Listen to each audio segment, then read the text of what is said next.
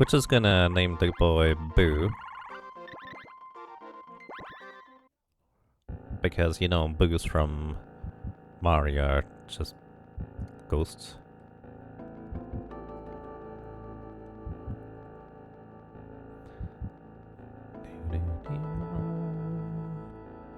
Is the game too wide? The text boxes are cut off at the side. Oh, did I not? I might not have adjusted the cropping.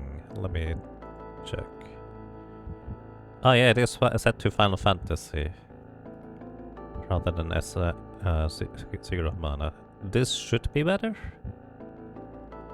Maybe? Actually, there's a slight line at the top that is not supposed to be in there.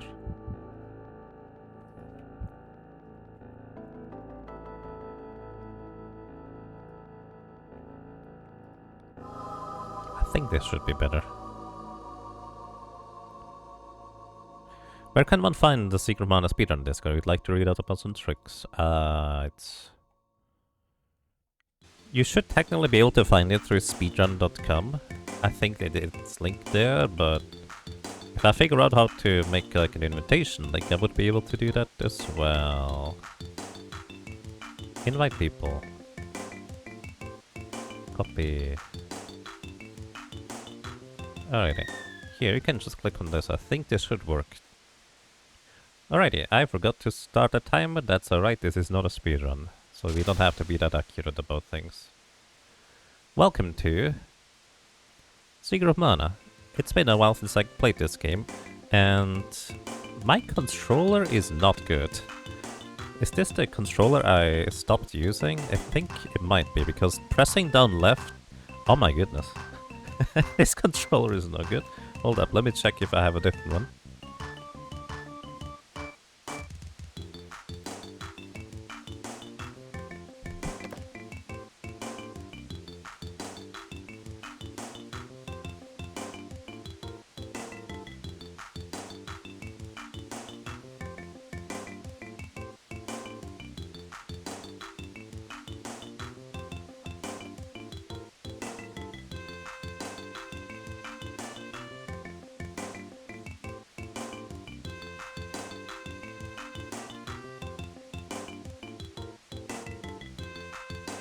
Alrighty, so let's see.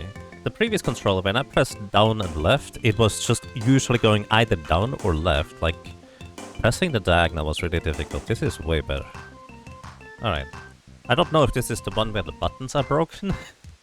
I might have gone through a few SNES mini controllers.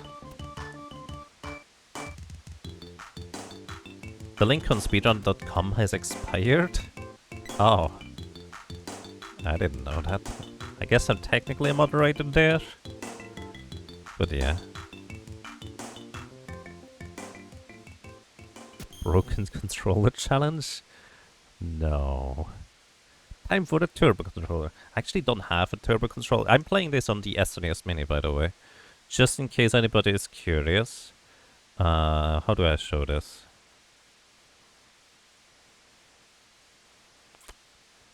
Here, if I press... No, I'm not gonna press that button.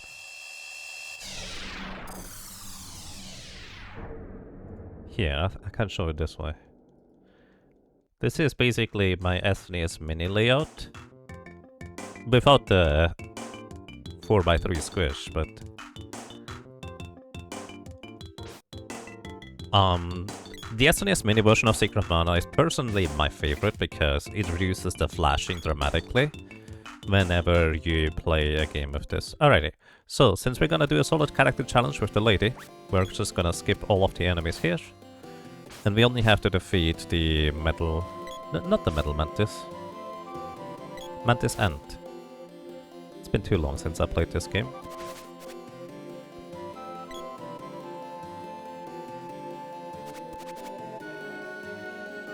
The one-handed one? Right, that is a Super Nintendo controller though, and I don't have an adapter for SNES to SNES Mini. That would be the catch there.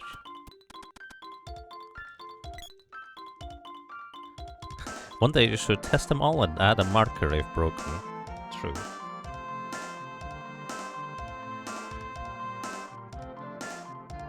And yes, I'm on the SNES Mini. Basically, the SNES Mini's emulator built-in reduces the flashing of all sorts of games if you put any other games onto the SNES Mini via whatever.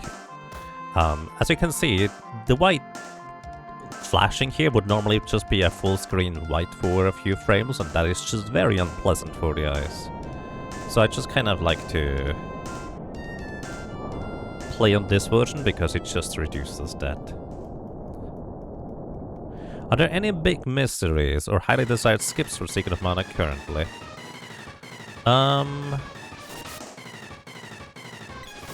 Let me think.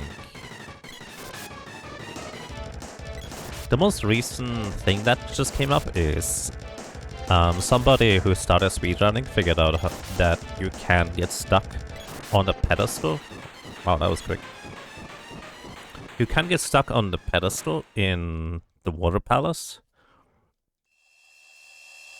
when during that cutscene. And I don't know how that one works. I've actually never seen it before. And it basically saves you walking back down the stairs, because during the cutscene you just bump into a wall and you don't go any further up. And apparently it might be like a pixel alignment thing, or it might not always work. It's a bit strange. Aside from that, what's the big mystery remaining?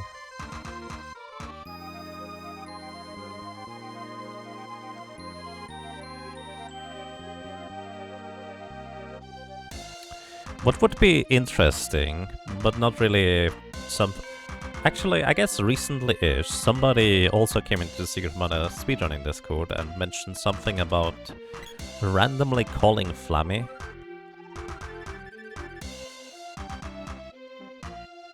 When just running through the Rabite Forest. Just at the top there, but there's no triggers or anything. So, as unlikely as it seems, the current thought is that it probably was some kind of Cosmic Ray bit flip shenanigans. If you're familiar with that one with Upwarp in Super Mario 64, that's just kind of what we're thinking of right now. Because we have absolutely no idea how that might have happened. And the person indicating it actually was pretty specific on how it happened, so to speak.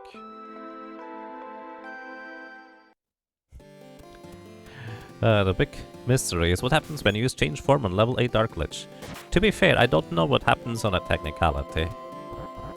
Like in detail, but yeah. I suppose that's a thing. So, by the way, in order for the lady to appear, or more specifically, you getting kidnapped by the goblins, you actually have to learn the name of this guy, Dialog. And talking to the second guard here, for example, gives you the name of Dialog. At least I think that's the trigger. So, as long as I learn the name of Dialog, we're gonna get the lady in the party as early as possible. People used to think you couldn't make a character disappear with a snowman. Yeah, I mean, at least for me, it used to be that I've never heard of that before. So it actually took quite a bit to find the relevant footage, and then it randomly just happened to one of the speedrunners, Ikoyable, BB, when he did some runs, and that was sufficient for one of the techie guys to figure out what is happening. But yeah, it is entirely possible that there is something where you can just randomly get a Flammy Drum, because this game is very... it has a lot of bugs and a lot of glitches, and it's entirely possible that there's just things that we are not aware of. That's kind of what I always like to say about this game especially. The chance that there are things that we just don't know is pretty decently high.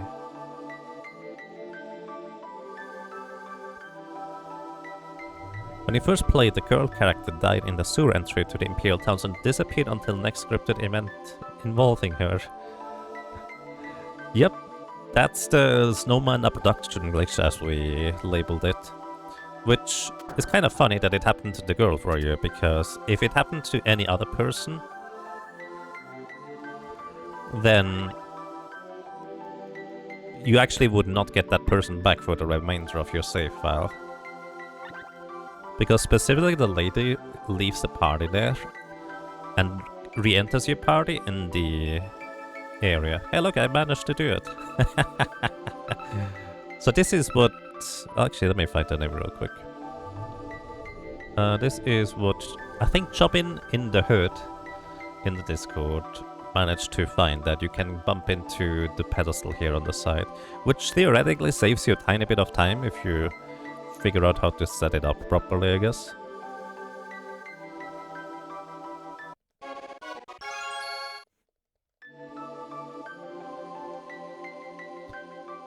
I'll restore you. Save the game, yes please.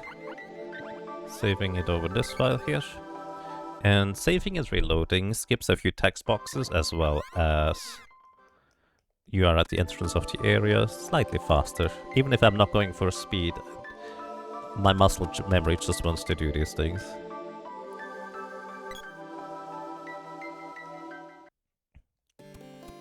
No, frogs are friends, not food.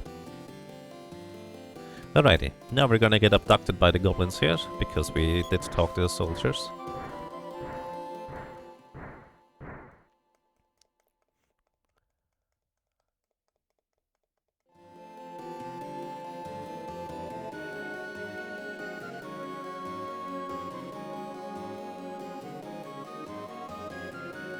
Save the frog! But yeah, welcome everybody, I hope you're having a lovely day so far. It is currently... I'm not sure if that's ever going to be relevant or if I'm highlighting this run. It is the 24th of September for me. And I was thinking about what I could stream, because I kind of really wanted to stream. And a Seeker of Mana solo challenge run just feels like one of these things where I can just do this in a day, in a stream, and it's gonna be fine.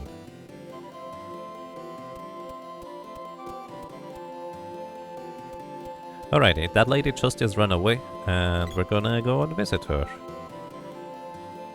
Over to Pandora we go. Because this is a solo character challenge run, but we're going to have our main character be the lady rather than the boy. And I personally... So this is not a requirement for any of the solo character challenges I do. I just like to do it. I like to just keep the boy at level 1, if I can. Although if you do a solo character challenge run with the sprite, in order to keep the boy at level 1, you would specifically need to use, like... what's the glitch called? I actually forget what the glitch is called. A specific kind of glitch that involves barrels and talking to NPCs that have a money dialogue with a specific timing. Also, we need a name for the lady, by the way. But yeah, other than that, if you do it glitchless, the boy will be at level 3 after defeating Tropicolor. Frog. Right, you're gonna be Frog today. Frogs are friends. And frogs save the world.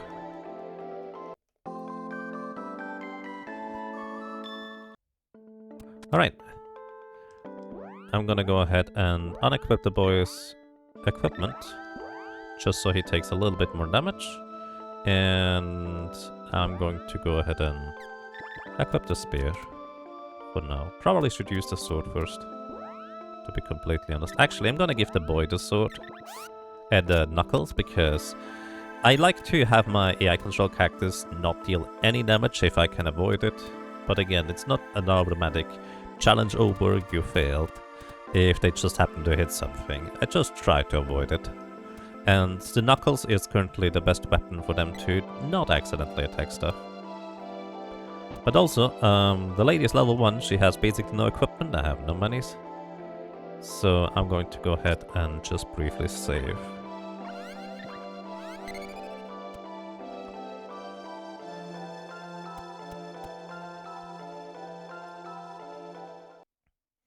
Alright.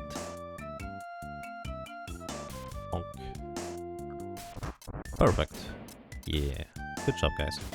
Alrighty. Now, my initial goal here is going to be to get the lady up to enough money to buy a bracelet in the Dwarven village. as well as get her a ninja suit in the village on the left side. But I don't need to worry about the ninja suit yet.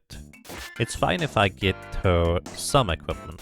So, in a weird kind of way, Secret of Mana works where evasion does not properly work unless you have something equipped in all 3 equipment slots. And this may be enough money here. Actually, this is guaranteed enough money. So what I will want to do here first is I want to go ahead and buy a headband, as well as an armband for the lady. This way, since she comes equipped with an armor when you get her the first time, a headband for 50 gold and 45 wristband is going to be helping us quite a bit here. Also, just in case I need a bit of healing, gonna buy 4 candies.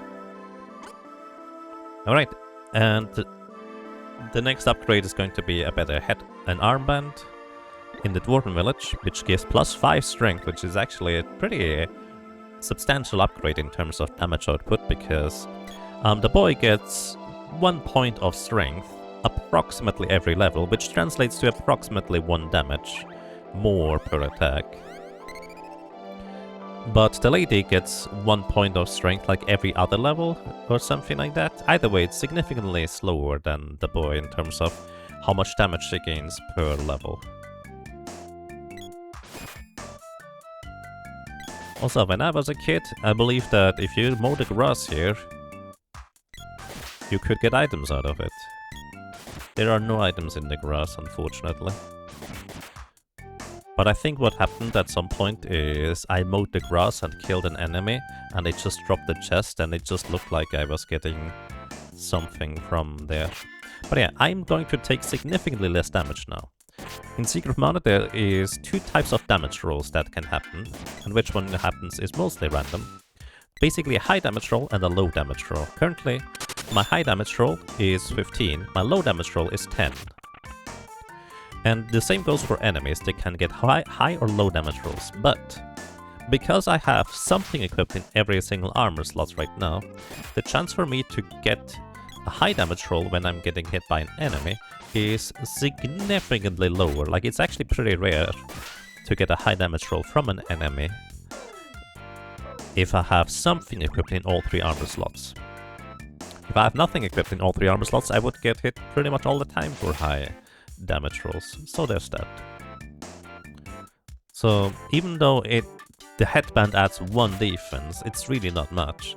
It is important just to get that bonus to your, well, defense against high damage rolls. That's probably the shortest way of putting it. Hello! Alright, thank you so much for 91 months of support, that's pretty crazy. Welcome back. I'm glad you enjoy your stay. Welcome to you as well, The Real Decoy. Welcome to you, Ogremach. And welcome to anybody else who might have joined us. How's it going? Upwards trend. Not quite there yet. But it seems like it's going to go better. Frequently. Beginning. And Amadi, thank you. Thank you so much for 78 months of support. That's also a crazy long time. Welcome back. And I'm glad you enjoy your stay. And thank you. I do appreciate the warm welcome back.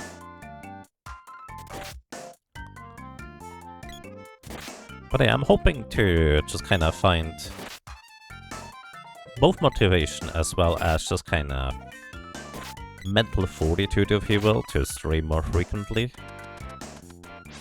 Still working on that, but I think we're getting there. I've actually started playing Baldur's Gate 3 offline just kind of to figure out whether I would like to stream it, and I have to admit it's a little bit more bloody than I like to have my games be that I tend to stream. So I feel like I would need to make sure that I label the stream for intended for mature audiences. Oh, right, I forgot about this part. If you want to get the lady into the Dwarven Village, you actually have to make sure she notices that there's statues in the way and we need an axe in order to proceed. I forgot about this part entirely. Blood and gore. Meh. Meh indeed. It's not my cup of tea, but some people enjoy it. I mean, it really, I think it's... Well, I don't know, actually. It's definitely quite significant at the beginning. I feel like they wanted to give the game a strong start, but also set expectation as to what you can expect in that game, which is fair. It's still really fascinating, especially like the tactics and combat system, so I might still stream it.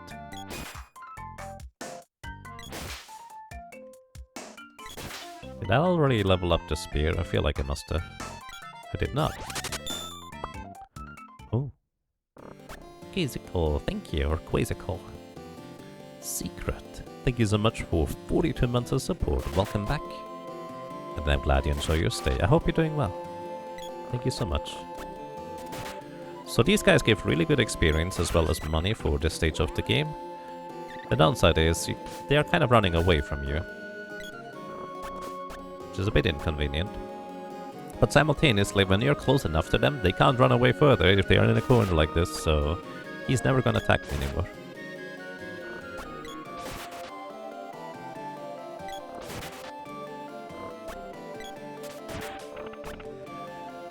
Question, if you say no to the girl at this point and leave the team with the dead boy, are you gonna game over? No, the thing is, you need to be in control of the boy and walk into that room with the boy, and you can't do that if he is dead, in order for it to... Uh-oh. In order for it to give you the option to leave him behind. If you lead into the cave with the lady, you actually cannot go in there.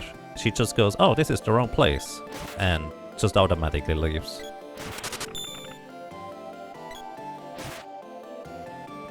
Wow. Hypertrain. Ryok, thank you so much for 67 months of support. Welcome back. And I'm glad you enjoy your stay for quite a long time. You check 3 different Baldur's Gate streams and they are all marked for mature audience by Twitch's new automatic system. I must have missed that part. Then again, I literally haven't done a whole lot streaming-wise in the last 3 or 4 months. BG3 looks more like a Dragon Age game than a Baldur's Gate title. I feel like... Well, let's put it this way. If you know the developer, which is Larian Studios, they have created Divinity, Original Sin, and Original Sin 2, and it's very close to those games, which is kind of system and combat. I kind of agree, it's not that much like Baldur's Gate 1 and 2, but it just so happens that Divinity 1 and 2 are some of my favorite games of all time that I've actually never really streamed. Because that combat system and the freedom on how you can approach things is just amazing. By the way, there's no werewolves because the lady did not get abducted, so... Yeah. Also, you can actually... Well, by the way, in case you're curious about Baldur's Gate 3, at the very beginning it asks you whether you want to turn off nudity or not. Which, obviously, on Twitch I would want to turn that off. But it does have some very explicit stuff, so to speak. So, hitting these statues with the lady basically gives her the idea that, hey, we can't go through here yet, so let's go ahead and go to the other place. But also while I'm here, I'm just gonna farm a bit of money, as well as activate the switch over on the right side.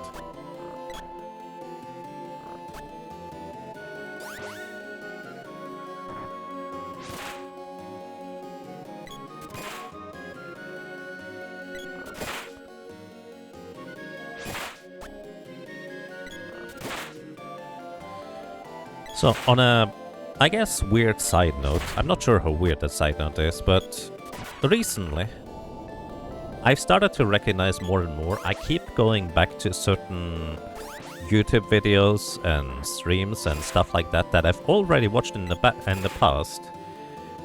And the reason why that is relevant is because I used to think that if I just keep doing the same challenge over and over, like Solo Character Challenge, who would want to watch that?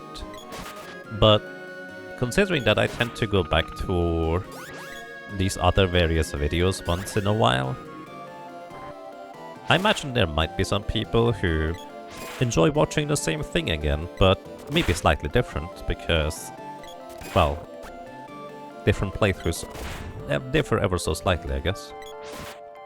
What does the I Spy drop? I think it's chocolate? I'm actually not sure.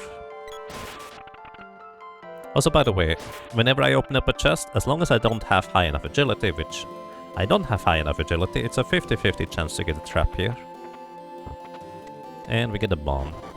I do believe bomb is percentage-based damage, as in based on your current health? I'm actually not sure about that. I knew that at some point.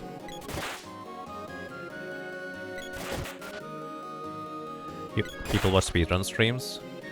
Fair. For me, speedruns was always just a bit different, because somebody's trying to achieve a new goal, like, well, a new record or something like that, or just a new personal best for that matter. And that just kind of always felt like that was the inherent purpose, even if it very frequently looks similar or the same. But for some reason, to me it was never that I felt like I could just do the same thing with various types of challenges, like I've already done that one. And with some challenges I'm like, yeah, I've already done that one, I don't want to do it anymore. Like the Solar Berserker in Final Fantasy V, I'm good. Thank you. But others I would say, well, maybe sometime again.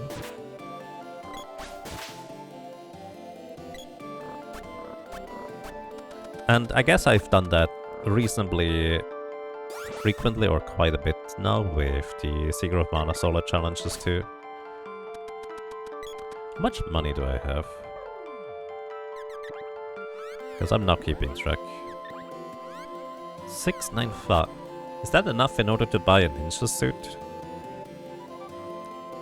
Again, it's been a bit long since I played this last, so I'm not sure. But the ninja suit would give me a pretty significant defense upgrade.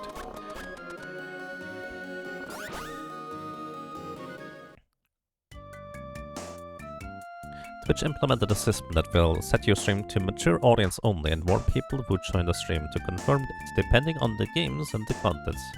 Like even Persona 5 it auto-marks it. I see. Well, that's nice.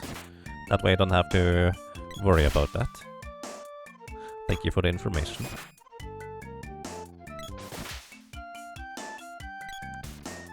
Because frankly, there's been at least 1 or 2 games in the past where I just had to manually activate the is for mature audiences, even though normally I tend to keep my streams fairly family friendly.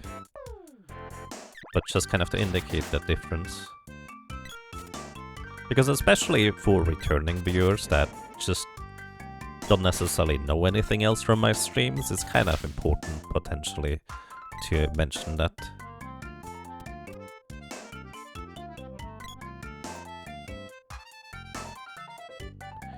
Challenge runs and stuff is also something you also tend to go back to in games. Same, but different depending on what you do. True. Welcome to you, Retro Canadian Gamer, and thank you. I hope you have a nice day. Alright, let's see, how much was it? 350, that's way cheaper than I thought it was gonna be. Alright. For some reason, in my head it was like 700. That's a slight difference. We have plenty of money for all the things we need at this point. So I'm just going to only knock out the enemies along the way that are, well, in the way. Welcome to you as well to Zelda Muse, and thank you. I hope you're doing well. Hey. You very much enjoyed doing the Final Fantasy VII Chop Challenge in January. Nice. I'm a bit sad that I missed the entire Forge Up Fiesta Final Fantasy V stuff, because, well, issues and stuff.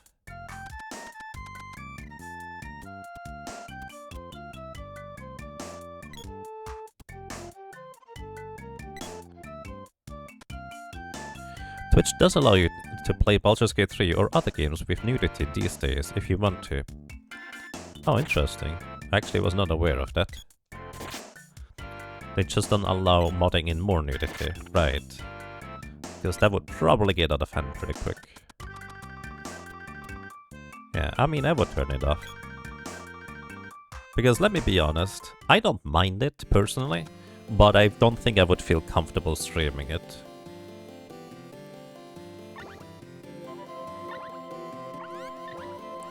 That's probably the biggest thing for me, where it's just like, yeah, I like to focus on other things in the games when I'm streaming them. Usually mechanical related, maybe story related. That's just kind of the things I tend to look at.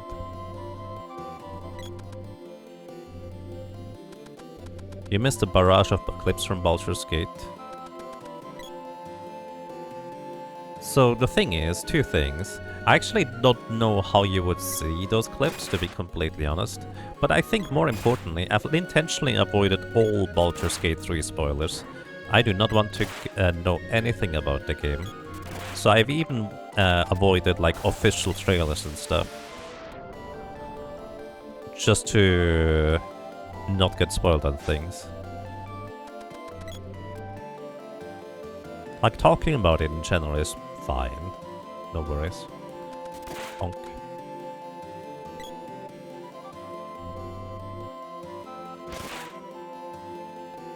But yeah, I do distinctly remember that I was actually streaming Wizardry 6 at some point.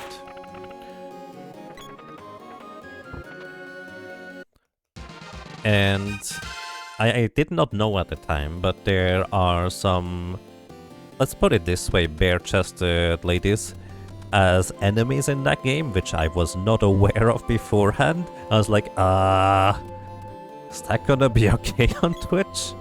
But I mean, it's a super old game. And you really don't see much more than pixels, I guess. But still, it's just like, okay, I guess. That was kind of weird. Fun fact, the Super Nintendo version, or more specifically Super Famicom, because it was only released in Japan for that game, does actually not have these. Which makes a lot of sense considering Nintendo's policies and stuff for it to be generally more targeted towards like the younger audiences. You wouldn't rely on anything automatic that comes from Twitch.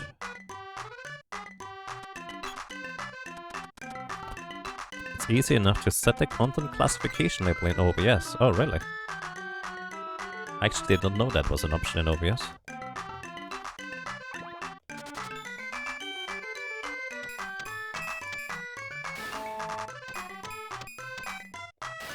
Right, that makes sense, Ryok.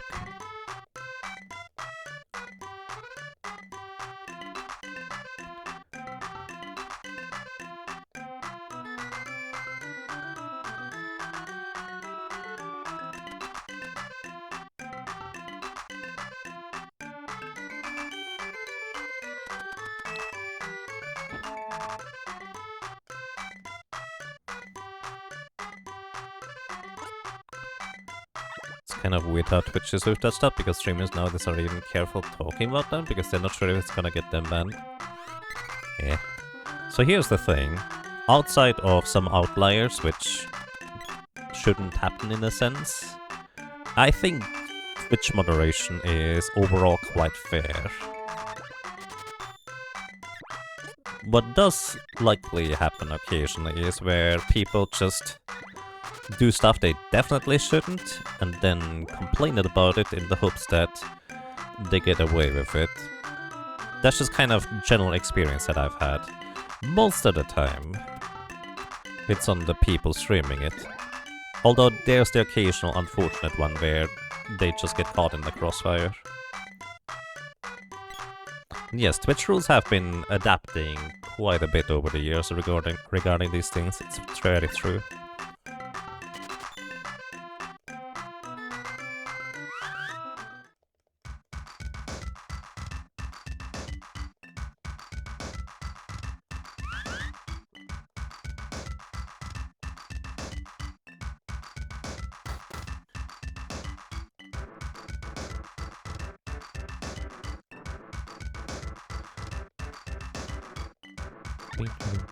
So you get pay 100 gold here, but you actually get these 100 back. Plus Tropicalia gives you, I think, 128, 132 gold as well. So this is gonna be sufficient for us to buy the axe, but I just realized it's actually not gonna be sufficient to upgrade the spear afterwards, so I'll need to do a tiny bit of grinding if I wanna use the spear.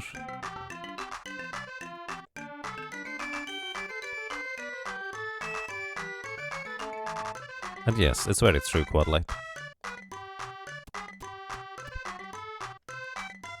Might as well take additional precautions if you can. Alrighty, welcome to Tropicalia. Fun fact, if you hold down the B button at the beginning of the battle here, for some reason the vine on the right does not spawn. Why? I don't actually know. It spawns out of bounds. It just never bothers you if you do that. Also, the spear level 1 attack has a very short attack hurt box, if that makes sense. But the sword level 1 charge attack, it lingers around for much longer, so it's much more easy to hit the Tropicalia at the earliest possible convenience for attack. Which is kind of relevant, because if you do this exact pattern, where you hit Tropicalia at the earliest possible time every time, it will, in fact, get into this cycle where you can hit it twice per cycle. Normally, once you hit Tropicalia once, it just dives down immediately. But because I hit him at a very specific timing, where he just is about to spit out a pumpkin, I think this overrides his behavior for, well, diving down instead. I get 2 hits in per cycle.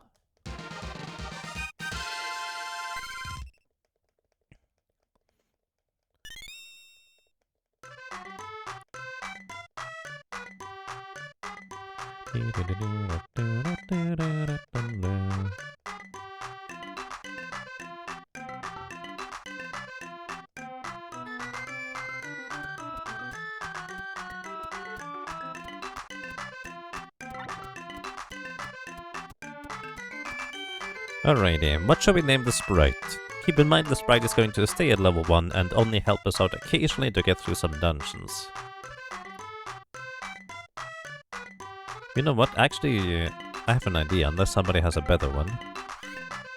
7-Up? There's no numbers. The 7-Up comes up so often, but there's no numbers in this.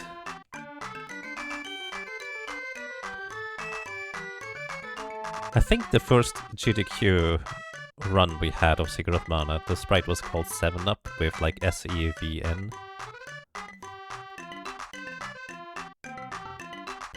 Teresa is the name for the booth in Mario, Japan. Teresa? Teresa? Really? I had no idea. Shroom? Alrighty. I have a different suggestion for a name here, and feel free to let me know if you like it or not. So my idea was to call the sprite here Fairy, because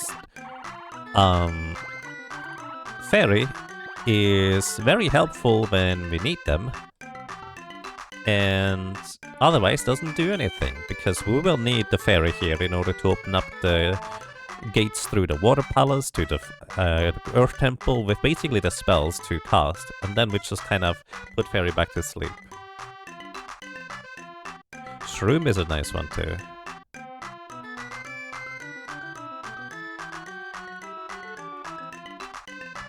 There's also no spaces in this, unfortunately.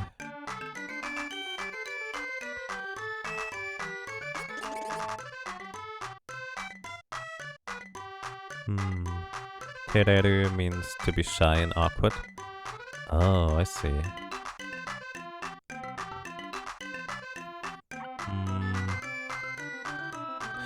Honestly, I like the new knowledge about Teresa. Or Tereru.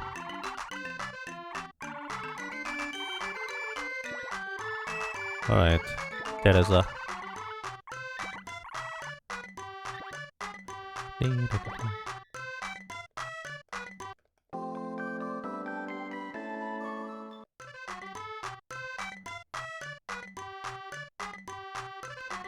Alrighty, welcome to the party.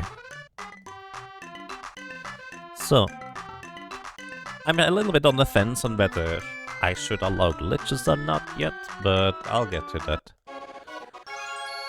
But for now, I'm gonna go mostly glitchless, with some fun exceptions, mostly to make it slightly more efficient and consistent. So, alrighty. Some of you might know about the inventory stuff, where if you have an item equipped and then delete it via the trash can while you have it equipped, depending on where you stand on the screen, like horizontal position, the x-axis if you will, and depending on where you stand on the screen relative to the camera, it basically, the game tries to initially unequip your item and then it attempts to delete it. However, because the game just kind of does that in a really weird way, that's not actually what happens. The game for some reason uses a reference pointer from your horizontal axis and just kind of can change all sorts of values. Among other things, it can change whether you have something equipped that you cannot normally unequip. And that's specifically what I'm looking for is, the setup goes like this. You hug this wall here. At least I think that's how it goes. We'll see. You hug this wall here, and then you hug this wall here on the right side of the stairs. And then when your characters are lined up like this, right now I'm gonna equip or have the boomerang equipped on the sprite here. So with the sprite, I'm gonna go into their inventory here.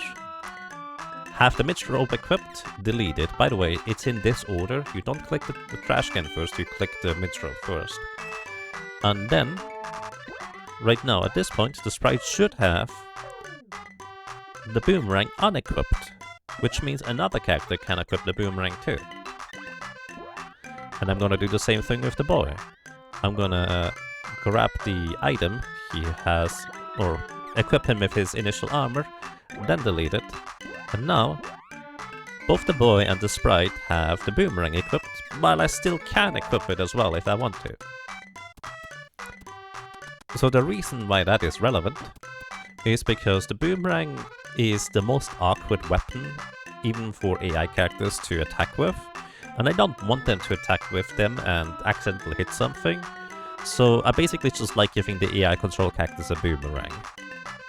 Or a bow. Both of them are equally awkward, really.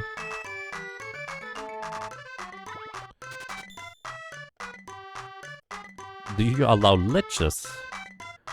No, we're going to defeat the Dark Lich at the end, so we can't allow him either.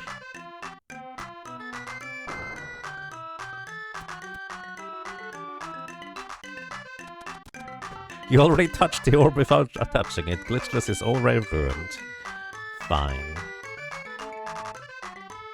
Alrighty, so what I could do right now is I could level up.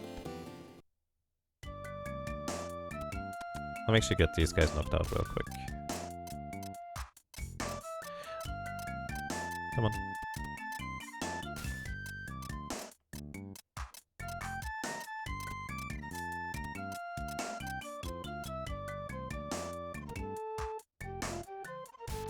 There we go. And you go to sleep as well. Thank you. Alrighty. What I should do right now is I should get 200 gold. I already have 200 gold. Okay. In order to upgrade my spear. The sword is just 1 damage point weaker than the spear. Which I honestly don't really know whether it even makes any difference whatsoever. But I do prefer like the regular the standard moveset on the spear over the sword anyway. So we upgrade the spear, and what upgrading the weapon does in this game is sometimes, depending on which weapon it is on which level, they gain special abilities, although for the spear level 2 they don't get any special abilities. The spear just basically becomes stronger. It's just a stronger weapon than it was before, and we can start leveling it up towards level 2. When a weapon reaches level 2 on a character, we are allowed to charge it up to the next level. So if I attack with the weapon, or if I press the B button, which is the attack button, and just hold it down, my character starts charging up an attack. So this is a level 1 attack. Each charge level you do is 50% stronger than the previous charge level, where the regular attack is 100% damage, charge level 1 is 150, charge level 2 is 200%, etc. for the damage output. Also, by the way, whacked means that it's a critical hit, deals double damage. So this is actually very handy whenever that happens. But it's actually also very, very rare for critical hits to happen, especially in the beginning. When you have higher agility, crits will be more likely, but yeah. Minor liches are fine. Sure, we would leave Thanatos alone if he didn't turn into a big lich. How about that?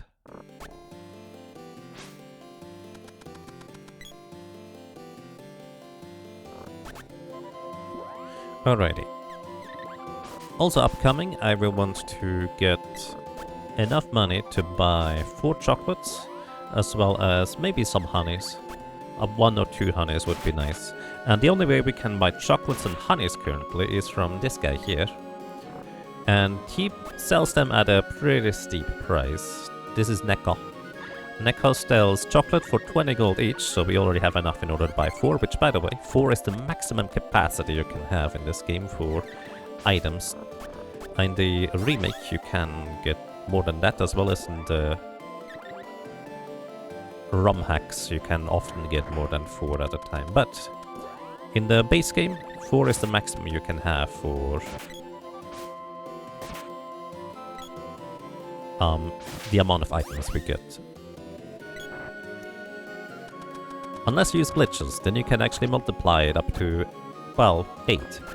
Technically 0, but it counts as an 8.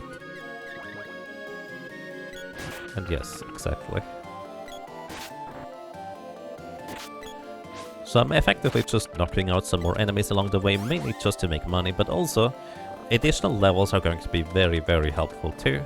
Because I get more maximum HP, I get a bit more defense, I get a little bit more attack power here and there. So yeah, it's gonna be helpful. So these Chopin hoods have 60 HP, 60, and with 2 regular damage rolls for 33 and 32, they go down. It's always awkward when you deal 29 damage and they're just left with a sliver of health in the end. These Ice Spies have 100 HP, so 3 attacks should do the trick, and they like to summon minions, which is actually convenient for farming some money at times. So we also have here these guys, the werewolves, and they are real spooky, honestly, but also not terribly smart, because this guy is just stuck on this ledge here, and he cannot get past, so I can just knock him out here. But they deal a lot of damage if you don't upgrade your armor to the maximum available currently. They can easily wipe out your party. Like very, very easily. Kevins are strong but not very smart. Yes. I do believe that is an accurate assessment. Kevin is from Seeker of Mana 2, aka Trials of Mana. The game that comes after this one in the series. Alright, we also have these chairs here. So, some enemies you can repeatedly hit, and they will just keep taking damage, and the damage chain just gets chained. Usually the enemies have either 1 or 2 even invulnerable states where they can or cannot get additional damage hits get chained in. Chairs are one of the few enemies where it does not matter which damage animation they are in, you can always chain in more damage. So the damage animations that enemies take are based on how much damage they take relative to their maximum HP.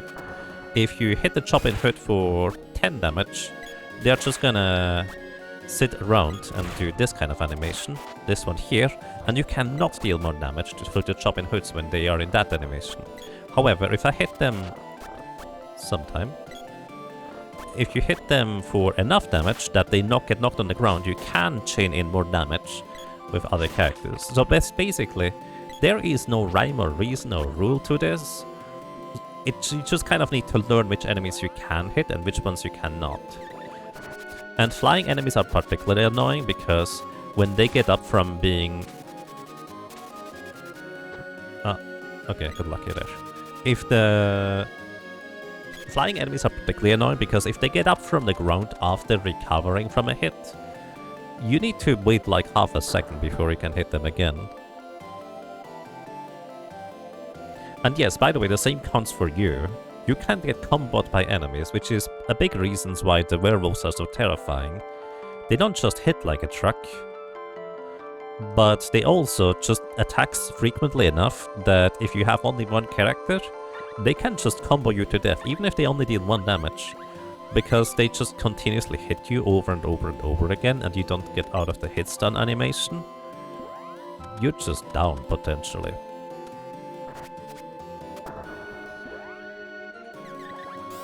Alrighty, so I'm gonna be farming just a little bit. So one of my farming spots is here, on these wolves here, which I'm not sure about you, but as a kid, I like just kind of sitting on the other side of this gap here, just knocking over the werewolves. Which is quite nice, because they can also drop you life water as well as the kung fu suit that the lady's wearing as a rare drop. Although, in this case, I don't need it, I already have it. But you can sell it, so it's a decent amount of money, I guess. And look, a chest. Once again, if I don't have enough agility, it's a 50-50 chance whether we activate the trap or not. If you do have high enough agility, you will never actually activate the trap. And how much agility you need is based on the enemy that dropped the chest. So, for example, for probably like the flowers outside, I probably have enough agility by now that I would never trigger the trap. But yeah. So these here... Oh, that's not good. Chairs are terrifying because, while individually they are not attacking quick enough to hit me like this, if they are in a group like this, they can hit me frequently enough that they just combo me to death. So I do not want to get hit there. That was lucky that I got out of it. Punch gloves. Lost a 50-50 again. So, if you want to farm reasonably efficiently here, you just hit these chairs a bunch so they are in the hit stun, push them into the corner, and then hope they don't do this.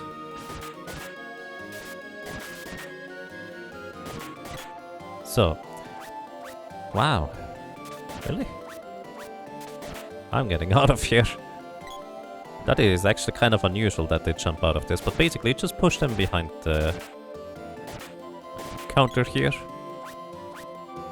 And then you can just knock them out with more range than they have, which is very convenient. They gave really good experience and money for, well, the location in the game that they are in. And if you get lucky, they do have a rare drop of a barrel, if I'm not mistaken. By the way, rare drops are actually rare. It's like if you get a chest and don't trigger the trap, you have a 10 in 256 chance, I think, to get the rare drop. Something along those lines. So it's not a particularly great chance.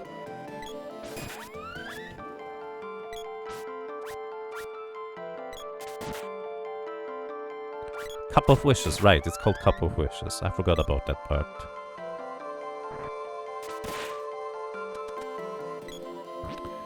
Alrighty, I should probably reach the next level soon-ish. I want to get one more level to have just over 100 HP. That should be pretty comfortable. But as mentioned before, I do want to buy some additional healing items here.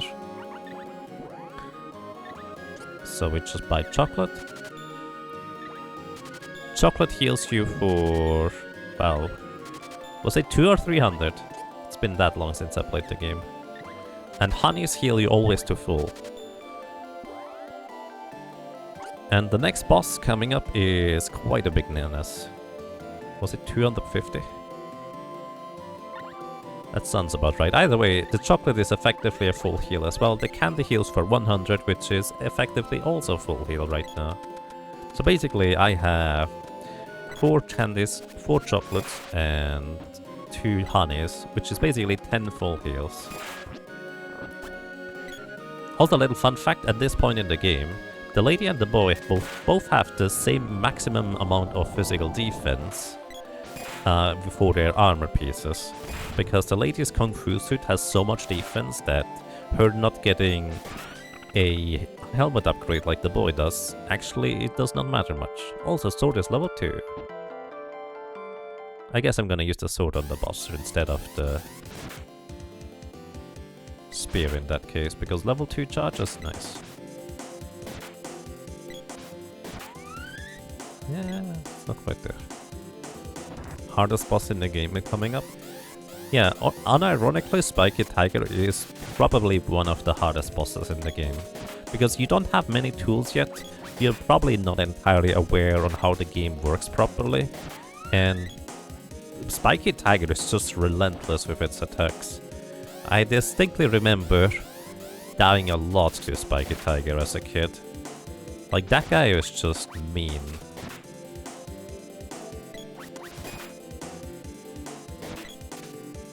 Also, I do not know why sometimes enemies take additional 1 damage whenever the lady is attacking.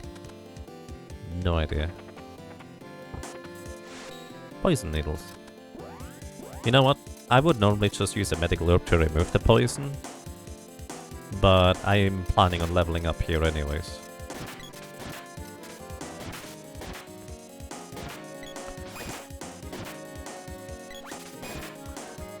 But yeah, standing on the left side of those banisters, I'm perfectly safe from the chairs as long as I don't accidentally step in front of them or something like that. They cannot attack me here.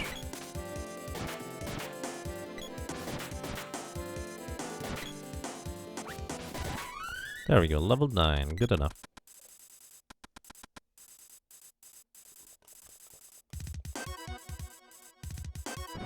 Alrighty. Hey Northrex, welcome. How are you doing today?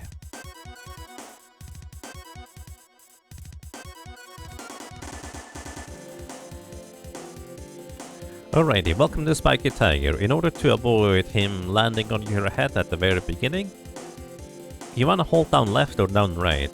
Either one usually works. It might not work if you have the lady or the sprite selected, depending on what your AI control characters do. It's very weird. Like, it's very difficult to avoid unless you know exactly what you're doing. I just tend to hold down right.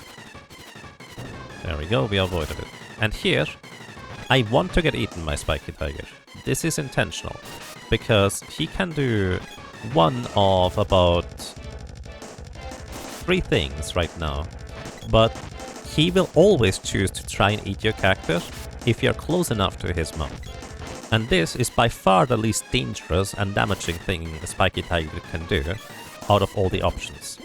So unfortunately, well, I say always, but he can choose to jump onto the little pedestals on the left, and you have to use a ranged weapon for this. I'm also gonna heal here. Fire Breath would engulf me in flames, but if I heal just in time, I completely avoid the engulfed in flame status. Fire Bouquet will deal a bit of damage, but it's fine. It will reduce... oh! It will reduce my physical attack power. Wow, 3 times in a row? That's unusual. I probably should heal. Alright, I'm gonna get hit by the Fire Breath. Actually, no, I can deny the Fire Breath if I use an additional candy, but I'm using one of my heals for not getting engulfed in flames. It's probably worth it. Basically, I'm denying the engulfed in flame status. Also, it is random whether he jumps back down or not. I need him to jump back down, thank you very much. And when I select the weapon here, I can hold down the B button out of the menu, and immediately charge an attack instead of having to attack first in order to start charging. So level 1 attack here deals 50% more damage, and I want to get eaten. So optimally, this is all Spiky Tiger ever does. Just tries to eat my character. So if I'm further away where he cannot eat me, he can jump into the air and try to land on my head, potentially knocking my character unconscious, and I literally can't do anything while that is happening. The other thing that could happen is he might...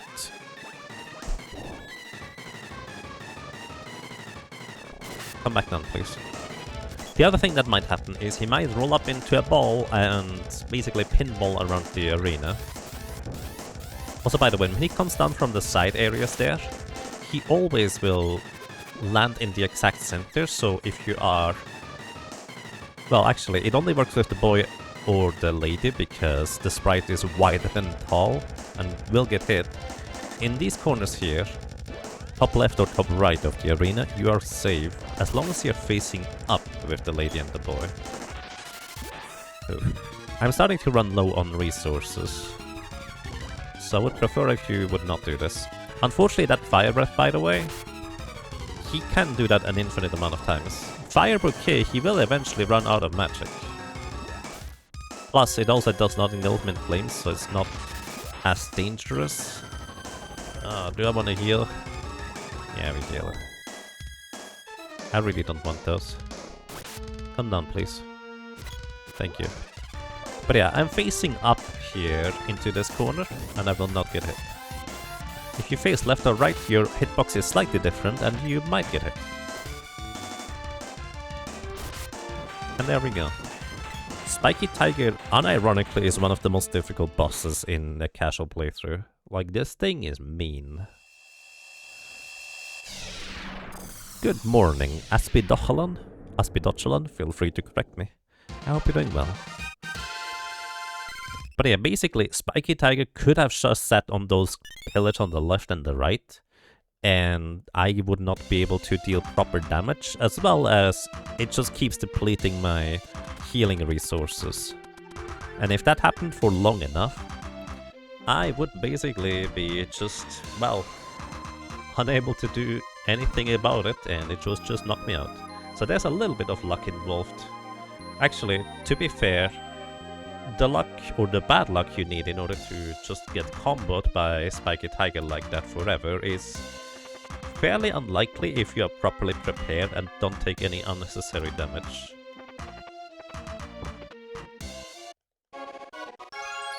And we find the whip. Hooray. I'd like to get teleported outside, please.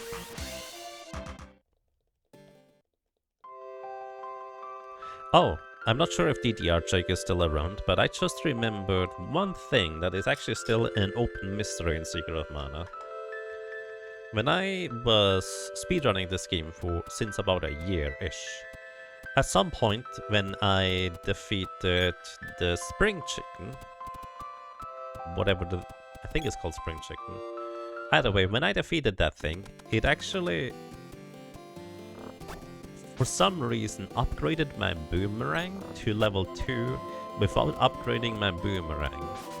That sounds very confusing, but effectively, it was a level 2 boomerang just mechanically in terms of stats and everything, but the game did not register it as being upgraded as a boomerang.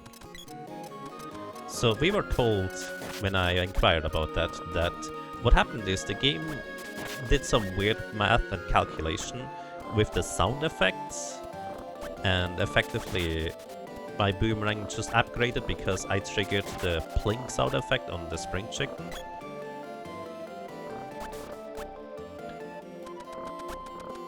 In a weird way, while the chicken was just slightly up in the air or something. I could never reproduce that one. Spring Beak, there we go. That's the word. Again, it's been too long since I played this game.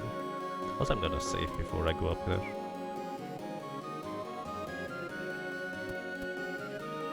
One day you hope to see a Seiken Densetsu 3 character in a Seiken Densetsu 2 ROM hack. I might be tricky, just kind of based on the dimensions, but that would be interesting. But... Sake Tanuki! Thank you so much for a crazy long time of 91 months of support. Welcome back. And I'm glad you enjoy your stay. I hope you're doing well. Isn't there a glitch when the whip hits an enemy and the grapple point at the same time? Not specifically, but there is a numerous glitches involving the grapple points.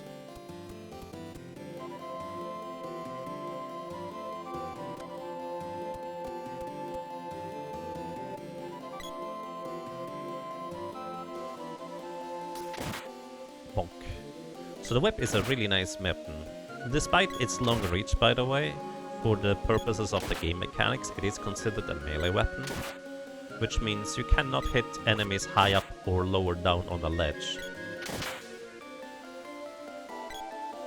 These fishy give a good chunk of experience and money, by the way, but fun fact, they never actually drop an item. They literally cannot drop chests. I don't know why, they just don't have any.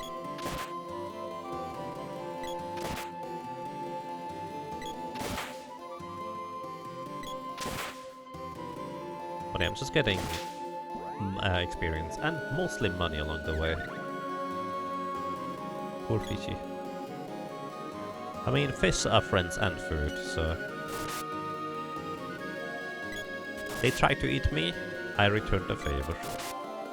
Actually, I guess it's more like I made a big splash.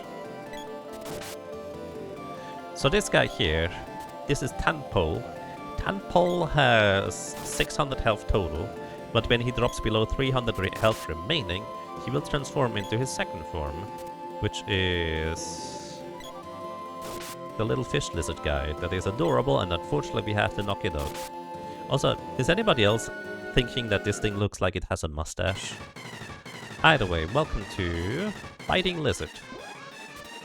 Biting Lizard is interesting because its entire AI revolves around, if it's far enough away from you, it tries to come closer. If it's too close, it jumps away. And the only way it can ever attack you is if you are straight up, straight down, straight left, or straight right, orthogonally away from him. And, well, I'm not gonna do that, because I don't want to get hit. But effectively, right now, he literally can't do anything.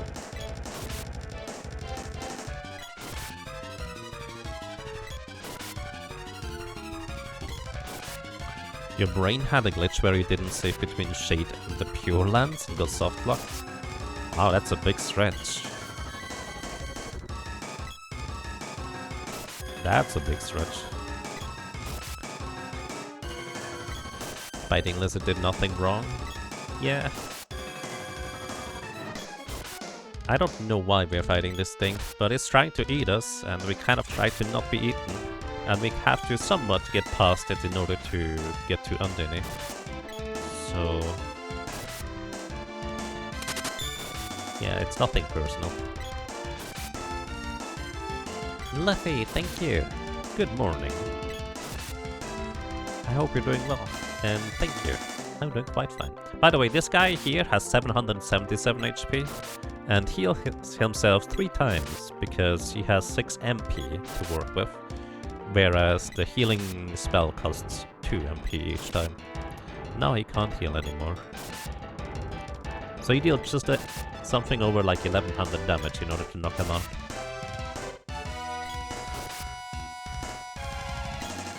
It just hatched, it's hungry. Of course it's trying to eat us. Look, if there was an option for me to grab a fish from the other room and feed this to this guy, I would do it. But unfortunately there is no such option. How he desperately tries to heal without mana. Yeah. Good morning, Blind Umpire, and welcome. You think the implication is that the monsters infested Undine's lair and you're rescuing her from the infestation? Yeah, I think that's actually the lore there, isn't it? That sounds about right. I like how weird, if you approach Undine from the side, everybody's just standing awkwardly staring at the waterfall instead.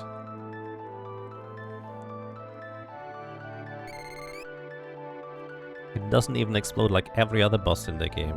It's true, it just lays down and goes to sleep.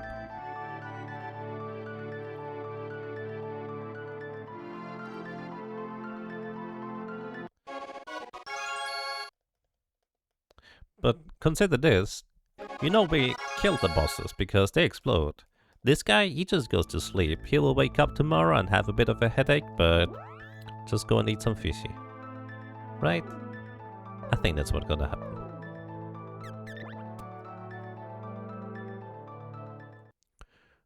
Alrighty. Going out here.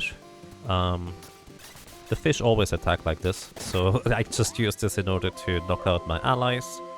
And then I remember every single time when I do a solo character challenge that this might not be the smartest idea, because you cannot actually cannon travel with characters that are knocked out and dead in your party. So... whoops. Every time.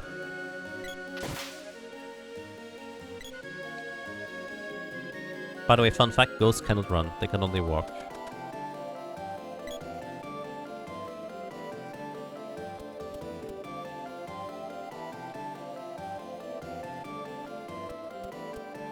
And I cannot cannon travel, I can only walk as well. I mean, I could just go and sleep at Neko's house. But... nah. Never seen a solo prime run before. Interesting. This is by far the solo character run I've done the most of. Because... honestly, if you are trying to do solo character challenge run in Secret of Mana, the lady is probably your best, like, middle ground. The sprite has genuinely gigantic trouble beating the mana beast at the end, and getting to Undine is also kind of a big hurdle. But the part in between that, once you get spells, the sprite is just cruising through everything. For the boy, you need to do some trickery and survive quite a bit, because he does not have any spells whatsoever, but he definitely has a relatively easy time dealing with the mana beast at the end. I could just buy Cups of Wishes, because I will need those at some point anyways to revive the sprite for various points in the game to open up the passages, even if it's not useful right now. And for the lady, you basically have better physical melee stats than the sprite. Not as good as the boy. I did not mean to sleep. Well, you don't have as good melee stats as the boy, but they're not far behind. And once you get spells, you have quite a few tools to work with where you don't have to do awkward damage cancelling in order to survive various bosses. You can instead just do simple timings. Is there a tier list for solo characters? I mean, there's 3. I would say the lady, like, none of them are necessarily easy, but I think the lady on the whole is probably the easiest to just kind of go through the entire game without knowing any crazy damage cancelling shenanigans. That's probably the short version. Like, you can do a solo character challenge run with the lady here, and maybe grind a bit more than I'm doing with damage cancelling, or maybe need to get a bit luckier at times, but you can absolutely do it.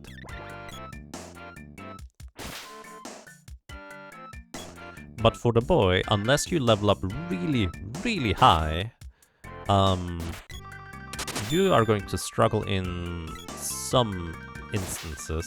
Specifically, actually, with the upcoming boss, the Fire Gigas.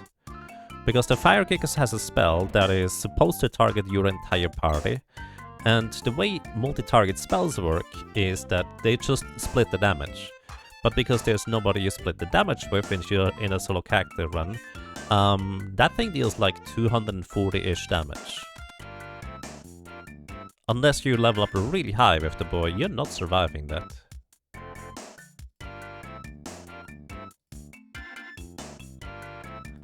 Which, honestly, is very doable to just level up that high with the boy. But it would just take a while.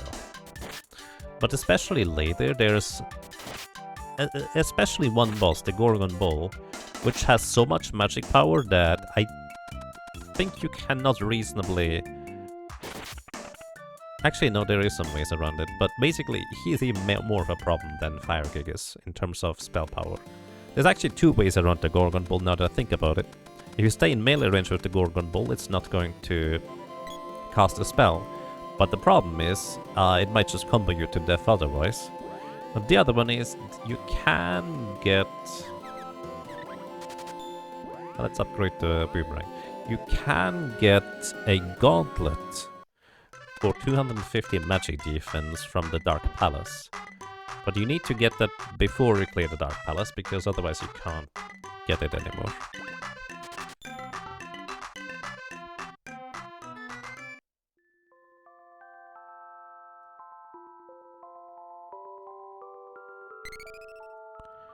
The salesman design dating back to Second Densetsu 1. Yeah.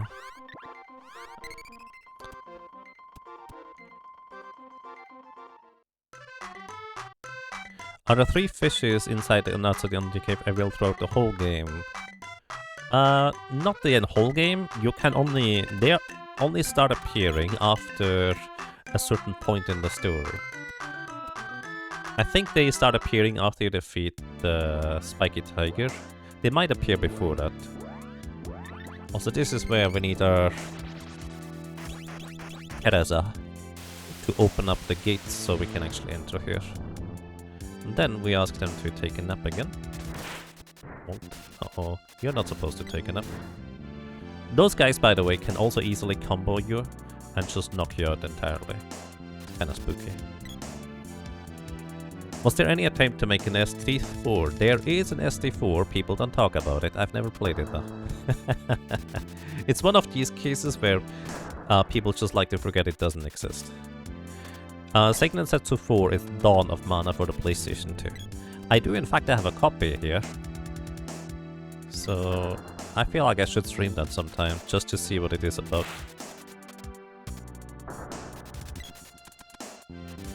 Also, what I'm gonna do here is I'm gonna briefly go outside and save. Did I buy chocolate? Oh, candy? I don't buy candy. I did not buy any more chocolate. Yeah, that should be fine. And yes, Final Fantasy Adventure for the Game Boy is Seiken Densetsu 1. You're wondering if that would be a viable spot for farm weapon experience at 100% run.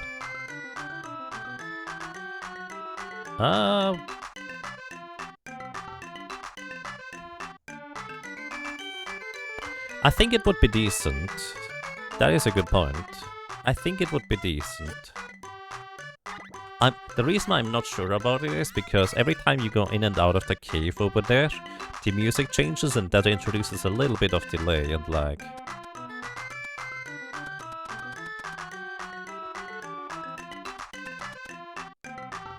You wouldn't mind a 16:9 remake of Sword of Mana? Sword of Mana would be fascinating. I have such fond memories of it, but I have not gone back to play it.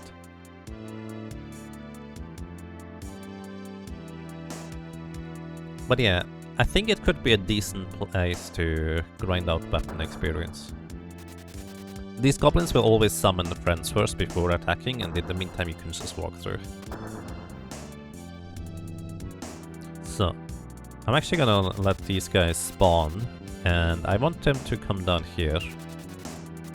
Because I don't want enemies to spawn down here, because that always makes things awkward, but I think they did not necessarily come close enough. Yep, no, this guy spawned. And this is gonna make it slightly awkward. We're good. Let's go. Also, this is another place where the game requires you to have the sprite alive. Like, let me just demonstrate this real quick.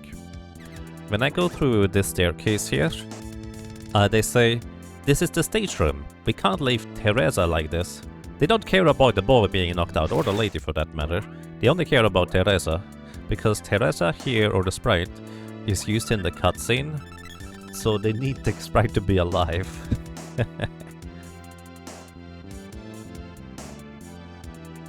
The limit before Brighton you always found a bit annoying. Glad the remake lets it boost to 12. Yeah, the thing is, the theoretical limit of the game is actually 7. Number-wise anyways, even though you can put it to 0 and that's technically 8. But they literally just didn't assign more space for it in the memories. Alrighty, so Fire Gigas. Fire Gigas has pretty straightforward patterns here. And all Fire Gigas does is get hit and then counterattack and usually fly away. I attacked in the wrong direction. This is not a good start. This is also not great. So I think this is this is one of the few abilities and attacks where this guy only attacks one character. And that one character will be the lady here. What I can do in order to deny that attack is casting a spell. While you're casting a spell with your character, you are invulnerable. And this would also engulf me in flames, but if I cast Remedy on myself, the engulfed in flame status will immediately fade as well. Plus the sprite is still around here too, so I would like for them to go. Alright, he's casting another spell. This looks to be either Fireball, which is hitting all the characters, or it will be... No, it's Fireball. Actually, it could be Lava Wave. It's Lava Wave.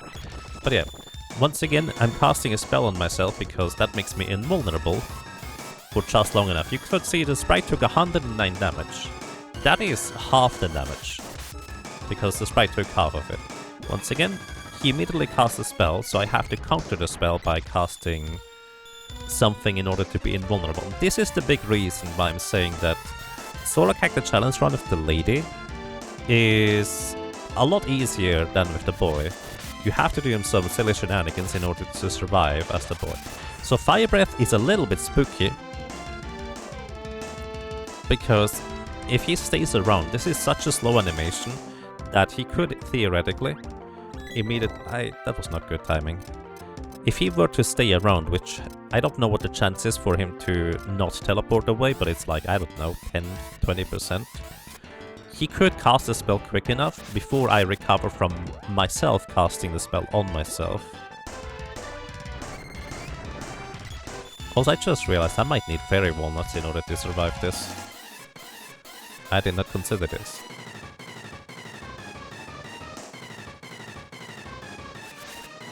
I missed. This is not good. In case you're wondering, he stayed, that's not good. In case you're wondering, he has 99 MP to start with. Lava Waste costs 3 MP. The Exploder costs 4 MP. Fireball costs 2 MP, so he's not gonna run out of MP anytime soon.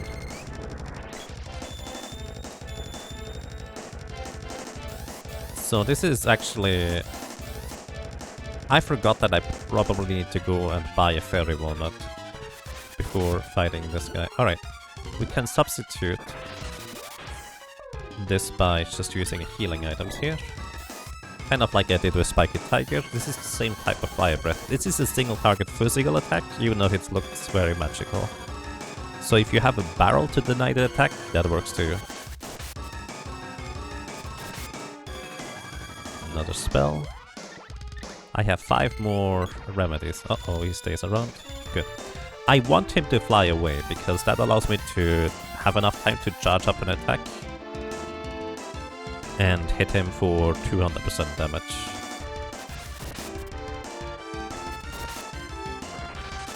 Fire Breath. I actually prefer that right now.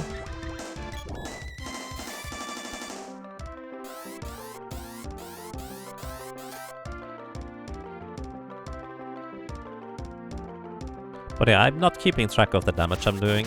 I just know that chances are decent I will not have enough MP to do this. And if I have to do damage cancelling with the lady through items on spells, that is wholly unreliable.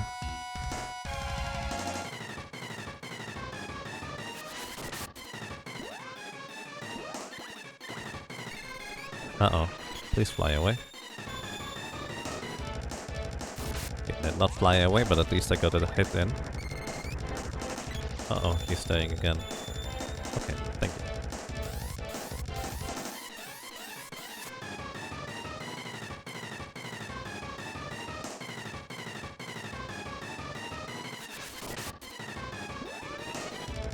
That's my last remedy spell cast. Uh-oh, he's staying again. Okay, this is gonna be awkward. Lava Wave. I didn't get it. 177 damage. Alrighty, so the short version there is you can open the menu after the animation of the lava wave, the fireball, or the exploder hits you, or any other spell for that matter, and before the damage takes place. But you have one single game tick, if you will, which is, I think, 4 frames. It would normally be 4 frames anyways, but the problem with this actually is that because of how the game operates, for the sprite and the lady to open up the menu in time, you have 2 or 3 frames, which is 1 frame is 1/60th of a second, so it's a very short time window to open up the menu.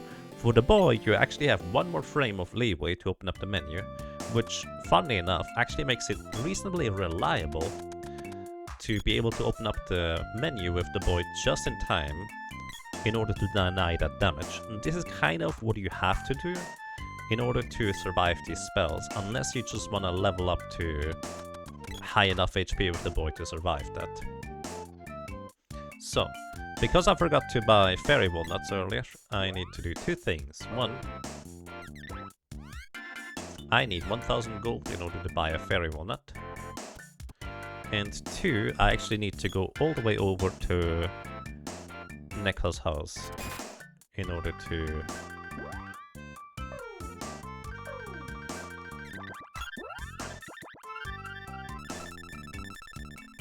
actually buy them, because Nekka doesn't appear anywhere else anymore. 1 game tick is 4 frames. I think it is. The game runs on a 4-frame cycle.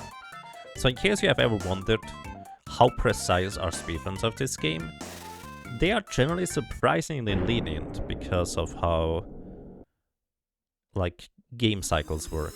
So for a speedrunner, a 4-frame window is much more lenient than you have in many other games. And most things operate on that 4-frame window. Alrighty, we're going to farm some fishies and hopefully they'll get comboed. That would be less than ideal.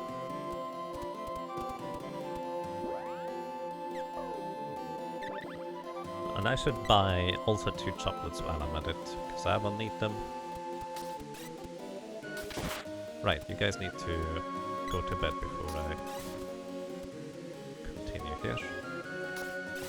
Thank you. Alright, these fishes, they attack quick enough that they are actually kinda scary if you get hit once.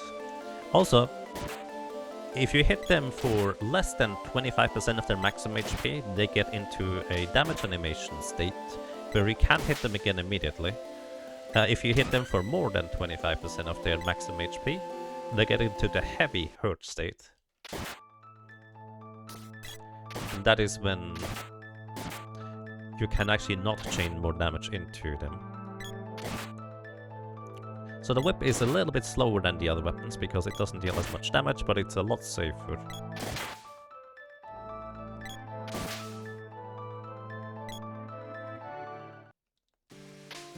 Oh boy.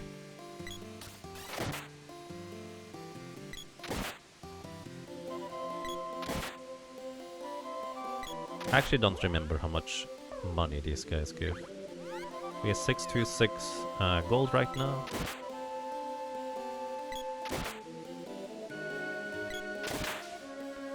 And now we have 713. Oh yeah, I just remembered something odd about the game. If you're ever wondering why it oh, that's not good. Let me get out of here. Acid Storm would deal some damage to me, but you can just cancel it by leaving the screen. If you're ever wondering how much money an enemy gives, I do believe it's basically the same or equivalent to the level. In the sense that a level 1 enemy gives like 3 gold, a level 2 enemy gives 4 gold, a level 4 enemy gives 5 gold, etc. And this literally goes throughout the entire game. Which is odd. But I don't remember what level these guys are. Does anyone do true 100% runs where you do get every drop from every enemy? I have done one of those. I have gotten I've done a like all rare drops run for the game. And I got really lucky during that one. I did not do that in one sitting, by the way. I got really lucky during that run because I got the Mimic rare drop on the first try, I think. Which is kind of crazy because the Mimic is one of the most awkward enemies to farm in this entire game. Just purely because the way you get a Mimic is either through trapped chests, which is kind of unlikely, especially impossible if you have too much agility. And trying to get them to spawn from the grave blobs is unreliable at best. Bang ring, hello and welcome. Welcome as well, Tarovan. Hope you're all doing well. I mean, basically, the reason why I did an all rare drops run is because there's some people who did Earthbound playthroughs where they got every rare drop from every enemy, I think. Which, well, that also takes a while. But it was just kind of inspired by that. It was an interesting run to do because why not? Once. But I don't think it was terribly interesting to do more than once. Oh, fun fact, you cannot push the fishies around. They are static in place and you cannot group them up by just pushing them. It just doesn't work. It's kind of like the I Spies. I don't know why you cannot push fish. I think fish pushing might be outlawed in this universe. Alright, we have enough money. Ruby Diadem run when? I don't think there's a way to get a Ruby Diadem without using hacks specifically. I don't think you can even get it with glitches.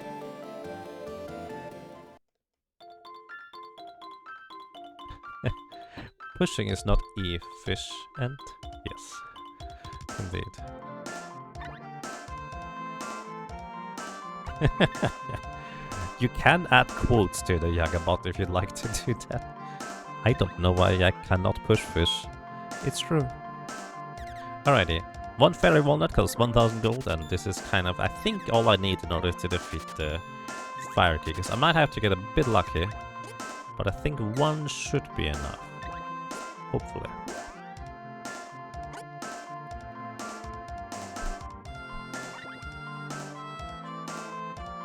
So I'm going to stay at the end here to revive both the lady and the sprite, the boy and the sprite. Because I'm gonna take the cannon travel back to Gaia's navel.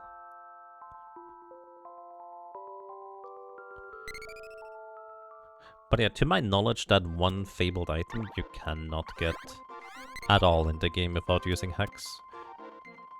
Plus, it's not even that good, funnily enough. It's kind of like, I think, an accessory that would go somewhere around the gold bracelet. And just before the Lazuri ring or something. So yeah, it's not that great. Also, I need to make sure that my AI character buddies don't die, because that would be fairly awkward. Don't... Aw, I killed one. That's alright. Again, I just like to keep the other characters at the lowest possible level, but it's not a requirement. And yes, cannon travel, you cannot cannon travel with ghosts. Cannon Brothers do not allow it. It's against the rules of cannon traveling in this universe.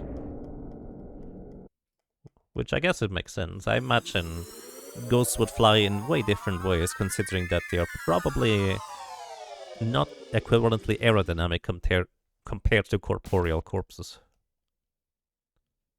At least that's my guess, but I don't technically know. Alright, I need you guys to go to bed again. Thank you. 0 experience ruined. Indeed. Well, I guess the boy technically already has some experience from the Mantis End.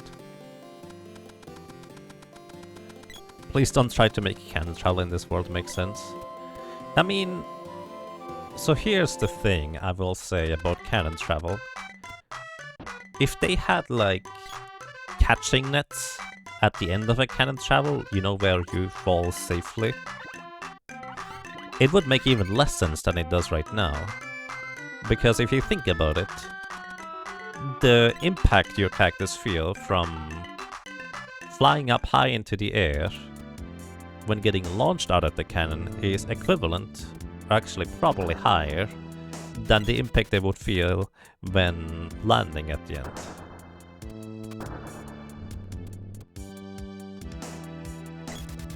So chances are, the launching part would probably not go over smoothly if you were to try to do this in real life. The landing would just kind of be an entirely different topic that you probably don't even get to. Jelly at launch, yes. But I just appreciate that the cactus just bonk onto the ground and that's all they do. You could set up such a system in real life as a huge engineering problem. Yeah, it would be a huge engineering problem, among other things. Oh, I forgot to equip the proper weapon.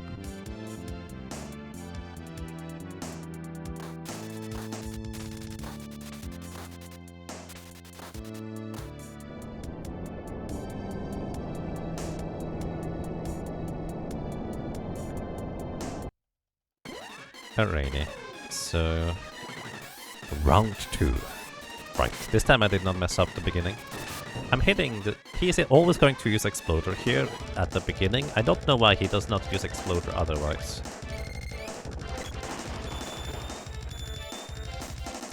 Alrighty. Let's see. And yes, I'm always kind of thinking of that too, where Kevin in the Cannon Travel in Seiken Densetsu 3 just lands on his feet and then lays down anyways because the impact was too heavy.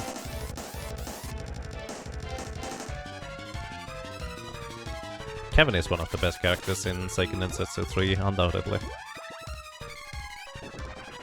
And I don't just say that because he's just literally one of the strongest character overall. I can't deny this by using an item. That was too early. Oh, I don't get engulfed in flames, I still take the damage. That's a weird outcome for that. That's a very specific timing, I think.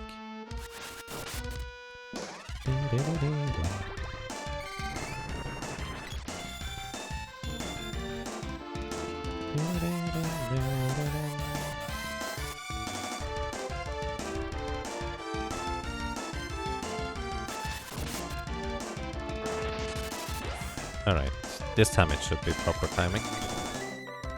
Maybe even a bit early still.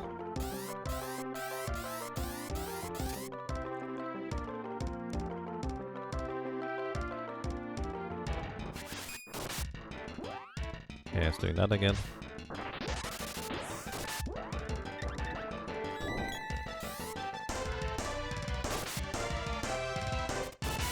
By the way, I'm not adding much damage to whenever I'm hitting him there.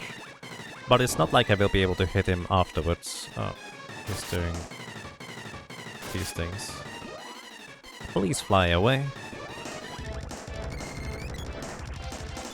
He is not flying away. I need you to fly away, otherwise I cannot charge my attacks. Oh, there goes my chocolate.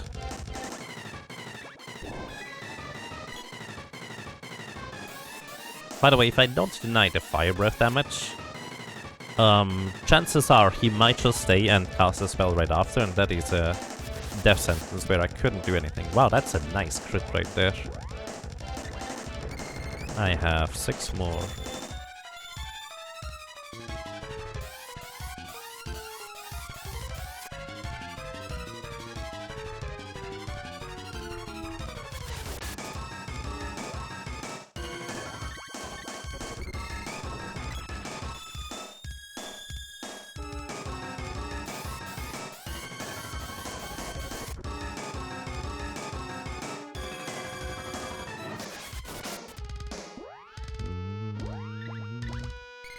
Alright, I need to start looking for an opportunity to use my Fairy Walnut.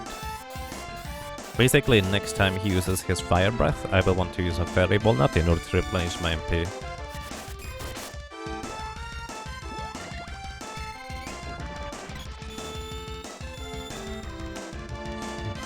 You'd really like this guy's animations? They are great, I agree. Oh, wow, I did not even need the fairy walnut. I must have gotten really lucky with my attacks.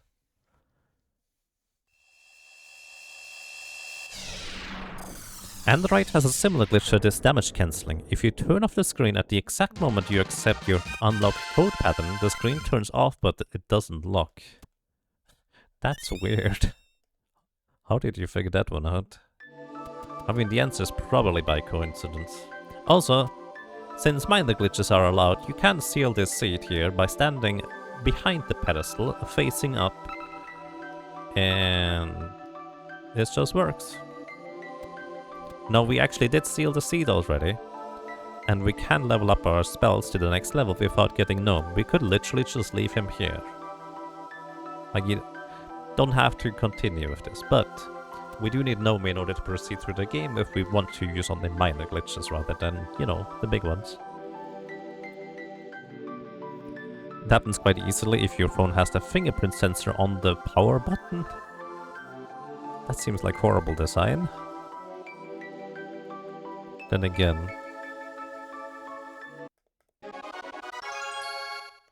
yeah, I've never actually had a phone with fingerprints. That might not even be true, I just never checked. Also, we still want to get this little cutscene here. I don't think this cutscene in particular unlocks anything, but just in case.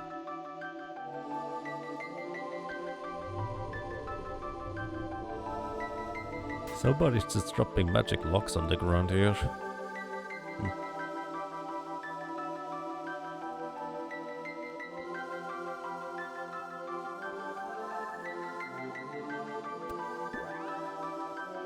If your phone is younger than 3 to 4 years, it probably has one. I think my phone is older than that by now. Maybe. I don't know when I got my phone. Either way, welcome back to the next area. By the way, in this game in particular, you do not actually get a MP restore after a boss fight or a level up. You only get those when you go to sleep. So in order to recover the latest MP, I want to go to bed.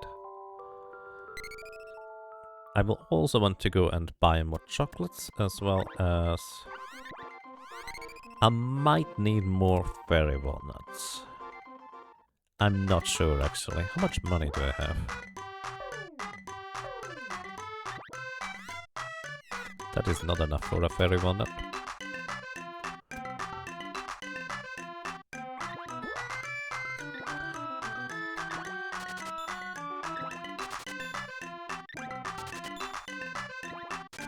So the next boss coming up is actually a gigantic problem for the lady in particular, oddly enough. Because she does not have offensive spells like the sprite in order to nuke it, which the sprite just wipes the floor with that guy. It's pretty easy.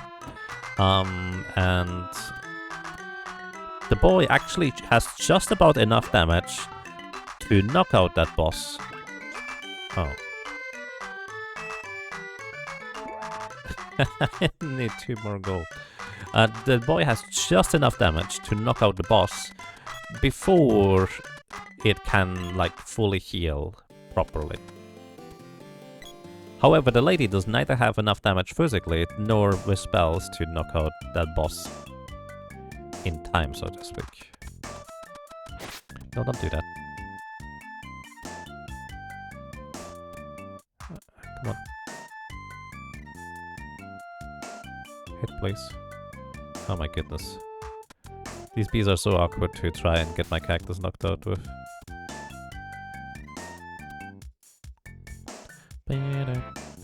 Because they try to back off, I guess, after they get hit. Oh, by the way, there's also the concept of a getting up attack. When the character is knocked to the ground because they get hit by a heavy hit, while they are getting up, they actually attack everything around them with a melee attack, if your weapon has a melee attack. Which, well, that's another reason to give them a ranged weapon. The boomerang does not have a get-up animation attack, so to speak. So it doesn't deal damage by accident when they get knocked down and stand up. Oh. Why did I think that would give me money? I needed to knock out an enemy to get 2 gold. And yes, it is quite a bit until the lady gets an offensive spell. And this and the... well, this and the boss, well, in 3, are the biggest walls for the lady. Once she gets past those, it's actually not too bad.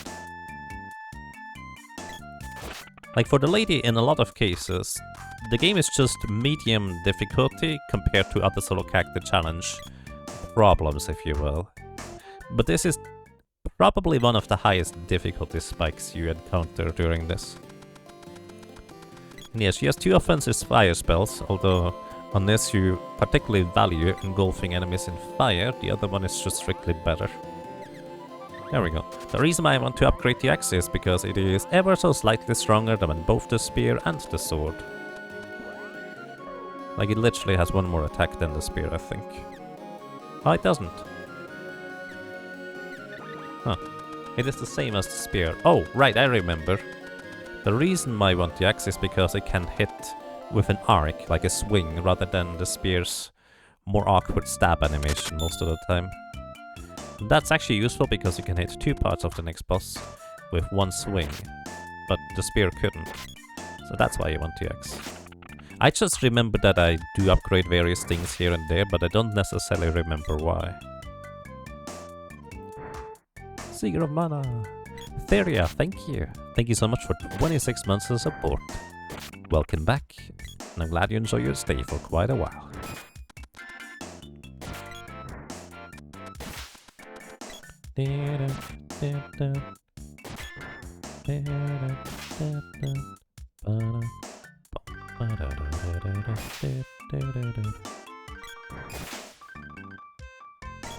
I don't know why I'm going here. This is the wrong place. I probably should have grinded out a little bit of money for the lady. Because I think I might need more than 1 fairy walnut for the next boss. Then again, I'm really not sure. How much MP does she have? If she has 12, we should be okay. 11. Okay. I'll try to get 1 more level with the lady before I go to the next boss. Because healing with her spells costs 2 MP. So effectively I would be left over 1 MP in the end that I can't do a whole lot with. Because denying the damage from the upcoming boss is not that big of a priority because it always only does single target spells to begin with. Consequently, it is tuned around your characters being able to survive these spells, even if they are alone. So I want to get just a little bit more money. Oh yeah, I need to talk to you. I want to get just a little bit more money to maybe buy a 2nd fairy walnut as well as get 1 more level. To try and see if we can survive this for long enough. So this is one of the parts where, this is one of the reasons basically where I'm thinking that I might want to use the money glitch. Because this is kind of a tight spot, so to speak. Frog? Yes, frogs are friends. She's called Frog. Alright. So, weird quirk of the game. These doors here are return doors. What I mean with this is, there's basically, most of the time, if you go into a room, or basically screen transitions are specific in that they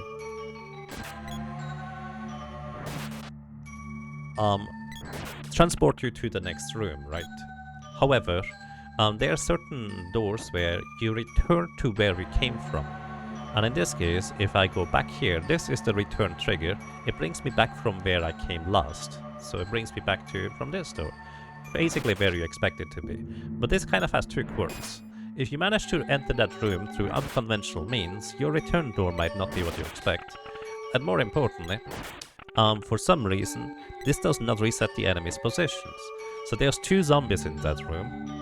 And in order to make it pretty easy for myself to farm them, I just push them into the corner here and use the return trigger, so to speak, to have them spawn here over and over.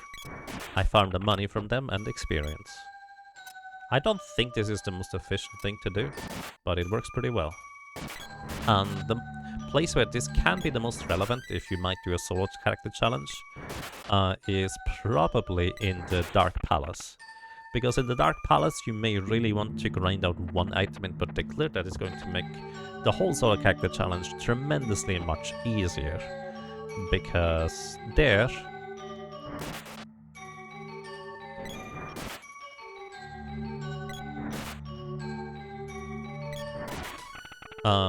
there we go. Wait, 13 is... Yeah, I need one more level. But yeah, it makes the solo character challenge tremendously much easier if you grind out a accessory equipment piece, called the Gauntlet. Because the Gauntlet has 250 magic defense, and getting 250 magic defense in the Shadow Temple, basically enemies do not hurt you anymore with spells, like they literally deal 1 damage. The physical defense is also really high on that thing. Either way, you can arrange it so the knights... There's also various return doors where you can arrange it so the knights basically spawn right outside the door and you can just knock them out real quick. Because farming these knights is actually pretty annoying because they always like to cast wall, which reflects spells on themselves. So knocking them out before they do anything silly can be a bit annoying.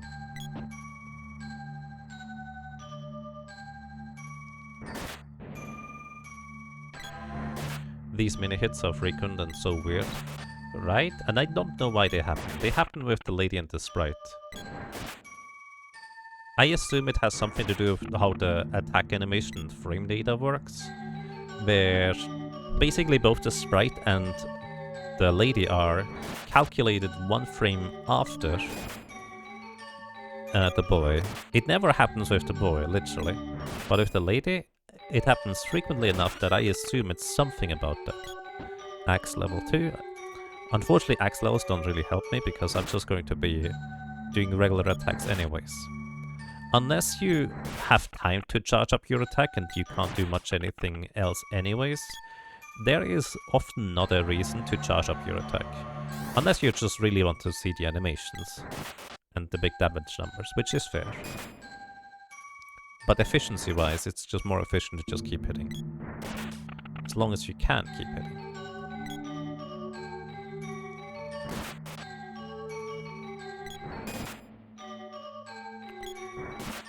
It would be interesting if I were to maybe knock out the flying tomato man, tomato guys? I forget what they're called.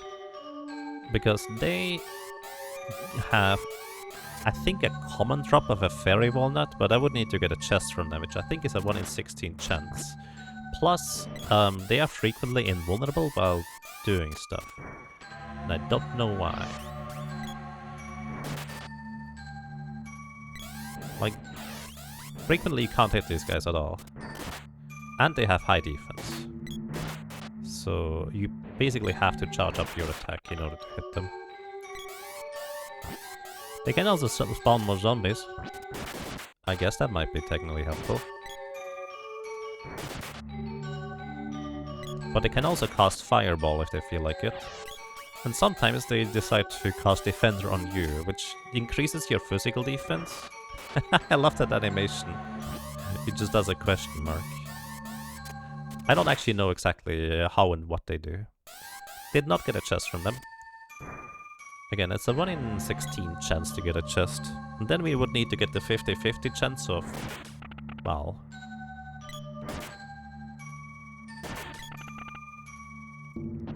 not getting trapped, because I think my agility is not high enough. The boy's agility can reasonably high enough during a regular playthrough for him to avoid the traps in chests. So if you are worried about traps in chests, always open up the chests with the boy. Chances are he is high enough level to dodge these. There we go, level 13. That is when we get 12 MP. And this should also give me...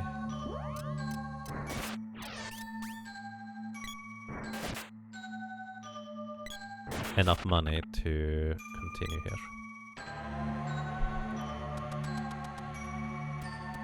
The high dodge on enemies made the melee only run incredibly unpleasant at times, especially those dragons in the Pure Lands.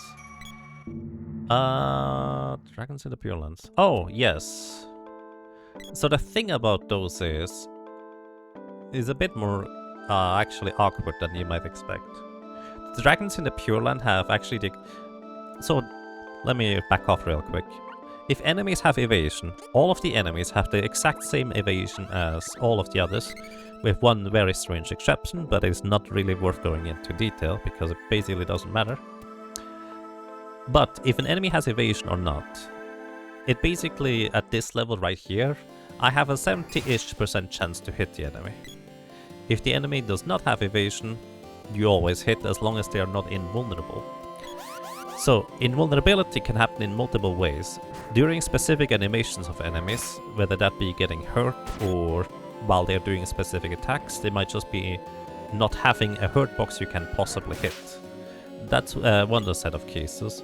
And another set of cases that can absolutely happen is if enemies are on high ground.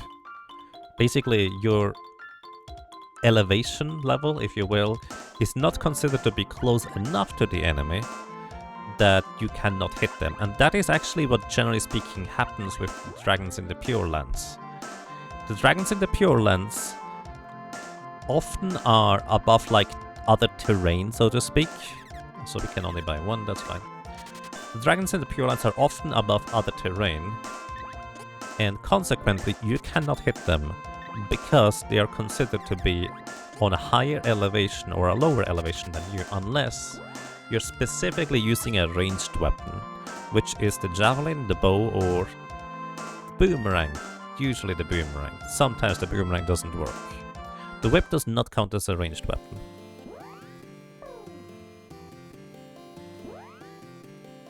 But yeah, those dragons are incredibly awkward to hit with melee weapons. That is very true, especially the fire dragon.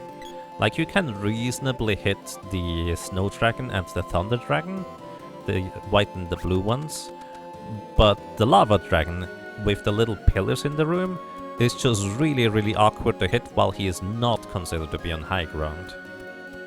And that's the big problem with that guy.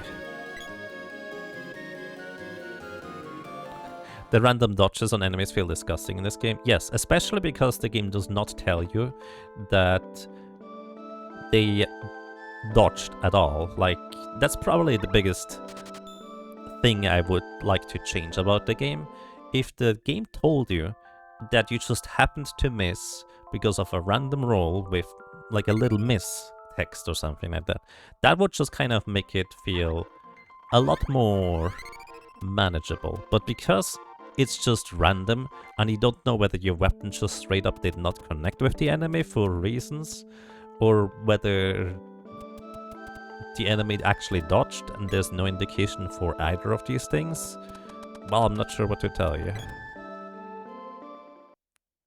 But yeah, generally speaking, there are probably a lot less random dodges than what you might expect in this game.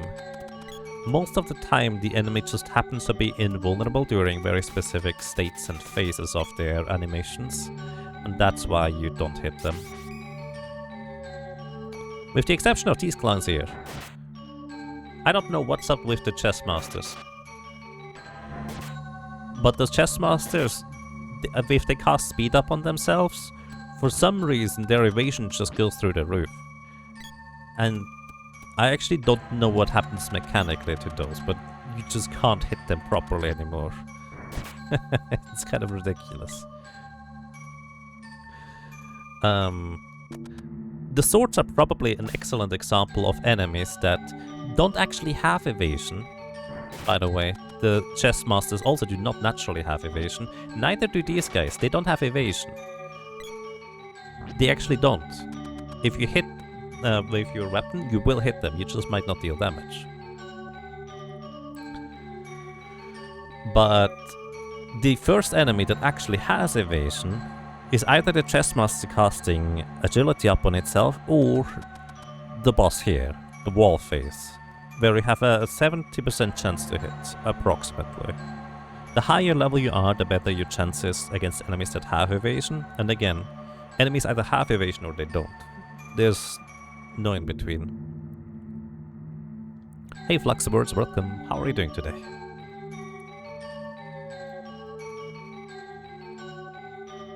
But yeah, enemies have so many states where you literally just can't connect your weapon with them, and it just feels like they're dodging all the time. It's kind of silly. Alrighty, welcome to this guy here that might pose a problem with only 2 fairy walnuts, but we'll see. If somebody would like to count, the eye on the right needs to run out of MP. It starts with 99 MP. Each freeze costs 2 MP, and each energy absorb costs 2 MP. So every time you cast a spell, it costs 2 MP. So after 49 spells, it will be out of MP to be unable to cast any more spells. And that's kind of how long I need to survive. This is going to be a super long boss fight. That's a crit.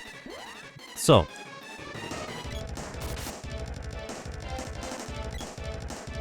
the freeze is going to deal damage, that's okay. It's not as much damage as the Fire Gigas was doing with his spells.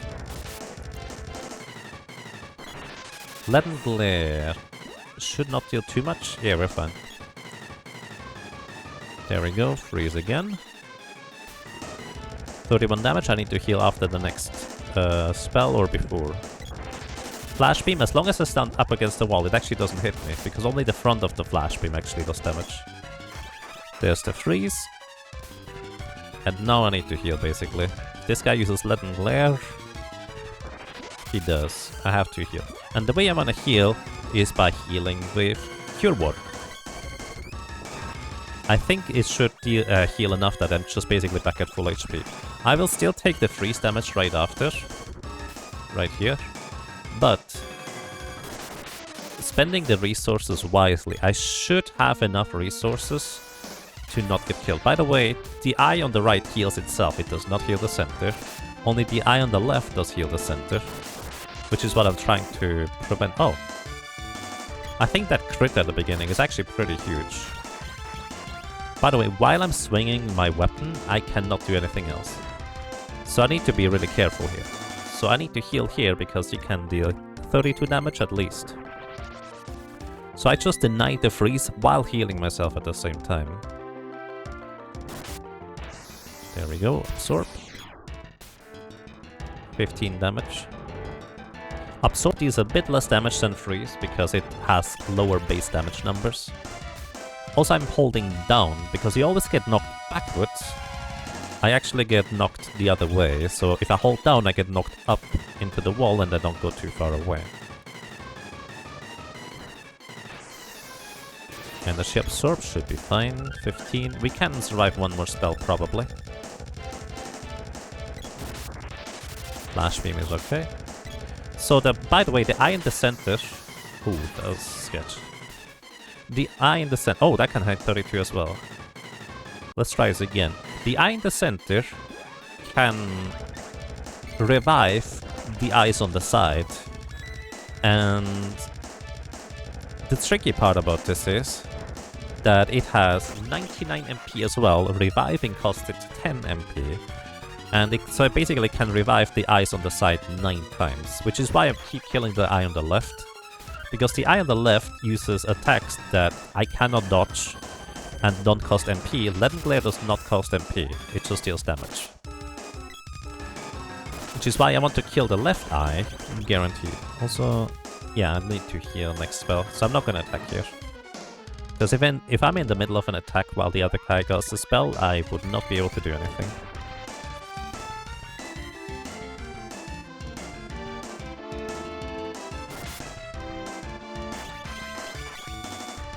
When you were a kid, the middle eye always scared you. Interesting. Leaden Glare. This is kind of what I don't want to see.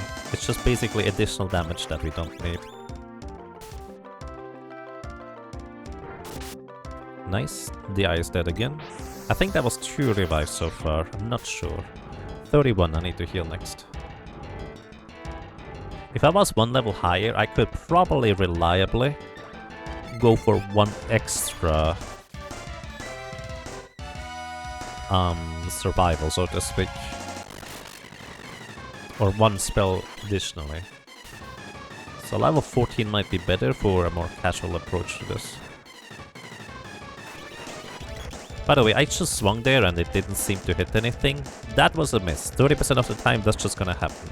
Because my weapon is connecting with the central eye from there.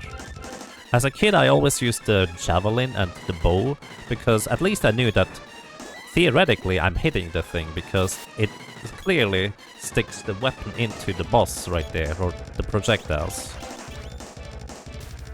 31, we need to heal next, so I'm not gonna attack. There's the spell. Alright, this is my last healing. Now I need to recover my MP. And the way I'm going to try and recover MP is I'm going to try and hit the small window of opportunity. Right here. Let's see. I did not get it. I'm trying to open the menu after the animation of energy absorb or freeze hits. But before it deals damage. Let's see, freeze. There it is, I managed to get it. Alrighty, so freeze is about to deal damage to me, but I can't deny that damage by using an item on myself, and since I need to recover my MP anyways, I'm going to use the Fairy Walnut in order to just cancel one additional attack. By the way, in case you're curious, damage cancelling is technically an intended mechanic, so it is not considered a glitch.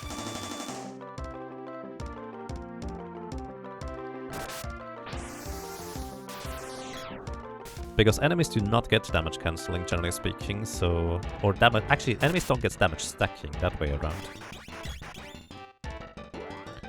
I would need to heal off the next one. 15. So spells can have low damage rolls as well, but you don't get to use the same type of evasion, so to speak. Alrighty, I need to heal here.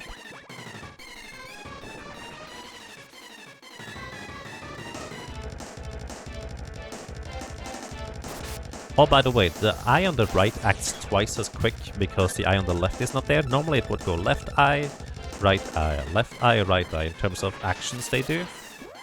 But because the eye on the left is most of the time just dead, because I keep killing it, it just skips over that turn, and the right eye on the right just spams spells a lot quicker, which is technically helpful because it will just remove its MP more quickly. I'm trying to deal damage to the central eye, but yeah, it's not reliable.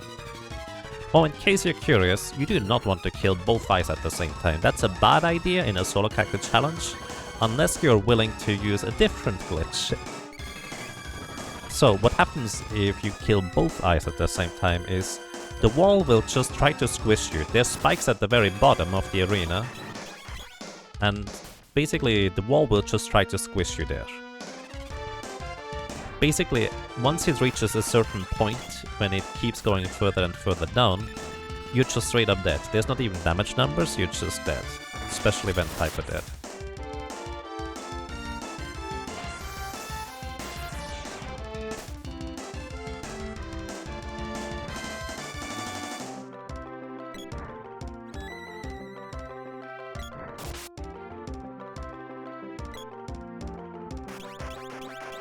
Okay, that's probably too much damage. Oh no, we got a low damage roll. Nice. Just in time for me to survive another hit. Half point. I don't know where the half point was, but I appreciate yours. I'm pretty bad at keeping track of this. The 90s love these demon walls, you found them all scary. Yeah. It feels like this is probably, at least visually, one of the more harmless ones. 86. Thank you. That was a little bit ago, but you should be out of MP soon in that case. Which means one Fairy Walnut might be sufficient, because I still have plenty of healing items I could use instead.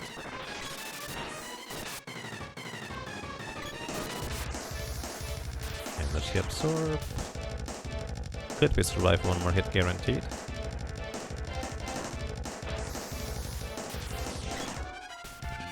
An infant Metroid fan, thank you.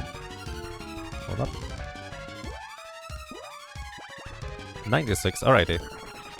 So this might have been the last spell right here. Yep, you counted precisely correctly. Nice, thank you. Infant Metroid fan, thank you so much for 3 years of support. That's a long time. welcome back. And I hope you're doing well. And Null Peter, welcome and thank you for the raid. I hope you're doing well. Use an Excel table? Nice. I like spreadsheets. Can you ask what the glitch is when the ball pushes you downwards? Sure. Basically, enemies and things pushing your cactus is actually quite unusual in this game. By the way, I can't literally take no damage anymore. But, effectively, the way the game makes your cactus get pushed is it has to run down, like specifically run, in order to go down. However, there is two mechanics you need to understand. AI-controlled cactus cannot scroll the screen. When I go far enough to the left or the right, or down and up, I push the camera around. However, an AI-controlled cactus cannot push the camera around. It always has to be the player-controlled character to push the camera. AI-controlled cactus run into the camera boundaries and they do not go any further. So they're literally stuck on these walls of the camera, if you will. Now what can happen is, you get pushed down by the wall and you're kind of at the lower camera boundary. And then your character here, the lady in this case, might be ever so slightly further lower, as in vertically, than the other the AI-controlled characters. And if they try to run down into the camera boundary, but they can't because there's not enough space with the camera, they just can't move. And if they cannot move, the wall gets stuck on them, and it does not move either anymore. So you literally can just be slightly below your ghosts at the lower camera boundary, or your AI control cactus, and just stand there if you want to. As long as you don't go further down, the AI control cactus can't go further down, and neither can the wall. We need a demonstration. Alright, so here's the thing. This is an SNES Mini, and I can make suspend points, or safe skates if you will. I don't know what these are. So, alright. I can demonstrate it. I just have to knock out the eye. This is a safe state for demonstration purposes. Normally I just hit the central eye and it's gonna be dead very soon. Alright? I basically win. It literally can't kill me anymore as long as I don't kill the eye on the right. Good morning, Feng Shane, thank you! Thank you so much for 64 months of support, that's a long time. I hope you're doing well. And Mana Watts, Bog, thank you so much for 77 months of support, welcome back. And I'm glad you enjoy your stay, I hope you're doing well as well. By the way, this is literally the 30% chance to miss every time. Like, I am hitting the hitbox of this eye, it's just... the game decides, nope, you're not hitting.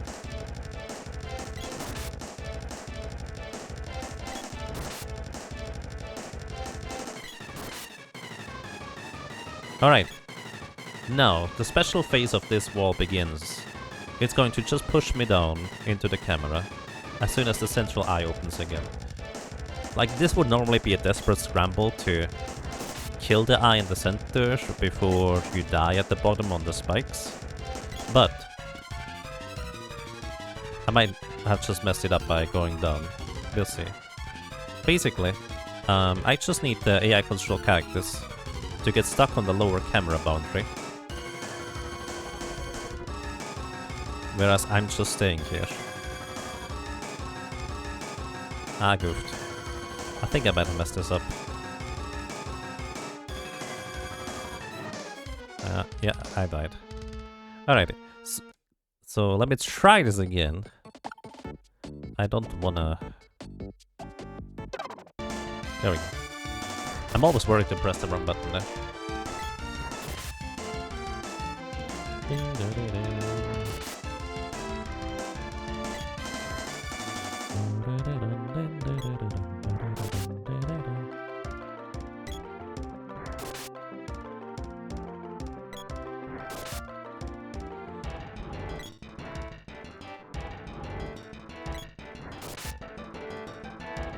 That menu is wild. Yeah, that's a good way to put it.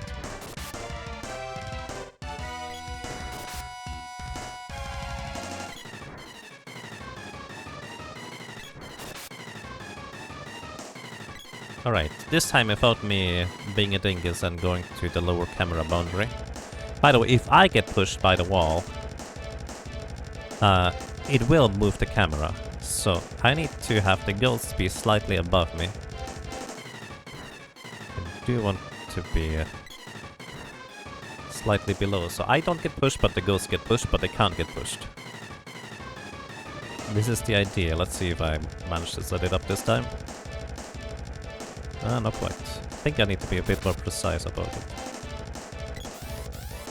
There we go. The ghosts are trying to go down because the wall is trying to push them and the game is telling them, hey, you need to go down. And they can't. But yeah, this is definitely an exploit. You could call it a glitch. I mean, technically everything is working as intended. But this is certainly not intended in terms of concepts. But yeah, camera boundaries are way stronger than the wall. Let's put it this way.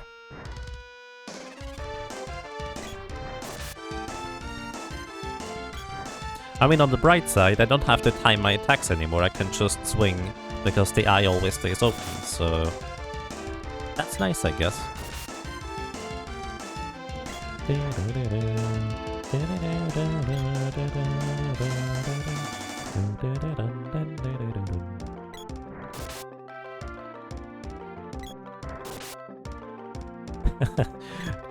The fourth wall is greater than the third eye wall.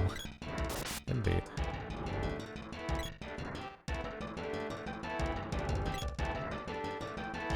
It's pronounced null pointer. Oh, not null Peter. Null pointer. That makes a lot of sense, actually. Also, by the way, if I miss anything in chat, feel free to repeat it. I'm just really slow at reading. The first time you actually see me intentionally killing both eyes? Yeah, I mean, usually it's a bad idea.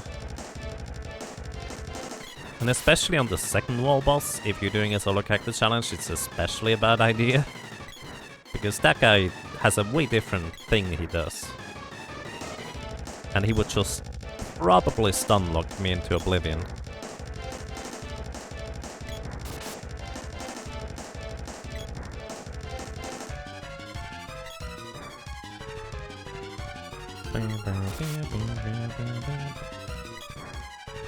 But yeah, this entire thing, the boy has more maximum HP and also takes less damage from the spells of the eye on the right.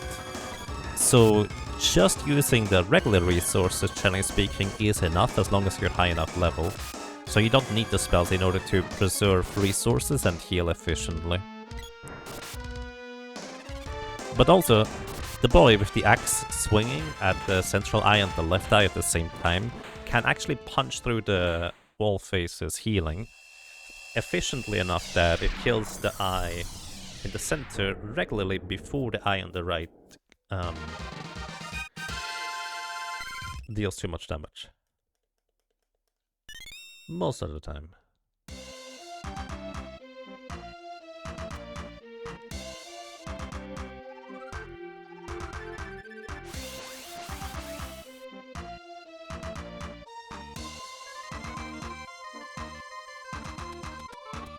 Alrighty, one of the two big walls is out of the way for the lady.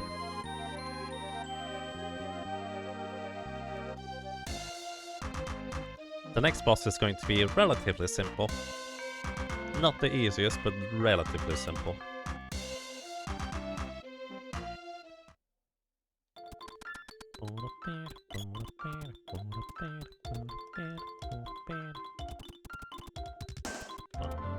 Oh, also, something I almost forgot, but just remembered in time. Once you free Pandora of whatever the curse was that made its people just kind of be soulless husks, if you will, you can go ahead and get the treasury items, which includes a sword orb to level 3 and a spear orb to level 3. Let me tell you, if you play this game casually, I highly recommend you go ahead here just for the spear orb. Because that spear orb at level 3, or the spear at level 3, has a high probability... Oh, I need to talk to the king first. It has a high probability of inflicting an enemy with the balloon status, which effectively is a stun. Like, they just can't do anything for about 8-ish seconds.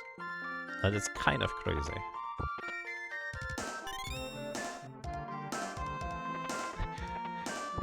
The Gaslanze, yes. I think... I don't remember the English name, actually. But that is the German one. Yeah, it's such a good spear. Like, it's literally worthwhile to maybe not upgrade to level 4 or even level 5 just to keep that thing. Pretty ridiculous. I mean, you could theoretically just keep that thing the entire way through if you want to.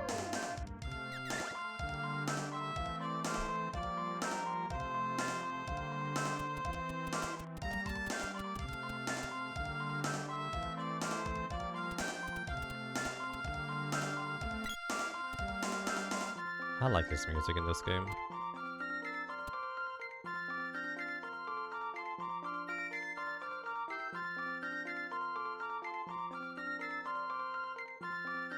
You almost found it funny how one of the villagers still doesn't talk to you? I have to admit, I do not remember any of those dialogues. So, which one? Feels like I just had a dream. A song to sing.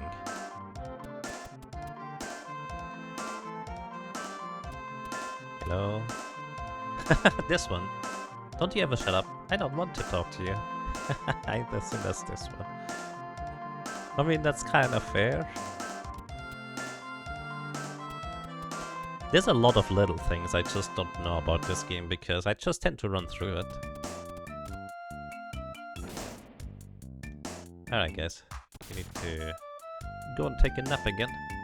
Become Boo! Sweet.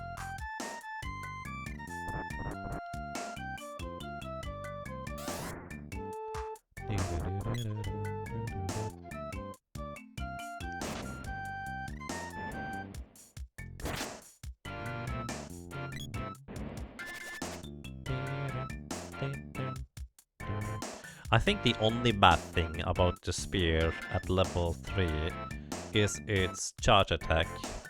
The charge attack at level 3 just feels so much worse and awkward than the level 2 charge attack with the spear, because at level 2 with the charge attack you do this really cool overhead swing and just stab afterwards, like this, and it's great. But at level 3 you just do a slow twirl of the spear, move forward, stab a little bit, and then do a weird jump attack that surprisingly has actually pretty good hitbox. But until you get that last portion of that charge attack, it's just not that great. How many years would it take to get max level before Mad Descent? If I'm not mistaken, we calculated it to be not within a lifetime.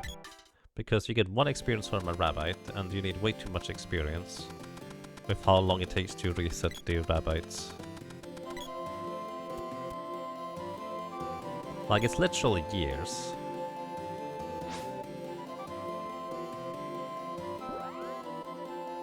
Alright, upgrade the spear. It's way too good not upgrade. And the bow. I like the bow. Like, as weird as the bow is to use, it's actually a surprisingly competent weapon on a boss fight coming up in 2 bosses. Did you hear that whistling? What was that whistling?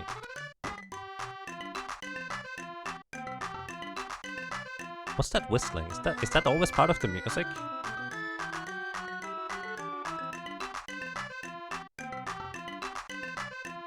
Am I just weird and I've never heard that before?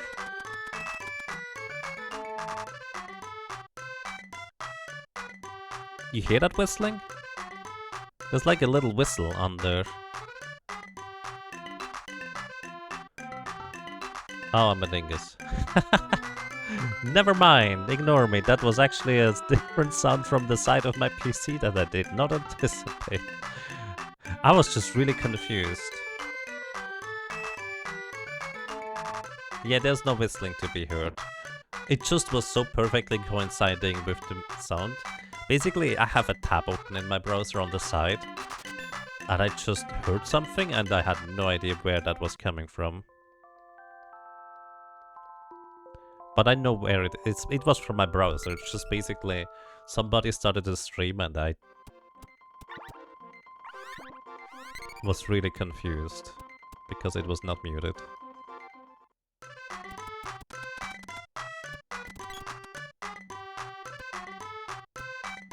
Alrighty. I wanted to sleep because I wanted to recover the latest MP.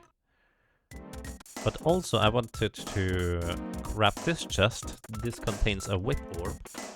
And let me tell you, whip is also a really good weapon. In fact, if you play a solo cactus challenge run, you might be surprised in how many of the weapons actually find some good use during it.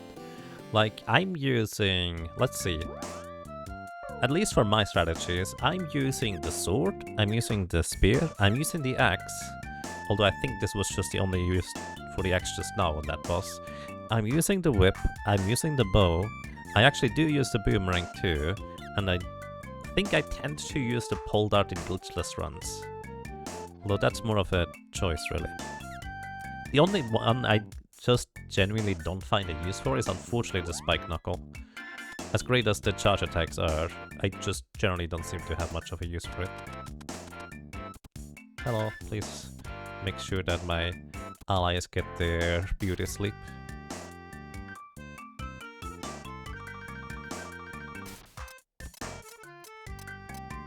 That poison is actually really handy, thank you. Tick.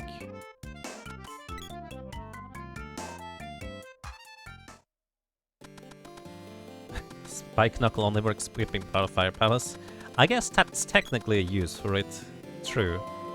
There's other means around that part, but yes. I suppose it does technically have a use for that in a more straightforward way. I'd upgrade the whip.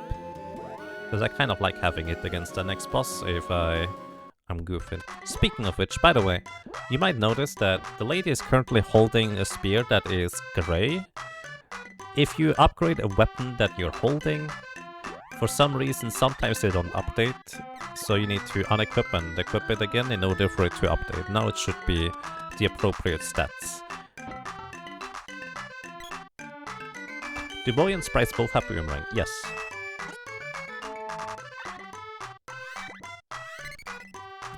I basically used the unequip glitch, because normally you cannot unequip weapons, but I used a little glitch to unequip those weapons, so they have the lowest chance of contributing any damage, because boomerangs are just a bit awkward and they don't have an attack animation when the cactus get knocked to the ground and get back up.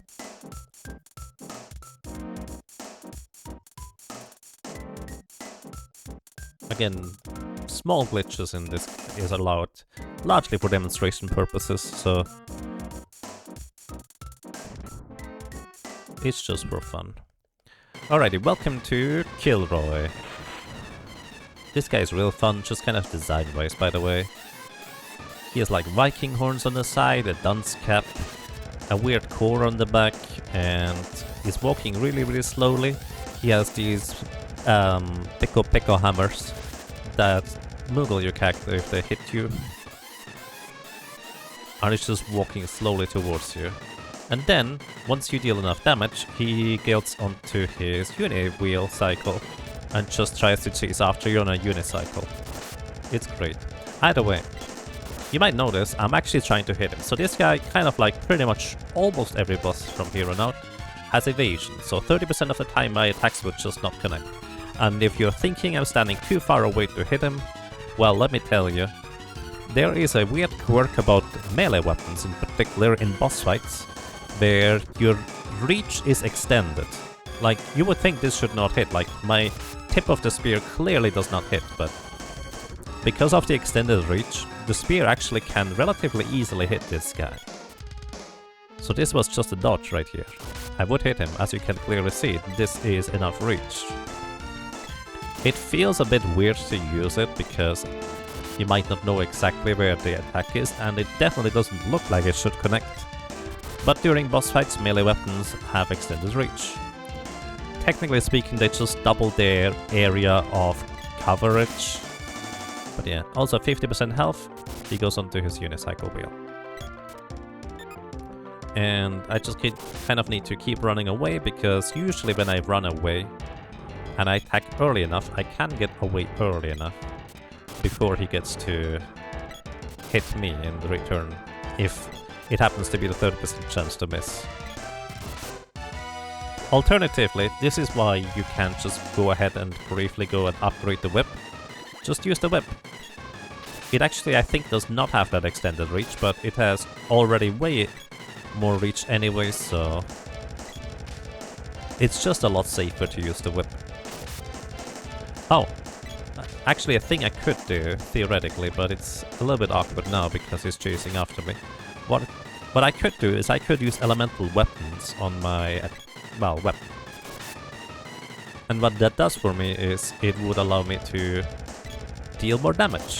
So, elemental weapons in the Secret of Mana for the Super Nintendo do not deal elemental damage. They don't. Oh, that's nice.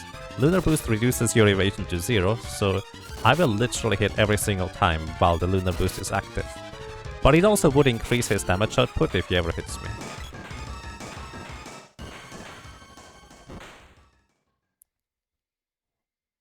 Uh-oh.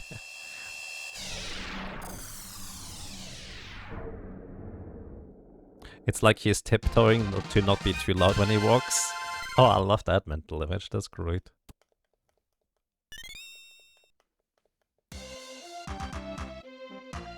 Secret of Mana is a game like Final Fantasy VI where it's almost impossible to do a run 100% glitchless. Yeah, I definitely agree with that. Alright, I did not use any MP, but I do want to go and save. No, we're fine. Alright, to illustrate real quick, I have elemental weapons I can use. Ice Saber level 1 will actually increase my base weapon damage by like 2 or 3. I will deal very, very slightly more damage with ice weapons against anything, literally anything, even if the enemy would technically resist ice damage. Again, elemental damage just straight up does not work in this game.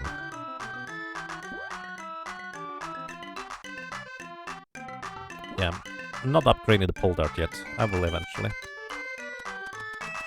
But yeah, elemental damage on weapons does not work. So if an Ice Gigas casts Ice Weapon on your weapon, you actually deal more damage than you would deal before he does that. It's kind of funny. The higher level your elemental weapon is, so to speak, the more damage increase. So technically speaking, optimally, I should go ahead and level Undine up to level 2 in order to get the most power for my weapon enchant. Plus, the higher level your spells are as well, the more attacks your weapon element lasts as well, so those kind of coincide with each other. In the remake, there's a very slight damage buff and debuff to elemental weapons, so they did actually adjust it.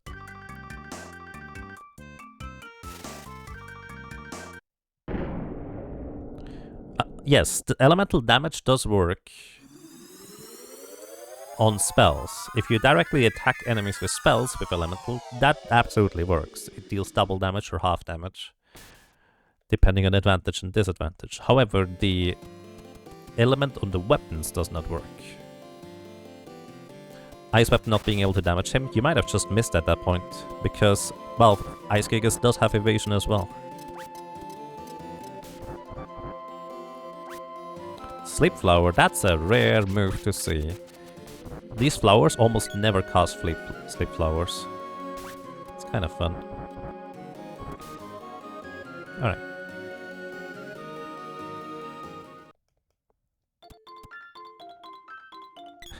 After seeing this run with 8 misses in a row, it might have been it. Right, that's kind of the catch about it, right? Because the game just doesn't tell you whether you're missing or whether you're dealing no damage effectively, because you might not have hit.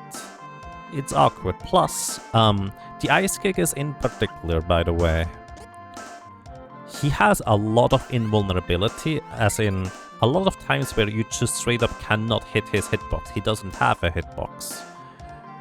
During a lot of his animations, he either has a shield or he just doesn't have a hitbox where you can possibly hit him. Like, the Gigas are actually kind of notoriously bad for that, let's put it this way. Specifically the Fire Gigas, I needed to hit during very particular attack windows. You remember weapon switching to get rid of it as a kid? So did I, because I figured that's a bad thing. But I never actually tried using them personally when I was a kid. It might be version specific. There are definitely version differences, and I would not put it out of the question that certain things would actually work in the PAL versions of the game. But I would not know about it. At least in the English version, it does not make a difference. And somebody would have to go and either check the code or do extensive testing to check. Alrighty, welcome to the actual roadblock. Like, the wall was a big wall, okay. Kind of slow, not a really good way to get around it with a solo character challenge run as the lady. However, this guy is basically an RNG fest. However, the lady has one particular advantage over the boy in this fight. She can stand in a very specific spot on this thing's body, where it will literally just not be able to hit her with the heads. So this guy, let me real quick go back. This guy very, very rarely casts spells, almost never. When he's below half health, he can heal itself for 450 HP. That thing has like 950 HP, so basically it heals itself for half the health. And kind of wipes out all your progress that you did with nailing damage. It's kind of ridiculous. But also the freeze spell or the acid rain it can cast is really bad for you, because it will one-shot a solo character, because normally it's targeted at 3 enemies, and this thing has so much magic power that it will kill you pretty much guaranteed unless you can deny the damage. So with the solo character challenge run, as with the boy and with the lady in particular, what I do is I just try to hit him and kill him before he casts the spell, just pray, so to speak. And the boy has higher base strength, so he needs less attacks in order to kill him, but the lady can just stand in place and hit without having to dodge, so that does help too. The sprite of course can just nuke it, so there's that. Alright, let's see. I don't remember where the spot is, but you need to face to the right. That was not it. Also, by the way, this guy has a really weird hitbox. His hurtbox is literally below his feet. Like, I'm standing literally in the middle of the hitbox. The entire character of the lady is standing in the hitbox. Poison gas, I don't want to get knocked out of the zone here. This is not a spell. This is one of the few things he can do that basically doesn't matter. Well, I mean, it is a bit of damage, which is inconvenient. But effectively it's not that big of a deal, unless I'm actually getting hit here. But yeah, I was in the good spot right there, but unfortunately the poison gas just knocked me out of it. And by the way, only the lady can stand here. This is because, once again, the sprite and the lady get their hitboxes and attacks calculated 1 frame after the boy. So the boy can't stand here because the heads just hit you at the exact wrong time, so to speak. And it's kind of awkward. However, the sprite can't stand here because their hitbox is wider and less tall, and so it's they still get hit anyways. It's kind of weird on how it's very specific. I think this is halfway.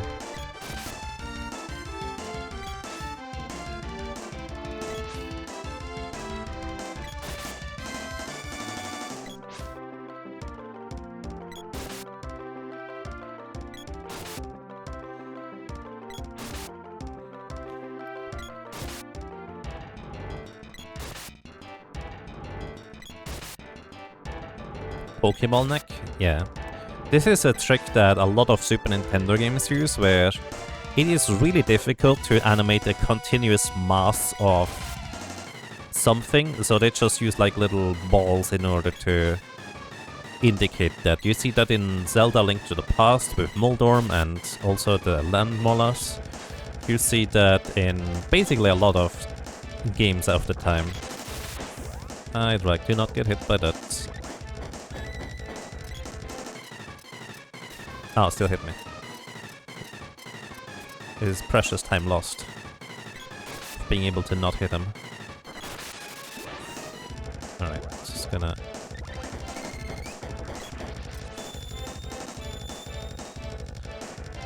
It's a smart solution for the time? It is, I agree. Alright, we got lucky. He did not cast any spells. He will one-shot me if he ever hits me with an acid rain. Dark Paladin, thank you. Thank you so much for 78 months of support, that's a long time. And this also reminds me, welcome back. Thank you so much, Dark Paladin. Corona, I'm sorry, I just completely blanked on this. Corona, thank you so much for the crazy long time of 95 months of support. Welcome back. And I'm glad you enjoy your stay. I hope you're doing well. Thank you so much, Corona. I'm sorry, I just blanked on that.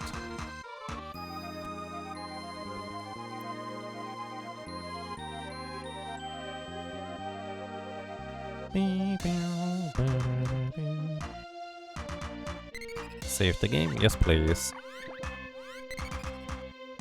So talking to Gemma here actually gives you a whip orb, which means the whip goes from Kilroy, which gives you the first whip orb, to Jabberwocky, where you immediately get the second one.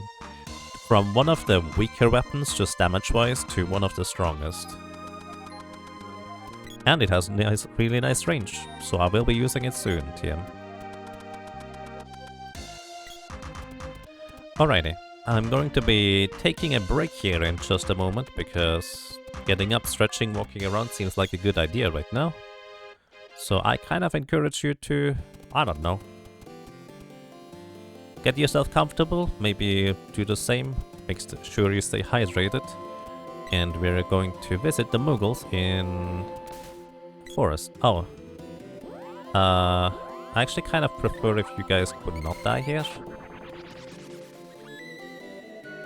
By the way, Royal Jelly, as in the honey, as well as Cure Water, has the weird properties of being able to heal a character from 0 HP. Which Candy, as well as Chocolate, cannot do that. And I need these two alive in order to be able to cannon travel. It does not work otherwise. Alright everybody, I'm going to take a short break. So thank you so much for watching, thank you so much for listening and for lurking, and I'll be right back.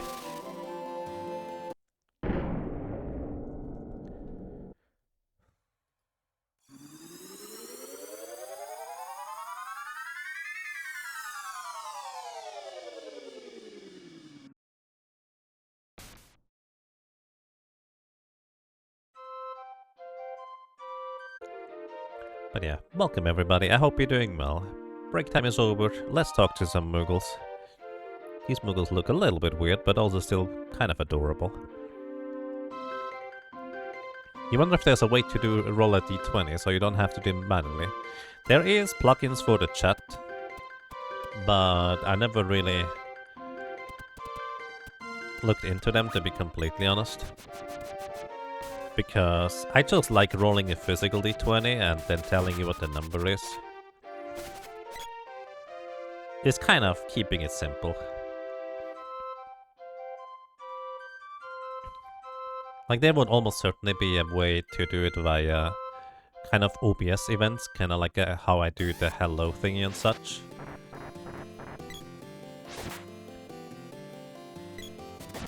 So yeah. Alrighty, welcome to... Alright, what's this thing called? The third level spear, the Sprite Spear. The Sprite Spear has a very high chance of basically giving the balloon status to enemies. These are the first regular enemies that have a evasion, which means 30% of the time I just don't hit them. Thanks to the balloon, they are not as dangerous because they otherwise would be. But as you can see, still the same 30% chance to miss, and it happens reasonably frequently. It's why you don't want to use, I don't know, Blizzard in competitive Pokemon or Hurricane without having the appropriate weather for it.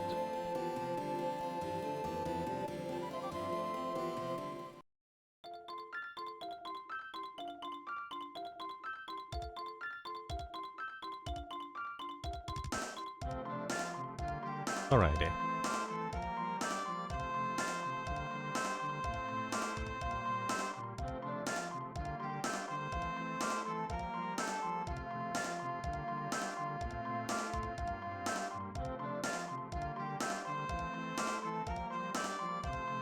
Sorry, cleaning my nose over here. Okay, we need to talk to one of the Moogles in order for Teresa to remember stuff.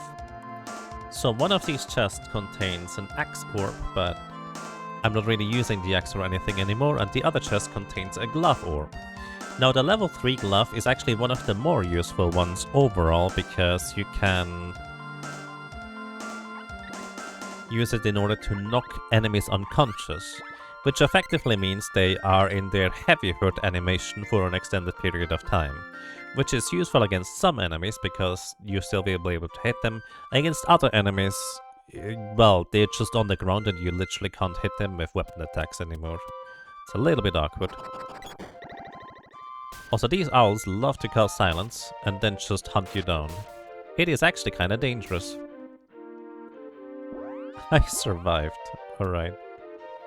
Nice. Barely survived, to be fair. So I probably should heal up here.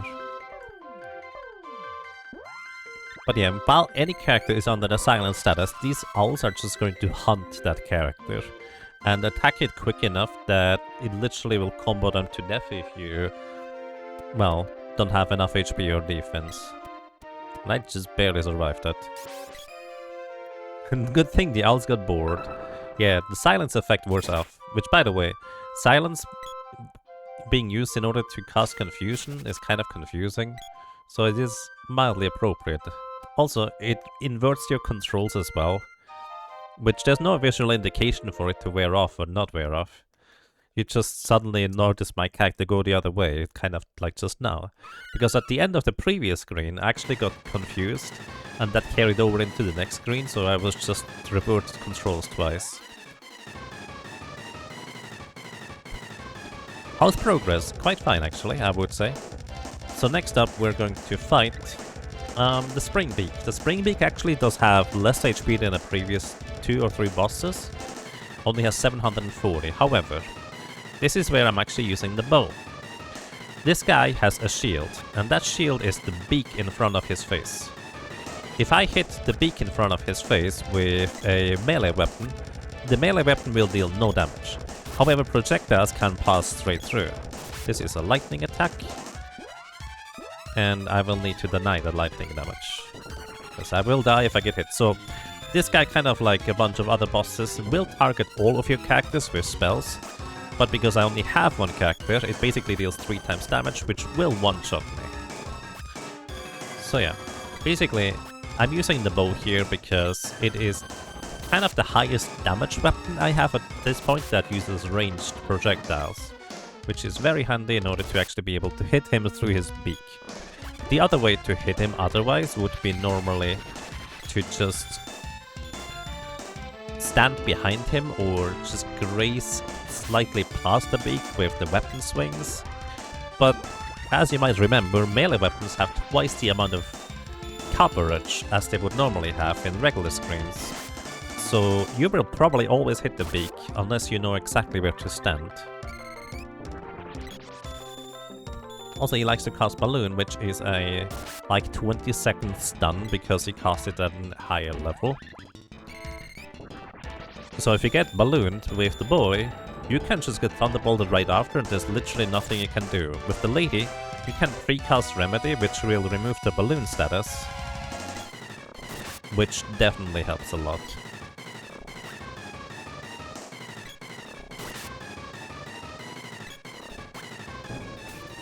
Ow.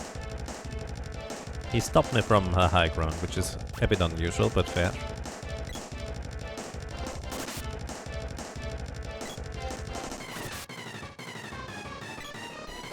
But yeah, the javelin works decently well as well here. In fact, I prefer it as an attack projectile, so to speak. The main problem is it just does not deal quite as much damage compared to the bow right now. Which may make a difference. It might not make a difference. Wow, that still hit. I'm surprised that still hit.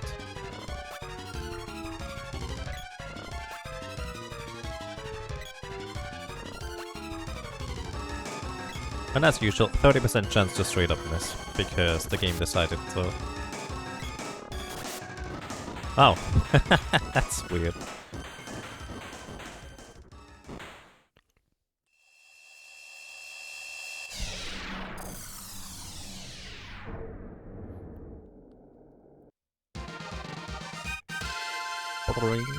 Alright. Springbeak? Not a problem. Again, it can just decide to balloon you and then cast Thunderbolt, and in a solo character challenge that is a death sentence if you are the boy in particular, because you can't cast recast Remedy. Alrighty, with sealing this seed, by the way, sealing these mana seeds actually does have a practical in-game purpose. One, you can level up your spells one level higher, which is nice, but also, usefully enough, you actually slightly increase your attack and defense by just a little bit, which does also make quite a bit of a difference.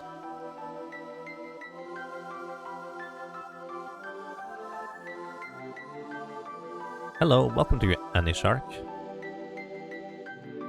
Solar Run is an interesting idea, but how do you beat the final boss? Don't you need the boy and the mana sword for it? Interestingly enough, you do not actually. You might think you do because of how the mechanics work, but practically, all you need to do is you need to deal enough damage in one single swing, so you deal more than 450 damage in one attack. Because the final boss has 450 defense, which basically defense just straight up subtracts from however damage you do. So if you deal more than 450 damage in one swing, you actually still will damage it. And the lady in particular has a bunch of tricks up her sleeve that increase her physical damage through buffs and also guaranteed critical hits, which will help a lot. In fact, I will be using the boomerang weapon on the final boss for one particular quirk of it. Should I farm here a little bit? Hold on, let me think about this. Now we're good to go. I was considering farming these Silk Tails for a little bit, but I don't think it's necessary. Also, this is one of the cases where we just need the sprite to open up the passage, so... yeah, basically the sprite is kind of like the helpful key fairy in very particular instances. Not grinding spells in the Wind Palace? I don't think I have to. The only spell that will become relevant later is Salamander, and I don't get that until the next section. Although you could argue that Gnome is a really good spell type, because while elemental damage does not exist for weapons, Stone Saber does in fact have its special property to petrify enemies. And petrify enemies have two things. Actually, three things. One, AI control characters ignore petrified enemies entirely. Like, they don't attack them, which is inconvenient to say the least. And two, if you petrify an enemy, they lose half of their current HP before you deal the damage with the weapon swing, by the way, which is kind of a big deal, I will argue. And the third part I forget. There was something else I wanted to say, I'm sorry. Alright, I'm going to slightly upgrade my equipment here, I think. Get a quill cap, which is significantly more defense than what I had before, and a fancy overall actually does not increase my defense by that much, so I'm not gonna equip it. Forget it. However, I will buy fairy walnuts for the cheap price of 500 gold, instead of the 1000 that Nekla wants.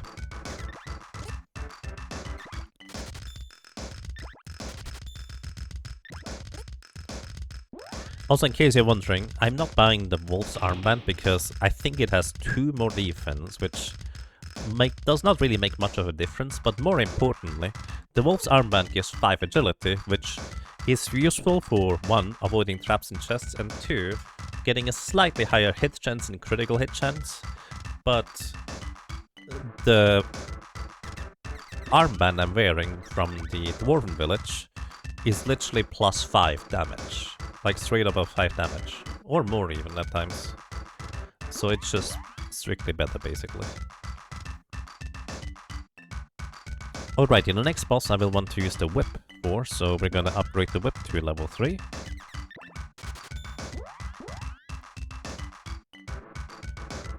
Oh, I did not upgrade the bow. I needed to upgrade the bow before Spring Chicken.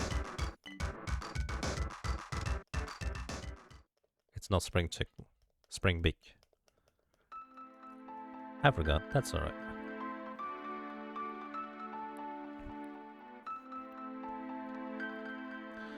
But yeah, regarding the final boss, there's a lot of people that think that you need the Mana Sword. But funnily enough, when I was a kid, I did not realize that you would need to renew the Mana Sword and it kind of runs out of power. So I unwittingly actually used not the Mana Sword the entire Mana Beast fight after just casting it once. Which is kind of funny in hindsight. And basically the way we did that Mana Beast fight as a kid, we just charged up our weapons. I think I usually used the spear and somebody used the sword because we thought the sword was necessary. And somebody else used whatever other weapon. We would just charge up the weapon the entire time until we could attack the Mana Beast like once per cycle. And we dealt like 200, 300, 400 damage at a time, which, I mean, still enough in order to win eventually.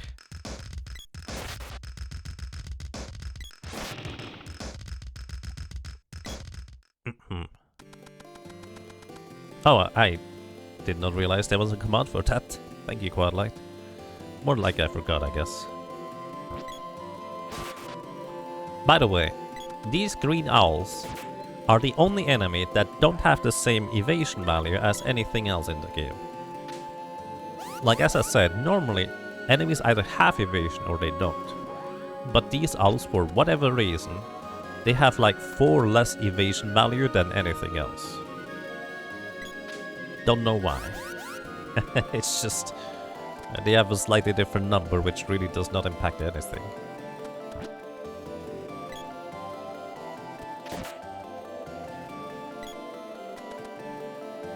That would take ages. It would definitely take quite a long time to defeat the Mana Beast that way.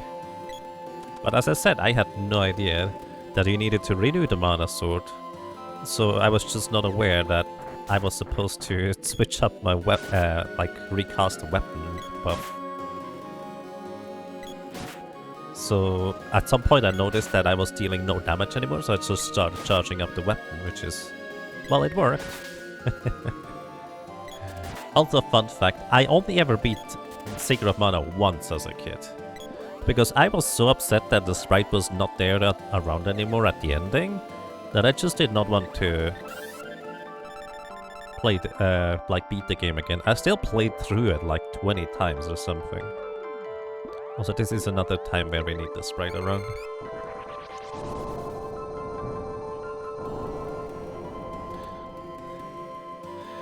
And yes, whip posts, basically when you jump, the cactus need to be briefly revived and then immediately killed again, which is why you see that message about the cactus getting... or dying again after you jump across a whip post. I noticed that as a kid, but I had no idea why that was happening at the time.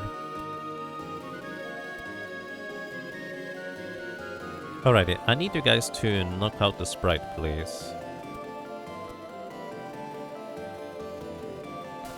Thank you. Alrighty, welcome to the next boss here. So this is the Great Viper. The Great Viper is the last boss that does not have evasion. Oh. Got the cancel, nice. As long as you hit the head appropriately... Also, I'm pygmy. That's less than ideal. As long as you hit the head appropriately, you will guaranteed deal damage, but the rest of the body does not actually take any damage. Wait. Why am I still pygmy? What? Okay, I've not seen that one before. While you are a pygmy character, by the way, you can cast your spells much quicker than before. Which reminds me, I think I forgot to pick up the Mitch Mallet, so I probably should go and do that. Ow. Also, this guy can just combo you. Every time the Great Viper changes direction, it effectively starts a new attack. So what can happen is it rolls up on you, hits you with its current direction, switches direction on top of you, hits you again with a second attack, and then opens and closes its mouth and hits you with a third attack. It can combo you really, really quickly. Also, it has, I think, 10 MP, 10 or 12. Oh, I might be dead here. Yep. Somehow not dead. I am amazed. Oh, I might be dead now. Oh, somehow not dead. Let me cast Cure Water. And I might be pygmied again immediately here. So while I avoid all the damage while casting a spell, status effects still go through. And when this guy opens and closes its mouth, it can pygmy me. So that was Gem Missile number 2. I think it can cast it 5 or 6 times, and then it's out of magic.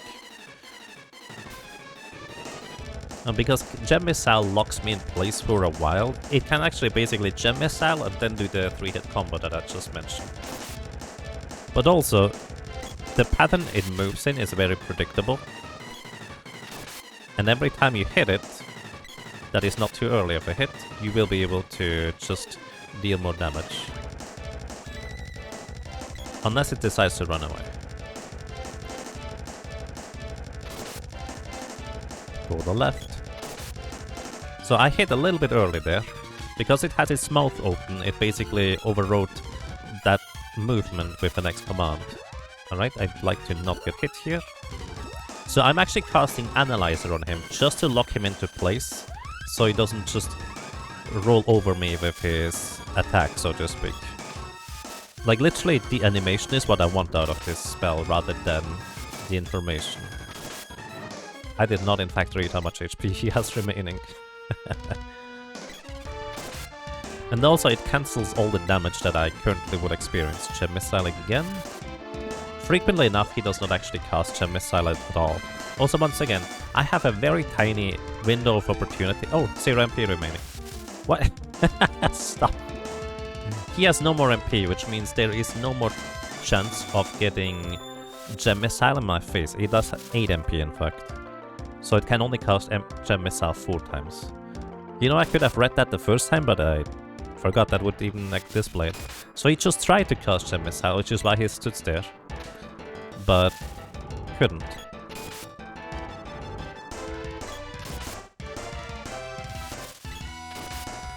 It's going down. Going down again. Oh, it's running away. Or not. Decided otherwise. I don't entirely understand this guy's pattern, but it's understandable enough that the whip is a great weapon. By the way, in case you're wondering, projectiles do not work in this fight, like they just straight up don't work. This boss fight, as well as the vampire, you cannot hit them with projectiles. This is not a miss. This guy has 0 evasion. You literally cannot hit this guy with a javelin, a bow, a boomerang.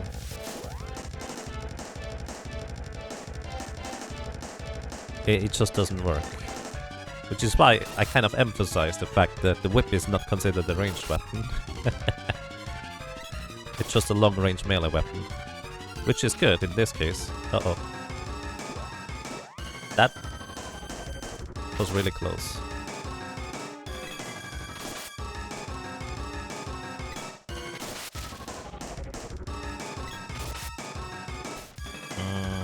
Hit me again. Alright, he decided to go away, I got lucky there. By the way, do not stand at the top of this door when you defeat the boss, because you will get soft locked behind it. Or was that a different boss door? I don't remember. Either way, I think it has the projectiles not hitting the Great Viper is a property of the map in particular because of how the visuals and the layers work. I do not know the details though.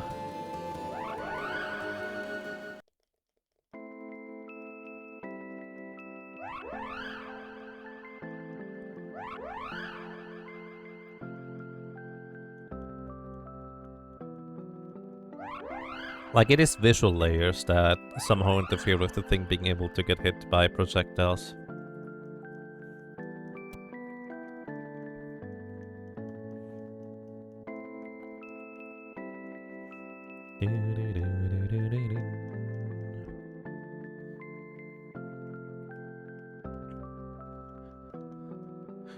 So, I don't know why, but I'm not sure I ever noticed that this guy has a different color than all the other mushrooms. He's a nobleman. You are the knight. A vile serpent took our last king. Oh. Rip. There is a javelin upgrade, or pole dart, whatever you want to call it. It's a javelin. I tend to pick this one up because I'm not sure when, but sometimes I feel like I used it. Either way, after this boss we can upgrade our sword to level 4, I think. Which is going to be currently our strongest weapon overall. There we go. Got a claymore! Nice. Might as well save.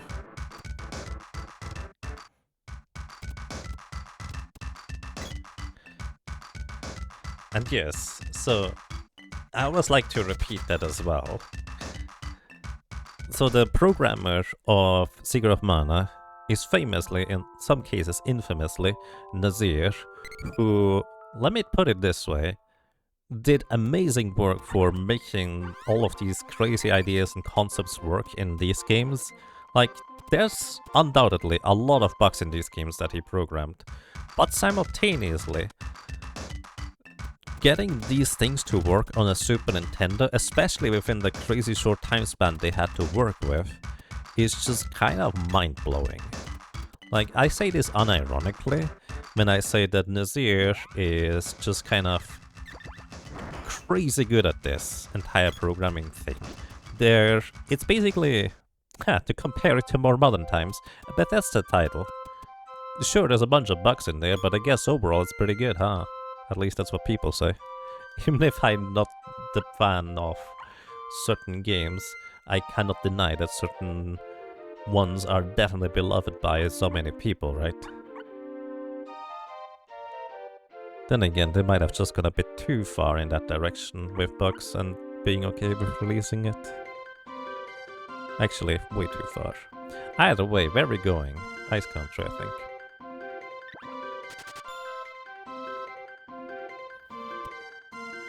So in a speedrun, you would normally go to the desert first. But Ice Country makes more sense, because here I will finally get the next spell that the lady will be able to use. And while it is not a particularly strong offensive spell, and a lot of enemies are not even particularly weak to it, she will finally have some offensive spells, and we're going to be using that.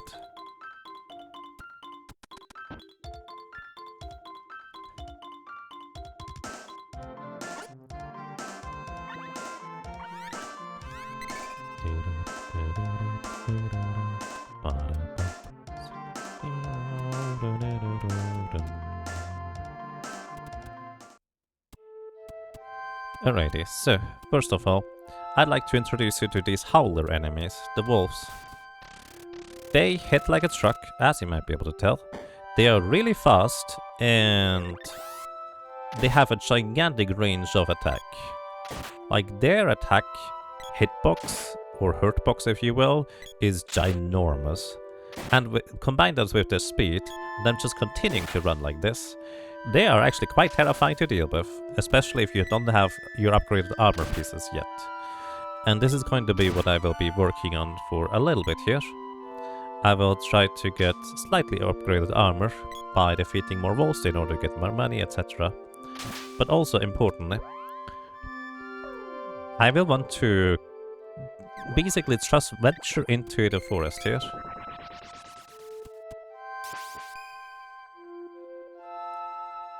Where are you? There you are. That's fine.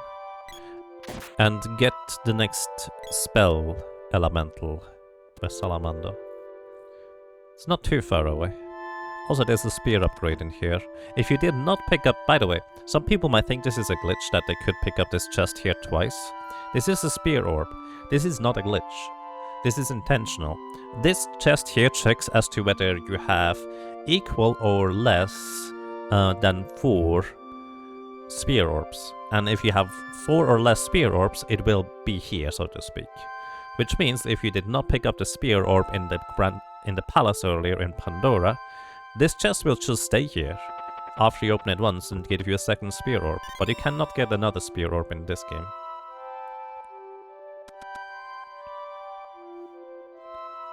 Is Ice Country first not faster anyway? You would need to go from the desert to here and back, so you just go from here to desert. So that's the odd thing. You would think that, and this is a very reasonable assumption to make, because that's exactly how you need to go. You need to go desert first, and then go back here, and then back again. Why? And the reason is because of this cannon dude here. If you try to cannon travel with him directly to the desert, without having experienced getting lost in the desert, as in specifically, you need to get lost in the desert, he will tell you that he does not have enough gunpowder in order to shoot you all the way to Kakara. He will only directly... Uh-oh, this is bad. He will only teleport you to the desert. Might still be bad. I got lucky. He will only directly cannon you to the desert if you have gotten this Desert Sandship event already, which you can only get from Matango, which is kind of the big catch about it. And where are you going? Up there. Okay, I can heal here.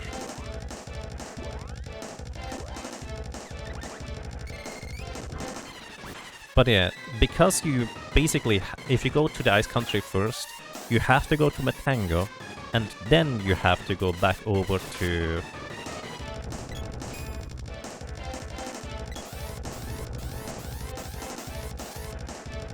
then you have to go back over to Matango, and then you can go to the desert. It is actually slightly slower than going to the Ice Country first.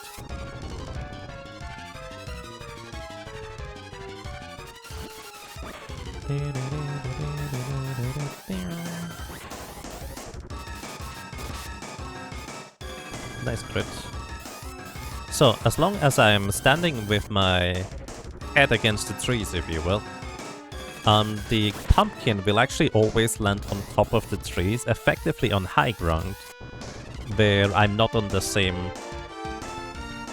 ground layer, if you will, and it actually never hits me. So effectively all these corners I'm standing in are perfectly safe.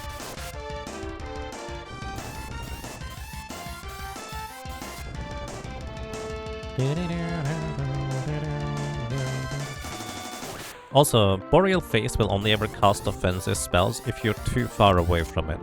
So as long as I make sure that I'm close enough to it, it will never actually cast its Burst or Sleep Flower spells.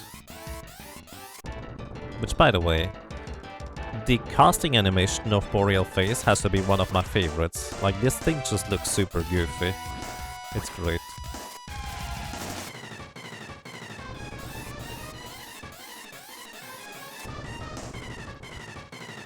Also, those spikes on the, I don't know, pineapple are not just for decoration. If you walk into the box of this thing, you will get hurt.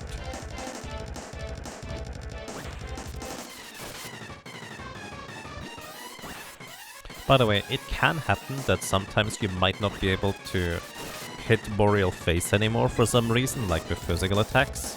Like, you actually might just be unable to, genuinely. And when that happens, you need to go and hit the plant over here. And then you might be able to hit him again.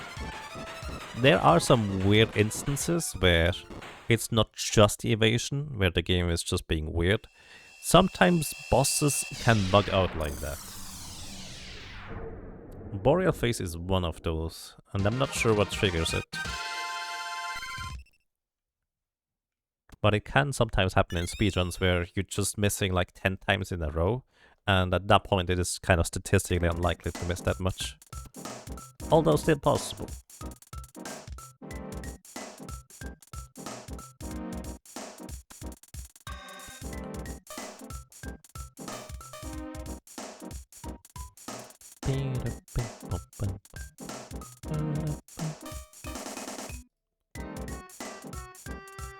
Alrighty, I have a quick question, and don't worry about answering it if you're doing other things, just kind of a general question for the viewers, or what I expect most people to do, listeners. So how many of you are just kind of doing your own thing while just listening and half watching the stream? I'm just kind of curious, because that's what I usually do nowadays. I just mostly have like a stream or a video on the side while just kind of doing my other things too. Because honestly, that's just the most convenient. I just realized I did not go and grab the pygmy hammer. Do I need to go back? I need to go back, guys. We have to backtrack. Oh no. I have to go backtrack to get the pygmy hammer. Uh-oh.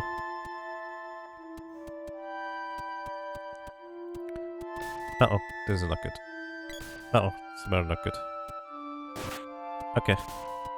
So here's the thing. If the lady dies, I consider this to be game over. I will reset. Like, sure, the other technically could survive, but this is just my personal rules. So I don't think I have enough cups of wishes. I think I have one remaining. Yep, I need to go back to the city now.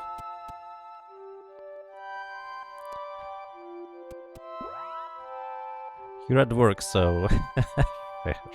Playing Pokemon. Nice. Second screening. Nice. I appreciate that, by the way. I'm glad I can be your, I guess, second screen entertainment? Or background entertainment? I think that's actually quite nice. Depends on the game stream. Some of you want to focus more, some are just background. Right. I definitely understand that. Wait, I can walk in there? You can walk on top of this sign? That's just weird. I did not know that. Also, weird quirk. These howlers normally cast their speed down on the boy, but because the boy is not, well, alive right now, they can't. I don't want to get out of here.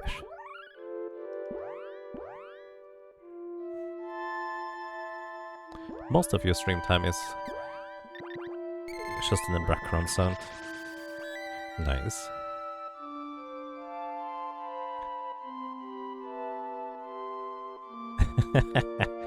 I understand, Figbird. Thank you. Football results? Nice. I hope the football results are favorable for you. I don't know what that means, but that's fine. Speed down again. I don't want to be sped down. I love the delayed reaction of just the spear eventually hitting. Also, this is another reason why the spear is so amazing. You can't just keep hitting them. If I turn these guys into snowmen with the frost saber, I can't hit them anymore with physical attacks. I have to wait until they thaw. Or just run past. Or cast a spell.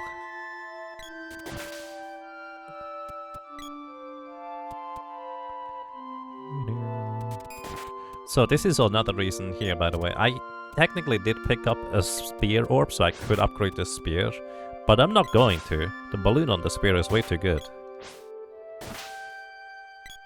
By the way, these guys don't have evasion, so that's one of the saving grace these wolves have.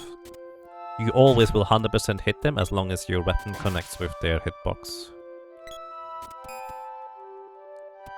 Uh-oh. Also, have you ever wondered, sometimes you do a swing, sometimes you do another swing, and sometimes you do a stab attack with your character. Have you ever wondered why? Well, let me tell you, one thing I know. It kind of depends on how far away you are from an enemy. If you're far enough away, you will always do the same type of swing. In the case of the spear, this is always the swing I do, looking to the side. However, if I'm closer to an enemy, I do a upwards smash swing and a downwards smash swing, so to speak. But for far away, I do a stab. So it's basically proximity based, and which one, whether I do from bottom to top or top to bottom, is random. It's a 50-50. For some weapons, it does not matter. For other weapons, it matters a lot. For example, the sword has a really awkward stab attack if you face up or down, and you almost never want that one. Although it does have a very, very, very particular purpose to use that sword stab attack, which you can never intentionally use, which is a shame. That stab attack has actually invulnerability frames for your characters where you cannot get hit during a short period of it. Again, you can never really use it intentionally, but it's there. So we can upgrade our armor for a golden vest. Do I want a silver band? Yes, I want. So normally I would keep the power wrist for the +5 damage instead of using a silver band, but at this point I think it makes sense to upgrade to a silver band because I'm going to be starting to use a lot of spells coming up. I need monies. You're waiting on a rare respawn in World of Warcraft. Ooh, good luck with you. You're farming irregular tombstones in Final Fantasy XIVs. I don't know what that is, but good luck to you. What was that ping just now? The ping... Oh, they attack twice. That is the stab attack pinging. That is me blocking the enemy's attack, technically speaking. That ping happens whenever something blocks another one's attack. And this is me with a stab attack on the spear or the sword being able to block an enemy attack. Even if the enemy couldn't technically hit me there because they were too far away. That was just kind of the block sound. It also happens when you try to hit the spring beak with a melee weapon and you hit the beak. Whenever that boing sound happens, it's basically blocking your attack. This is why you want to use projectiles on the spring beak, so you circumvent the block. There's a lot of bosses that are blocked, by the way. So whenever you hear that boing sound, it means your attack just got blocked. Did I equip my stuff? This is something I tend to do. No, I did not. I just forget that I probably should equip my stuff. Alrighty, so order of operation. I need to go back all the way to Gaia's navel. And the reason for that is because I forgot to pick up the Midge Mallet. It's kind of an important tool to have in my tool belt. And I would prefer if the boy could survive here and only have to use one cure water.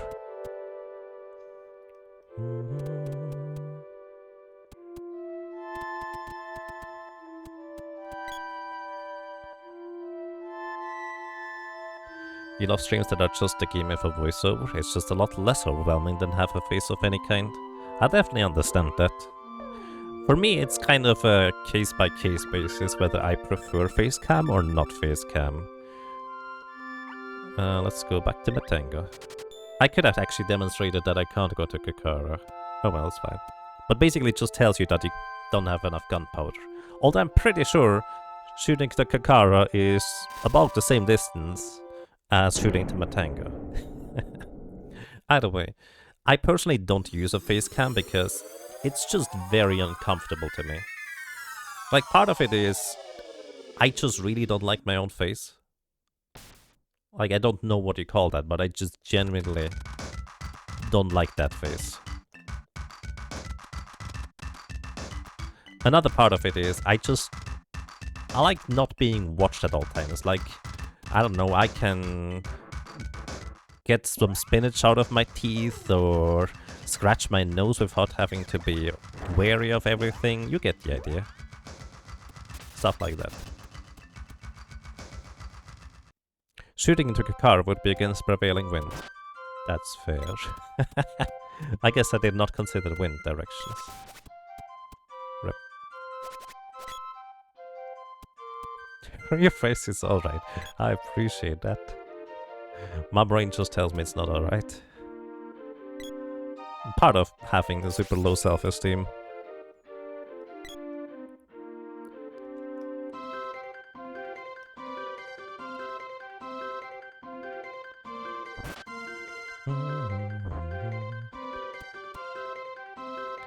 You don't like people paying attention to you. The stuff you're doing is worth paying attention to, not you. Yeah, I think we are pretty much on the same boat there. Oh, weird fun fact. These weird stones here, when you hit them, they sometimes stick out their tongue. I don't know which ones do that, but some of them just stick out the tongue. They change for whatever reason. It's quite a fun little thing to note. I think it might actually be on in the spring. Hi, I need more cups of wishes. Do I have enough money for that?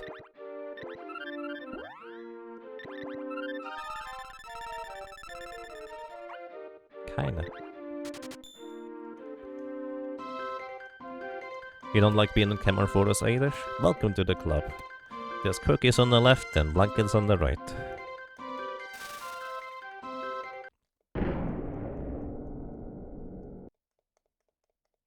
But yeah, basically I kind of adjusted my stance on Facecam, like watching other people use Facecam, because honestly it can add a lot to your stream.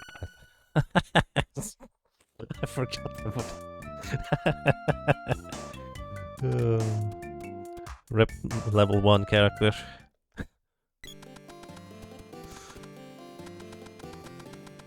But yeah, Facecam can add a lot to a stream in my opinion. Like, it can genuinely be really entertaining just seeing somebody's reaction. But it really depends on the type of personality. Most of the time I just don't care, it's neutral. Sometimes I think it's annoying. And other times I think it's actually very nice. Like, I guess Carl Sagan is an excellent example of where I really enjoy the face cam, because he's a very emotive person, it's great. Welcome to having the Mitch Mallet, yay!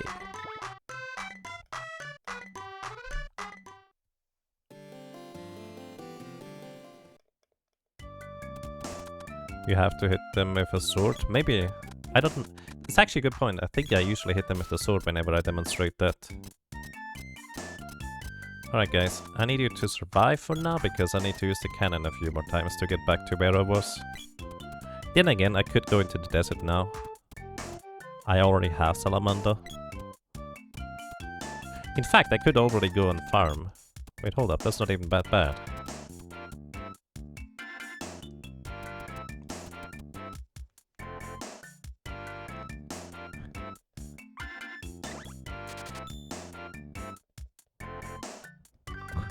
You genuinely do enjoy being high enough level to kill the bee when you land in Gaia's navel like that? It's great.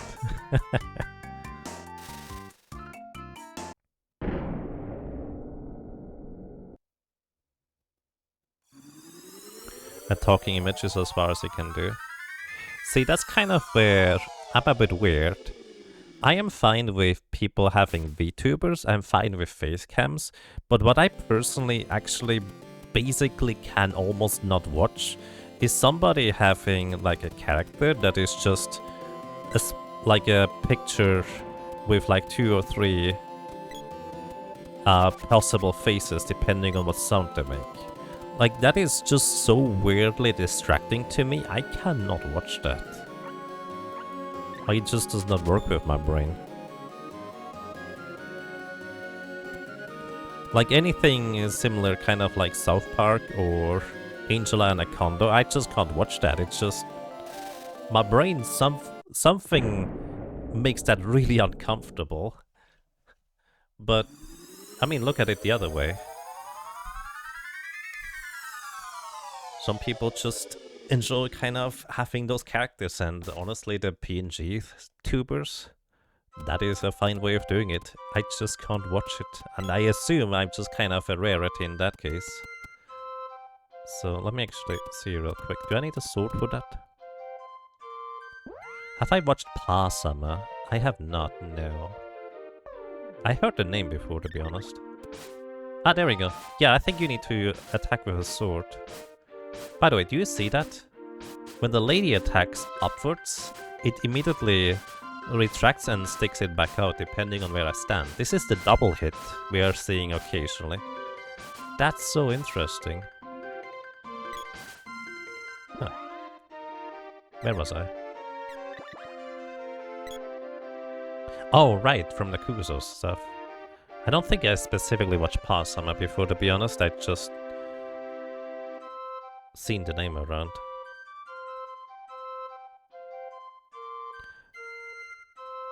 You mostly really hate eye contact. Angled works better for Yozur. I see. I think that's very understandable to me as well. I don't have the same reaction to it, but I think it's very understandable. Ow. I only have one couple of wishes, guys. Don't die. Wait. I've forgotten which screen it was.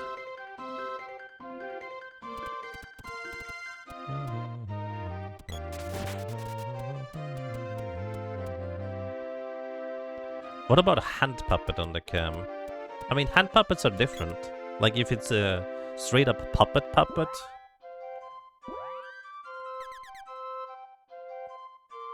Wait. I need to train Salamander first. Sorry, I keep going back and forth. Like a straight up puppet is fine for me personally. Because it's still kind of smoothly animated. Something about the jagged animation of pictures instantly changing from a closed mouth to an open mouth in order to express, like, movement and stuff just does not work for me. Alrighty. We're going to be casting spells here. Wait, I can actually improve it. Okay, I'm going to make a slight exception here. Let me go ahead and level up my spells a little bit quicker than I otherwise would. So normally in Solar Cactus challenges, what I tend to do is I try to avoid as much help as possible from the other characters. And this includes buffing the other characters in order to cast the spells slightly quicker. However, because this is a more casual run and I'm a bit worried about being able to do this in one sitting right here because this is gonna still take a long time. I'm actually gonna allow myself to cast a spell onto the other characters rather than the lady herself. Because theoretically right now, the best way to level up Salamander is by just casting Salamander directly onto the lady with this thing here. Because Flame Saber only costs 2 MP as opposed to Flame Bouquet 3. I can just cast this more times, but if I am allowed to cast this on a different character, it's just slightly more efficient. And I can also use ally menu in order to improve the casting speed as well. Speaking of casting speed, the reason why I'm picking the lady is because your casting animation is very slightly faster if you are, well, doing that. So what I'm gonna do is I will cast this on the boy actually, in order to speed this up very slightly. So I'm just going to level up to level 3 Salamander. Is it level 4? I think it's 3. Happy 3 years to us. Thank you so much, Veiled Fury, for 33 months of support. That's quite a long time. Welcome back. I hope you're doing well. And I'm glad you enjoy your stay. Thank you so much.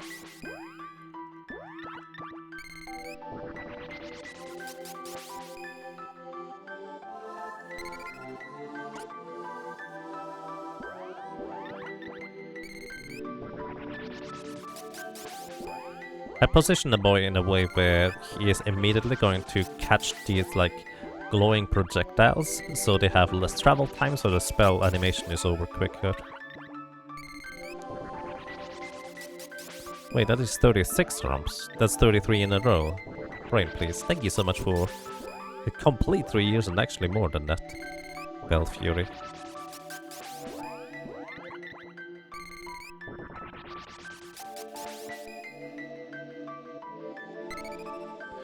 Oh, by the way, in case you're wondering, if you've ever trained spells like this, I hope you did this in the Wind Palace, because theoretically, you could do a similar method in the Water Palace too, right?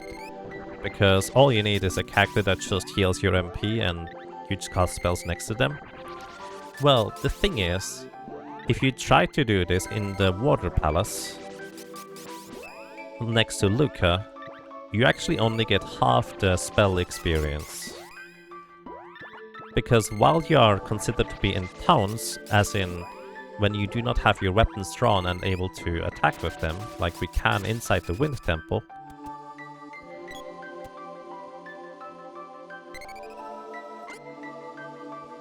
you actually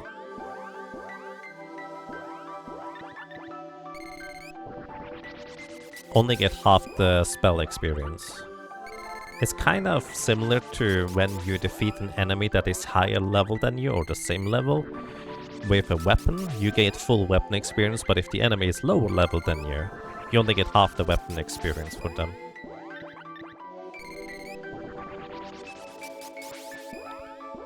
It's a bit weird.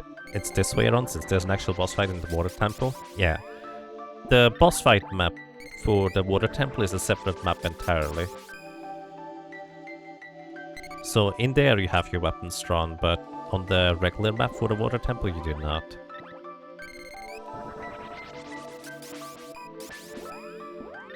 But if you're like me, and you might have like just tried to get one level at the inn real quick, and just use the inn over and over, and you were wondering, man, this takes a long time. That's why. You only get half the experience.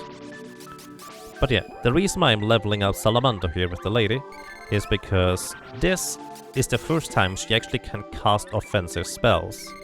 And while her physical capabilities are not bad, they are not particularly good either. That's the short version. Like, she does not have the overwhelming buff capabilities to power up her physical attacks yet. She will do that later though. So that will be helpful.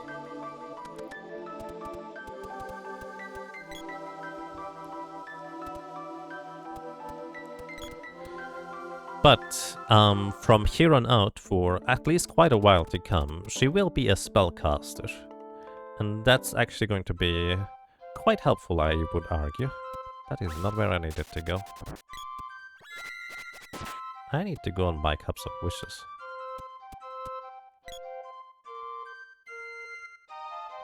But yeah, Salamandra's Fire Bouquet does not deal crazy amounts of damage. Every spell has its base damage or power value associated with it. And all of the strong spells, as I like to call them, like Freeze, Thunderbolt, what else? Rock Slide, Lucent Beam, etc. All of these have the maximum power level assigned to them, that is 92. However, the latest spells I think have like 60, 70-ish. I don't actually remember the exact number, but they are basically like 20-25% weaker, just baseline, compared to the sprite spells. However, oddly enough, Flame Wall, which costs 4 MP to cast, is actually weaker in straight up raw damage than Fire Bouquet, which only costs 3 MP to cast.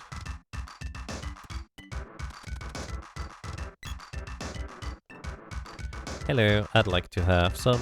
Oh, I don't have monies. I did not consider that part. Can I sell previous equipment? How many fairy... I don't know how many I have, it doesn't tell me. It's not really worth enough, is it? Actually, I can buy one more now. Oh wow, that was worth a lot more than I anticipated. I don't generally sell equipment because in my head that's just straight up not worth it, but well, I guess it is worth it. Okay. Now, the Mage Mallet allows me to cast spells more quickly and more frequently, so to speak. And that's kind of the big reason why I made such a huge detour to go and get it. Because it effectively cuts out the animation that your character normally entirely performs while casting a spell. The Pigmeat character does still have a spell casting animation, but is way shorter, and most importantly, there is no animation after you conclude your spell, so you can immediately start acting and, more importantly, cast another spell again, while you're controlling the character.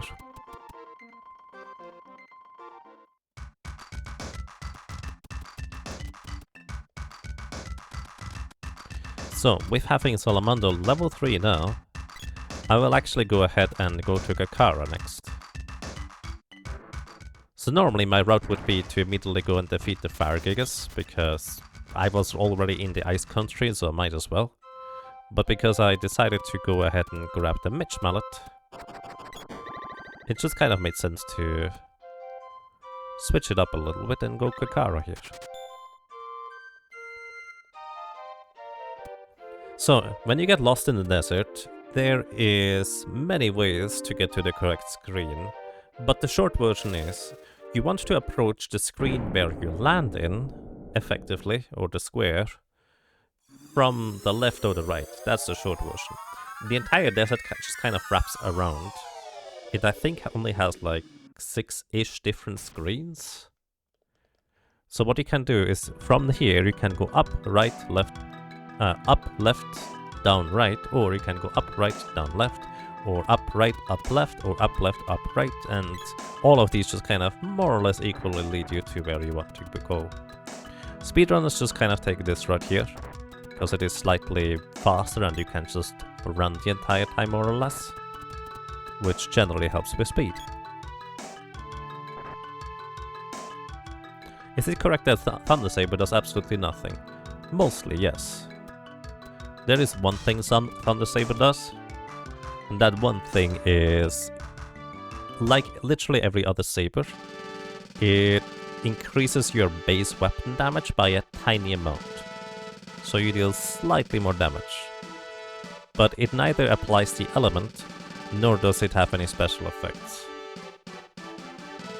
The best saber, by the way, overall, I argue, is probably Petrification. Because it reduces enemies' HP by half whenever they get petrified before you apply the damage. So you can actually easily one-shot a lot of high-level enemies that have a ton of HP, just because they can be petrified.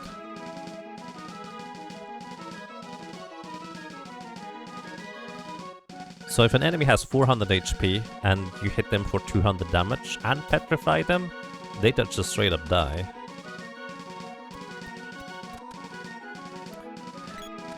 Thunder Saber also removes any previous saber you had. I mean, yeah, but there's largely not much of a reason to remove sabers unless you have like an ice saber and you want to make sure you don't snowman enemies because you want to kill them. And snowman kind of prevents you from doing that. I guess that's the main purpose, I would say.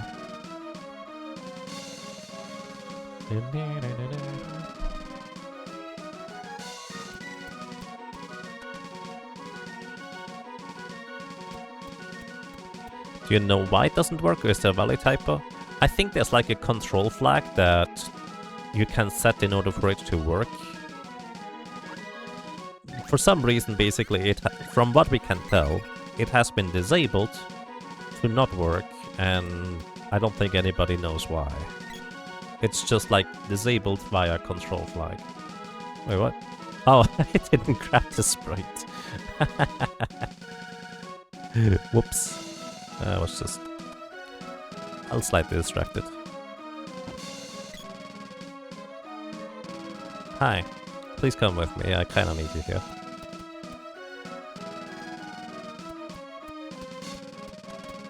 Oh, by the way, I always like to tell this story here when I have time. This store, when I was a kid, took us like an hour to find, because we had no idea where we needed to go. Because it blends in so well with the background, we did not see that this was a door. How do you run backwards? You hold the B button and the R button, and then you don't change facing direction. So you can go sideways and backwards. So basically, you can also hold L. So B and L or B and R just kind of does the same thing. And it allows you to just run backwards. Yeah, it does not look like a door. But we were running on the desert sand ship around. We were running around this thing for so long until we finally found that.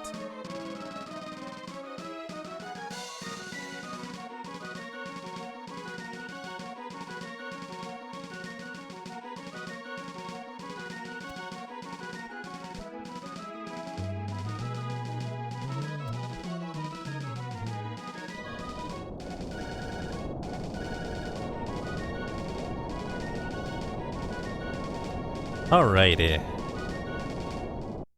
Welcome back, everybody. So, I already have equipment from the Frost Country. So the lady actually will take minimal damage from the boss coming up. However, I think he can still knock you unconscious and then just deal a good chunk of damage to you, generally speaking. So it's still mildly dangerous. But this guy has a very straightforward pattern, if you will. So, whenever I'm above or below him, he tries to get to the same height and just goes slowly up and down. That's all he does. And once I'm on the same, like, vertical axis, he is going to dash across the screen and tries to hit me with it. If I basically either hit him, he will counterattack. And initially he will cast speed up, and if he has the speed up buff already, he is going to do something else. Similarly, if I trigger him to, well, either if I hit him or if I just make him try to start dashing across and then he can't because I'm not in the correct location anymore, he will just also do another attack. Now, his speed up just faded, so next action he's gonna do, if he can't hit me, he's just going to do speed up again. Also, I managed to get him stuck in a very particular spot once. And I don't know how I did it. And I just kind of keep trying to, like, replicate this. So basically, I managed to get him stuck in between this cactus and the rock once. And I have no idea how that worked. So I've never been able to replicate this one. Either way, let me demonstrate to you the power of Salamander. This guy is not weak to fire, and Salamander is not particularly strong as an offensive element on the lady's spellbook, but I can just chain fire bouquets over and over, and this is going to deal a good chunk of damage to him. 486, so I can just use a fairy walnut here and do this again. Again, the pigment character allows me to help here. Also, by the way, I'd like to point out that I would not take much damage from these rockets anyways, but technically, the ghosts are actually absorbing the projectiles. So in case you're wondering, ghosts actually do have a function.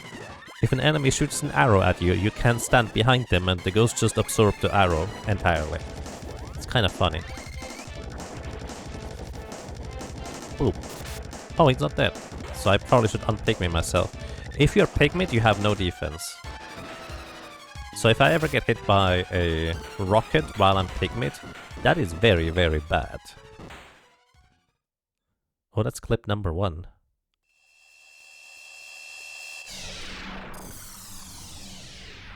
Interesting.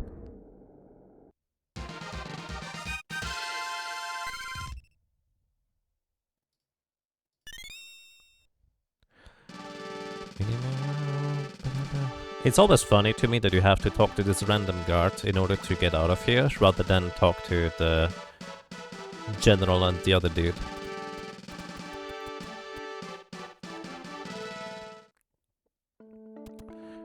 Welcome to Kakara. This is my favorite place for shopping because you don't have to enter a building in order to buy something. It's literally the reason. Also, it has some of the best music when you bring back the sea hare's tail, or the Dingelchen in German. You wonder if that spellcast was relevant in Jägerstack. Actually, let me look at the clip.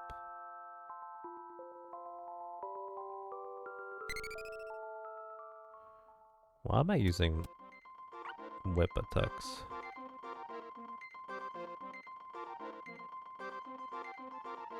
What?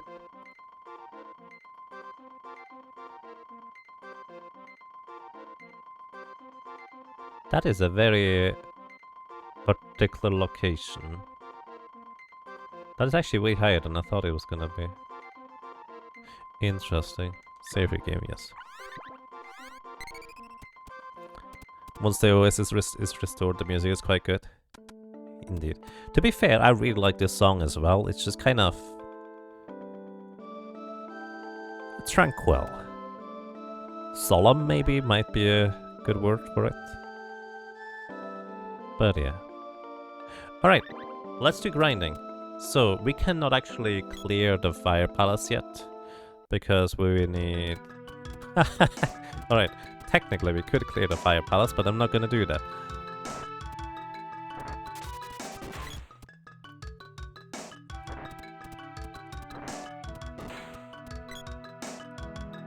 So the reason why we can't clear the Fire Palace yet is because the game will tell you, hey, somebody stole the Mana Seed of Fire, we need to go and get it.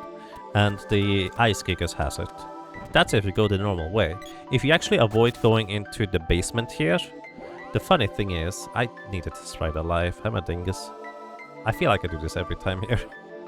The funny thing about this is though, if you go up the ramp here and skip the basement, the entire palace basically is kind of like one event number behind, and it doesn't realize that the Seed of Fire should be gone. So you can literally just make your way up this ramp here and skip the Ice Gigas. That's all you need to do. You just go up the ramp here after you get Salamander, but you kind of need Salamander in order to proceed through the temple, in order to activate an orb later. If you did not need Salamander for that orb later to get past there, you actually could skip that entirely. Either way, the main reason why I'm here is because I want to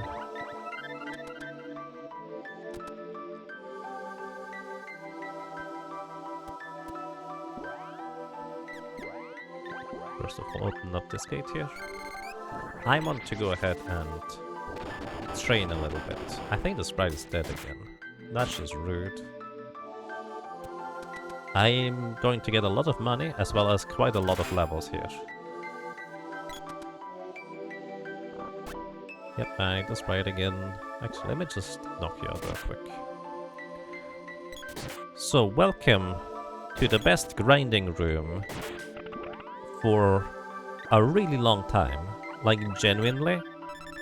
Even compared to way later areas, this room here is pretty insanely good for grinding.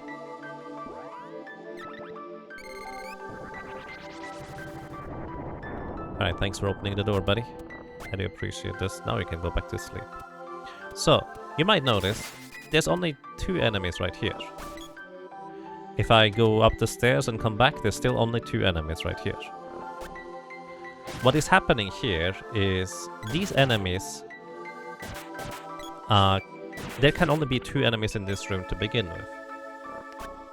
And the reason for this is because this chest up here always has priority in spawning. So once I pick up this chest, it is gone, and now there can be 3 enemies at a time, because Seeker of Mana, by default you can only have up to 3 enemies around at a time. That's the long and short of it.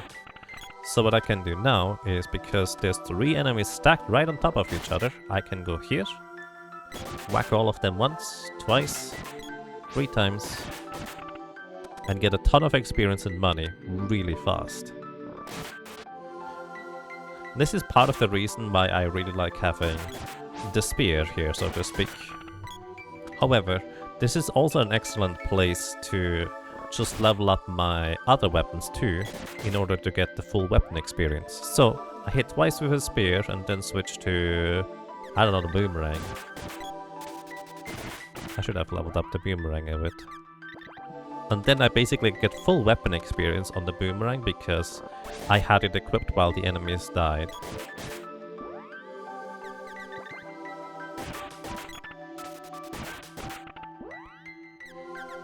And this works really well for just leveling up secondary weapons that I'm not going to use anytime soon, but I will want to have them leveled up in order to use them later on down the road. And the boomerang is definitely one of these weapons that I specifically use for the final boss, and actually, I guess the Dread Slime as well. Because it has a very weird quirk this boomerang does. So, you can see whenever I attack with the boomerang, it shoots out a projectile. However, if I charge it up to level 1, my character does that swipe in front of her, in this case, and then throws the boomerang. Now, that attack is 50% stronger than the regular attack, but importantly, for whatever reason, the boomerang actually gets a melee attack portion on top of that ranged projectile. So, for the purpose of the game calculating things, you attack twice. You attack once with the melee portion and you attack once with the range portion, with the same charge attack. So you get double attacks out of it, and as long as you can chain multiple attacks onto an enemy and it basically stacks, which it does for some enemies but a lot of them don't, you can effectively get a ton of damage in, or literally double the damage, even though the boomerang is not the strongest of weapons, because it has that double tap effect. It just kind of outpaces all the other weapons, with some notable exceptions, because there is one other weapon that has one specific charge level that can do that as well, and that is the Javelin. Javelin, I think level 5 charge or level 6 charge, I'm actually not sure, also has that kind of melee attack portion as well as ranged attack portion. And even if you shoot, by the way, multiple boomerangs or multiple projectiles with a bow, that still counts as one attack and will only hit once, even if you see multiple of these arrows sticking onto enemies.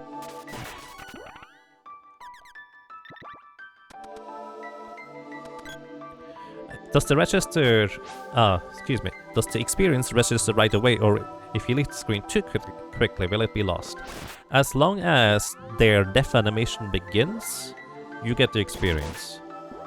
So right here, I will want to wait until they start becoming skeletons and then I can leave. Which I think the remake might be different on this one, but I'm not entirely sure. Wait, I think the boomerang actually leveled up, didn't it? Yeah. The boomerangs, not all of the boomerang's charge attacks, by the way, have a melee portion attached to them. But level 1 does, level 2 does, I think. I think level 4 does, 5 and 6. Not entirely sure. Either way, it's pretty strong.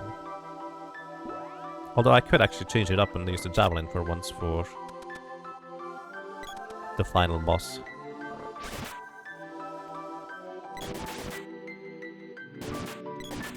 Also, honestly, considering how long I'm taking right here, I think what I will be doing, by the way, is I will do this challenge run in 2 parts. I hope that's alright. Just kind of to preserve a bit of energy and also motivation, hopefully, to stream tomorrow as well.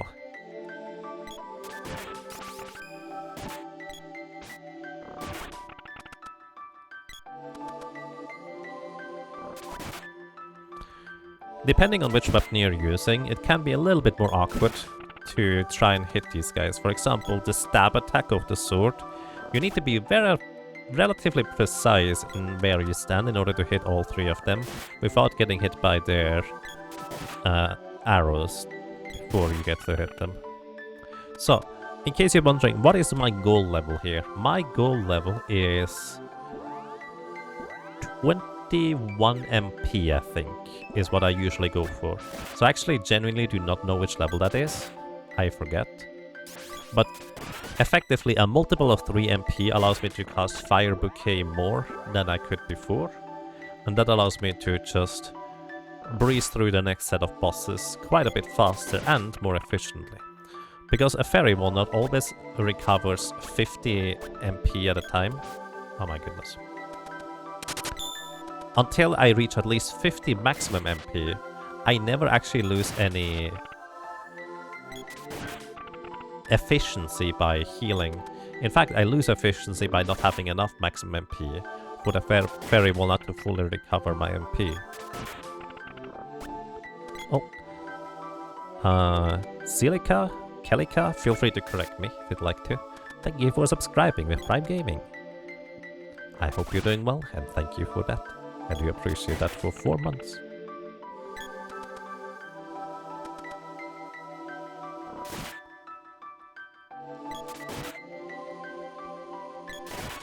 I think the sword can get to level 4 right now. I'm probably not going to grind out the entire thing right now, because theoretically I could go and defeat the Minotaur.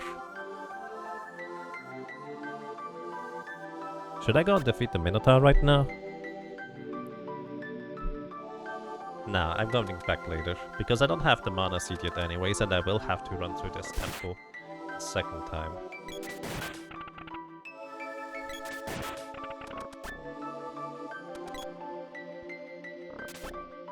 Meh.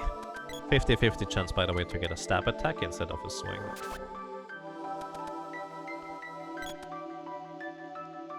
Like, there's literally no way for me to manipulate or tell which one I'm going to get. I can just try to maneuver ever so slightly closer that the stab attack is still working. Tranquilite, thank you! Thank you so much for subscribing with Prime for 7 months. Welcome back. And I'm glad you enjoy your stay. Hope you're doing well. Oh my goodness. This is another reason why I prefer the spear. The sword is just super awkward to do this with, but I try to not always switch around weapons all that much, because the sword has a pretty decent chance to two-shot them. But of course, can't two-shot them if I don't hit them to begin with.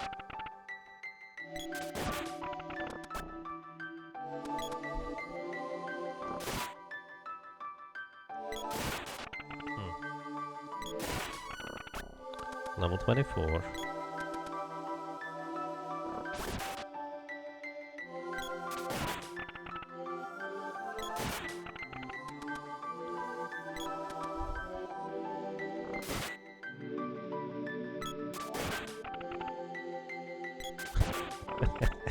And thank you, Vicbird.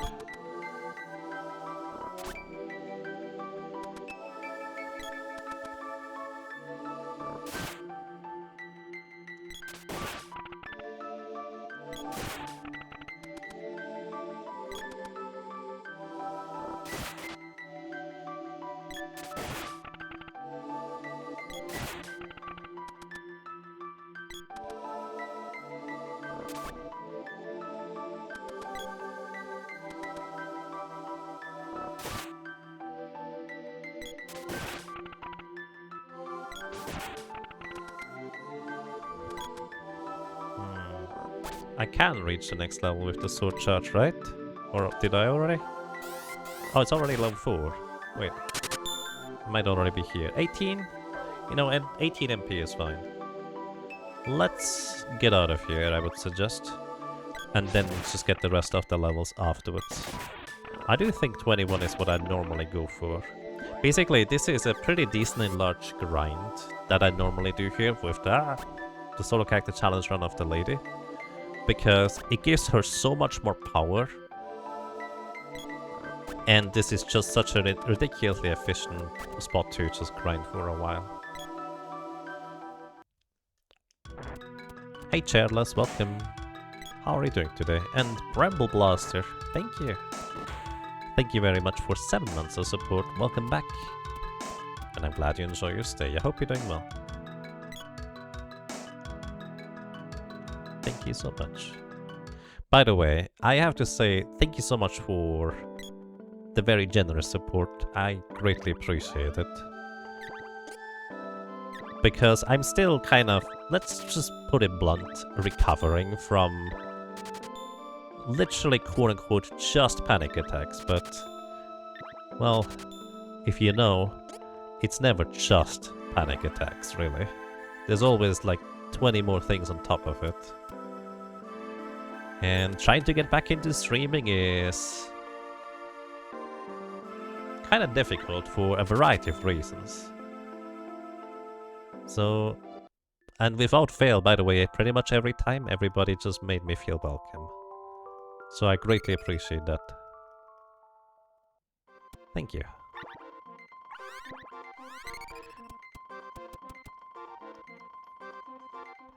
So, my wish is going to be, you know, I usually do like a Secret of Mana 100% run at the end of the year. I hope I'm basically back in shape to just do that at the end of the year again. That's going to be my goal.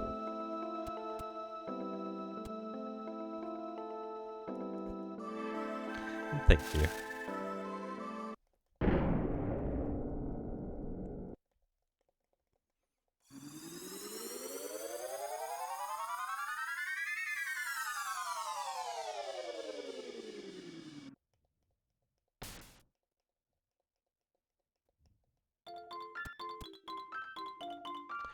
Alrighty, that being said, what I will say is, without the financial support of my parents, actually I would not be able to just, well, stream. Like, they've been helping me tremendously, so they're not gonna hear this because they don't watch the stream, but I'd like to thank them. That's one part, and the other part is also, if anybody has, like, know that somebody needs a QA job for like gaming stuff, I would be happy to, well, maybe apply, because let me be real, if you're not streaming, you're not making any money. Well, that's not true. People actually have continued supporting me, which is ridiculous and greatly appreciated, but it's just kind of clearly not going to be enough anytime soon, so I will look for something in that direction. And if anybody knows anything like that, I would be interested to know. But until then, I will try to get back my streams to more regular levels, if you will.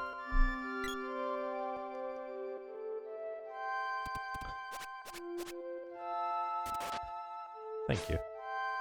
And Pantalaika, thank you. Thank you so much for 9 months of support. Welcome back. And I'm glad you enjoy your stay. Ow. By the way, the additional levels also help that these wolves here just don't do much damage anymore.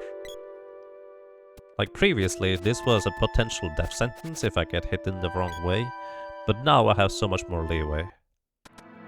Oh, wait, hold up. You know how I said that almost every weapon has its use? I just remembered the one use I have for the glove. There's one very particular, very specific use that probably doesn't matter, but technically is kind of neat, honestly.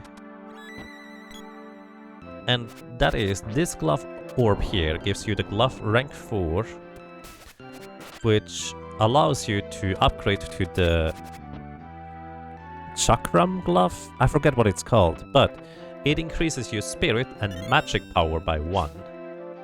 Spirit is the magic spell power stat for the lady, and intelligence is for the sprite. So this technically increases my spell power by a tiny amount if I wear that thing. So there, it technically has use.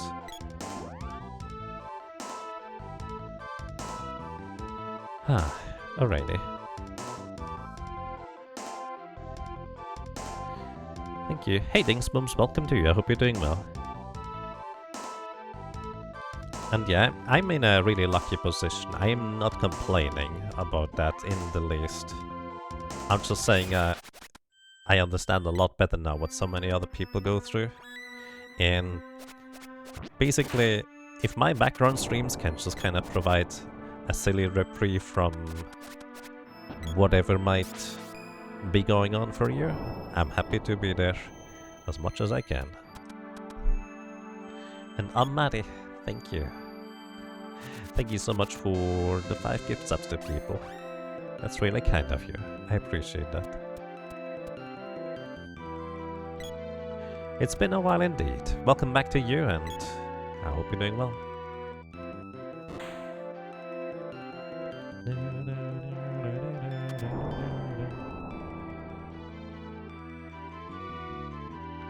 Alrighty, welcome to these silly little guys. So, they are weak to fire spells, and I literally have too much armor for them to ever deal any damage to me. So the game just throws me down here into a pit with these little guys that are just smiling.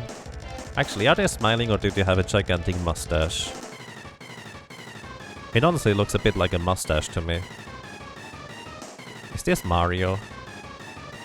Maybe it's Waldo. It looks almost like they're wearing glasses. Either way, these poor guys I have to defeat in order to proceed. I would like to, well, not to. But here's a fun thing. These guys have 600 HP. Normally after you drop them below 300 HP remaining, they transform into the lizard form. However, if I just knock out all of their HP in one go, they cannot transform. And if you're doing a glitchless speedrun of this game, it's actually very difficult to very specifically knock them down without ever triggering their second phase.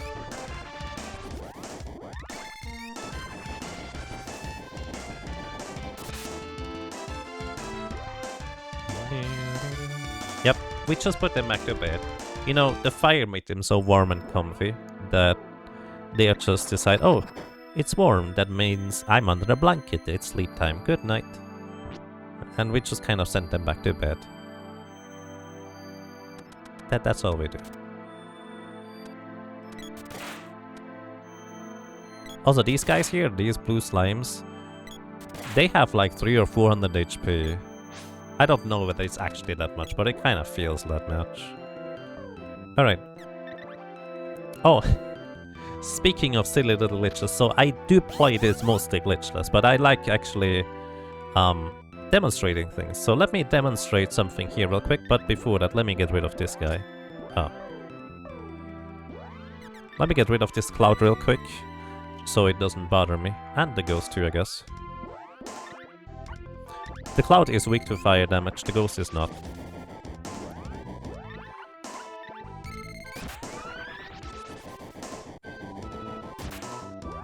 Still deals a lot of damage.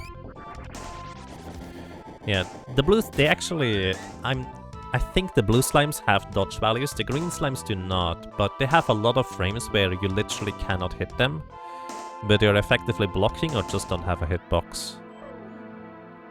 Like, most of the things they do is just... yeah, plus they have a lot of defense, so that does not help either. Either way, you know how I have a whip equipped. So the conditions for you to jump across the gap here is you need to gather your party at the whip jump points, then you need to have the whip equipped, and then you need to hit a rope pole. Those are the 3 conditions that you need to meet in order to jump across. So, what happens if... so normally you cannot actually hit the rope pole right next to you, because effectively the whip does not have actually any hitbox at short range. So if I stand here and face down, nothing happens. However, the 3 conditions will still be met if I pygmy the lady. When you're pygmied, you have this little short attack. You're punching and kicking as a tiny person. So I gather my party, I have the whip equipped, and I'm hitting a rope pole. So I can just jump straight down. I just think it's funny. Ghost pancake, yes, very tasty.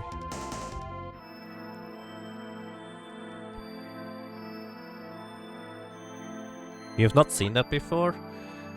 Oh, I think it's used in very specific runs.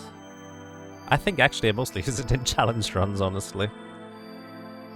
It largely does not have any use because glitch runs mostly don't visit the Ice Giggles because you can just skip him, and glitchless you don't do it.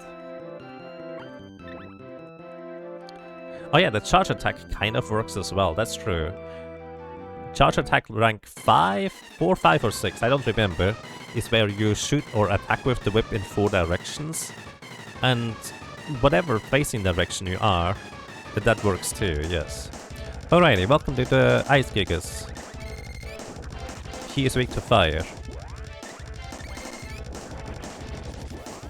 I have fire bouquets. But also he has over 1000 HP, so I will never be able to knock him down with one volley of attacks. Because the maximum damage you can stack into one number is 999.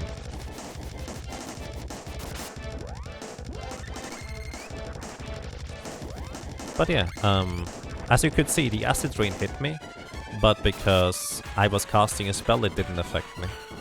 Actually, it still reduced my physical defense.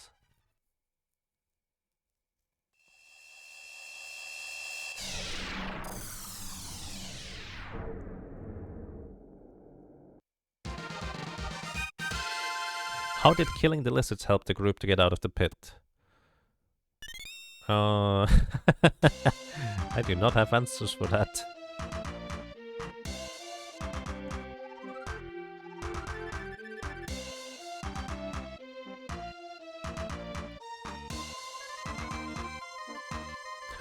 Maybe they were just so scared of the little lizards dancing around them that they couldn't think of a proper way to climb the walls.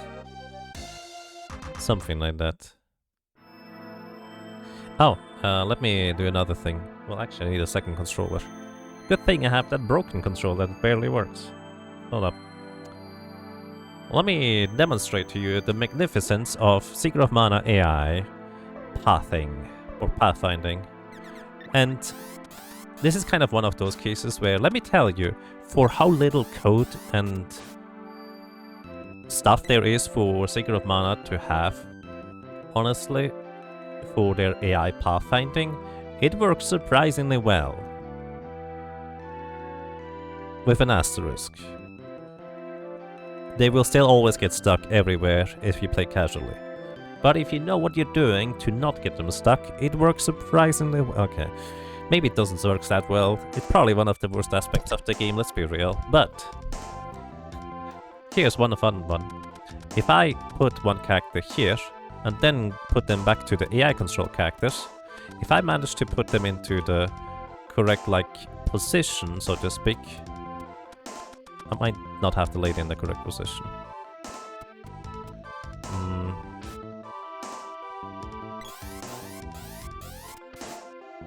I'm at the bottom here, so theoretically this should work. Let's see. No. I don't know the exact conditions anymore. There we go. Alrighty, welcome to the world of Seeker of Mana AI pathfinding. Yeah, there we go. Oh, the sprite somehow managed to break free. I don't even know how that happens. So basically,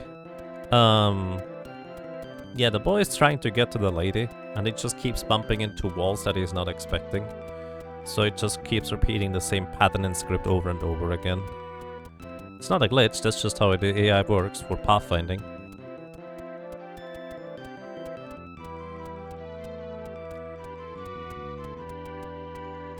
Alright, moving on. He's getting his leg there in. He is. Do I have enough cups of wishes? Yes, alright. Because next we need to go back to the desert. Bonk. By the way, this always happens for 2AI. They will get hit here. I think you can technically hit the wolf before they get hit. But that's just... yeah, no. In the Solar Cactus challenge, they're just dead. Because you're stepping to the side, the wolf attacks them, they don't step to the side. Oh...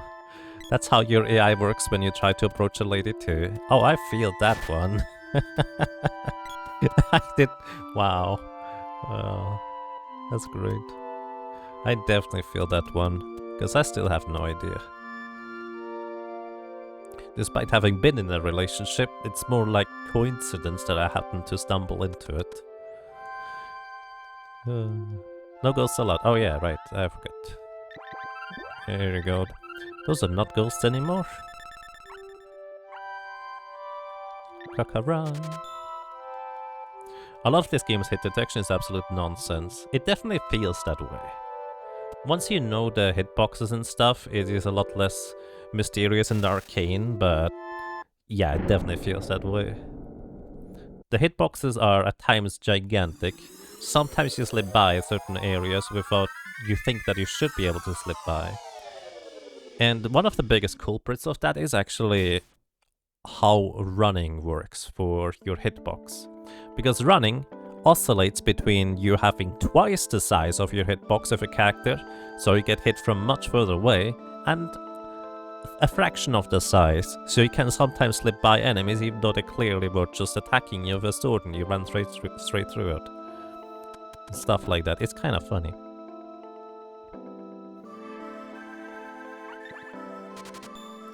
And yes, you cannot travel canon with ghosts. It doesn't work. That's why I needed Cups of Wishes, even in the solo character challenge.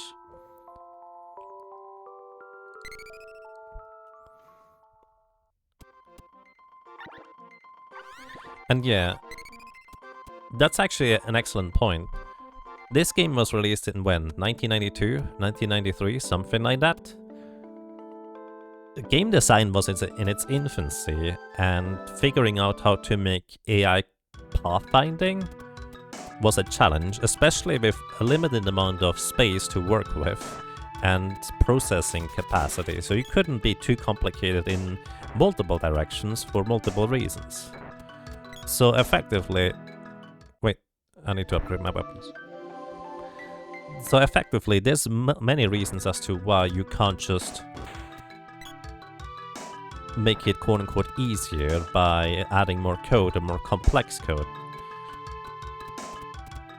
So the way this works is generally fine, but I absolutely agree with that concept of the failsafe should be that AI-controlled characters should be allowed to be left behind so you don't get stuck everywhere, as well as teleport to you when they can't find the path after a certain point. Which, by the way, is what the Secret of Mana randomizer does.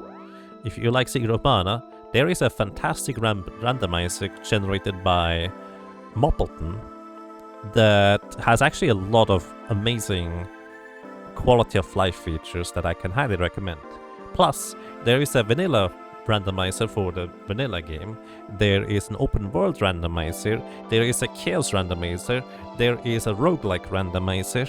There's so many variations you can play this thing with. It's kind of crazy, honestly. Upgrade the boomerang.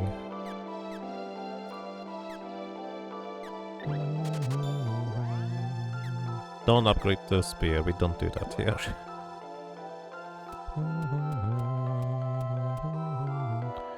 By the way, I'm always worried that I'm gonna die to the Minotaur because I tend to fight him after I do a pretty lengthy grind. So he's not dangerous per se as long as I'm not Dingus, but there's always that small potential that he can combo you if you are not careful.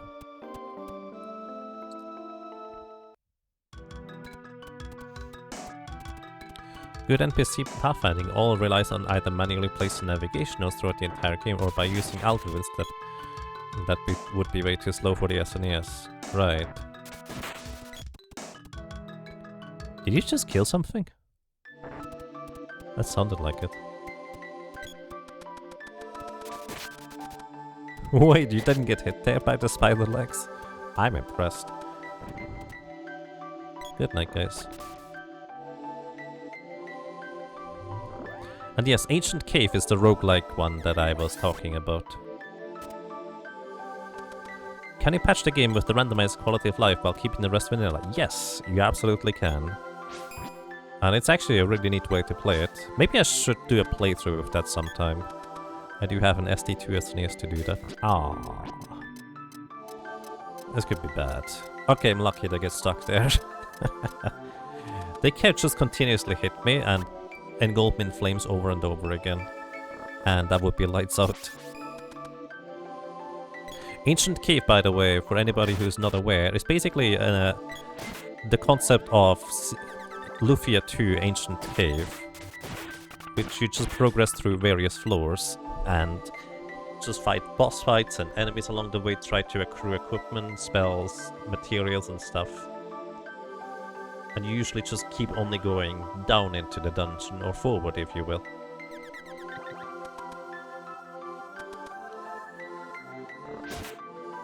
Alrighty, I'm actually going to continue leveling here, I think until 21 MP. Because that's the threshold that I usually aim for. And the reason for this, by the way, is pretty simple. The lady's spell with Salamando, they are decent, but they are not good. What this means, if an enemy has decent magic defense, it's actually pretty difficult for her to punch through the enemy's magic defense in its entirety. So, by leveling up, she gets more spell power, not as much as the sprite, mind you, just a bit more, as well as more maximum MP in order to throw more spells at the enemy, which is kind of the important part here. I basically want to have more maximum MP to throw more spells at the enemy, as well as, more importantly actually, punching through the enemy's magic defenses. Specifically the boss coming up just now has actually a lot of magic defense. I could just defeat him with physical attacks. It's not too difficult. But effectively, because this is such an efficient grind right here, right now, it just makes sense to go ahead and take advantage of it while I'm right here.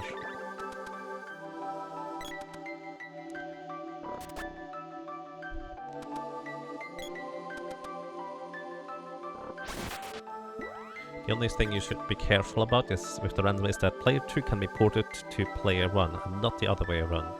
So it can happen that player 2 runs out of the screen, gets ported back out in the camera. But the camera doesn't move back. Oh, I see. That technically makes sense. I have to admit I never played this randomizer co-op with anybody, which is kind of unfortunate. There's just nobody really around here.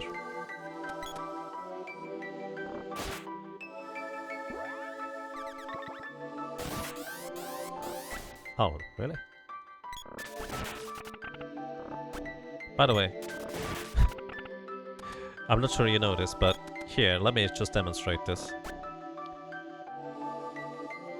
Those Chopping Hood guys, they can't hurt me while I'm standing behind the ghost. The ghost literally just absorbed their projectiles. They can't hit me. So, in Seeker of Mana, ghosts absorb arrows. They can't shoot through them. It's kind of funny if you think about it that way. But basically they collide with the sprite, but then the game notices, oh, they're dead, so nothing should happen. But the projectile just doesn't go any further. Ghosts in this game are very versatile. Yeah, they can stop walls from advancing, they can stop projectiles from advancing. Actually, ghosts in this game are the perfect door stoppers.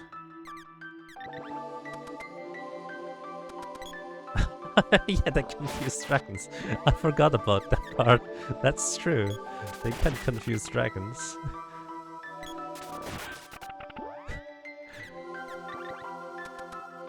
Guardian Angels. Oh, I like it. I like to think of them that way. Sure, we can go with that.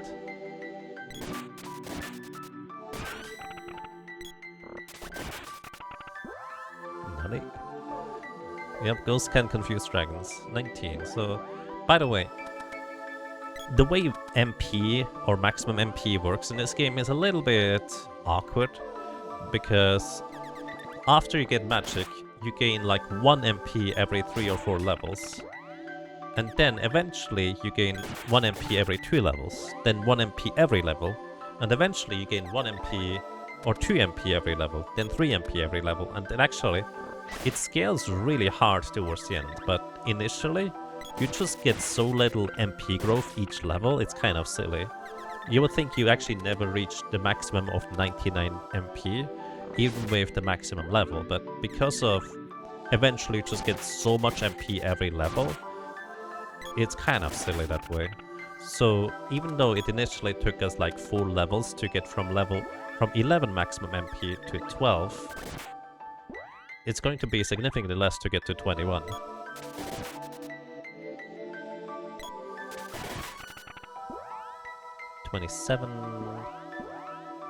Yeah, we only have 20. I think this is one more level and then we should have the 21 MP. We never added that clip to the boss. It would be somewhere around. Can I explain the confused dragon thingy?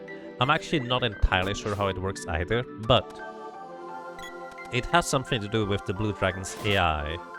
The blue dragon, how it attacks you occasionally, is it just swoops in on you, tries to attack you with something, and then immediately just goes back and swoops back around. However, because the blue dragon also sees the ghosts right in front of it, it just swoops right up to the ghost and then just goes back away. And that is just really weird. Like, I was really confused as to why this dragon was not attacking after it swoops in. And it's the ghosts. It was recognizing the ghosts as being there, and it couldn't interact with them, and it just didn't do anything.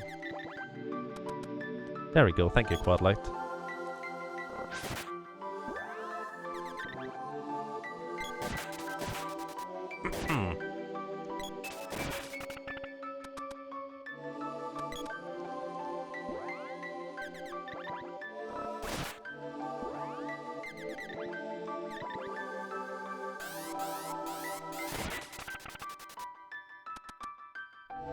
That was 2 chests.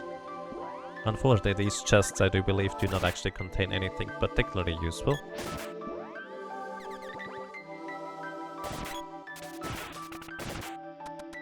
Also, I'm not sure what level these Chopin Hoods are, but because I kind of mostly run through the game and don't fight a whole lot, I tend to be fairly on the level for the most part. But this, I think, is the first time where I actually get higher level than the enemies are, so my weapon level growth should be probably halved, I would guess. Although I'm not entirely sure about that.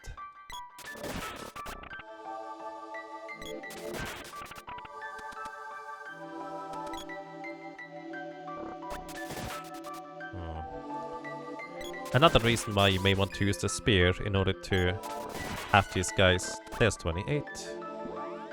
Fortunately, the boomerang didn't reach the next level yet, but we should have 21 MP. We do. Alright.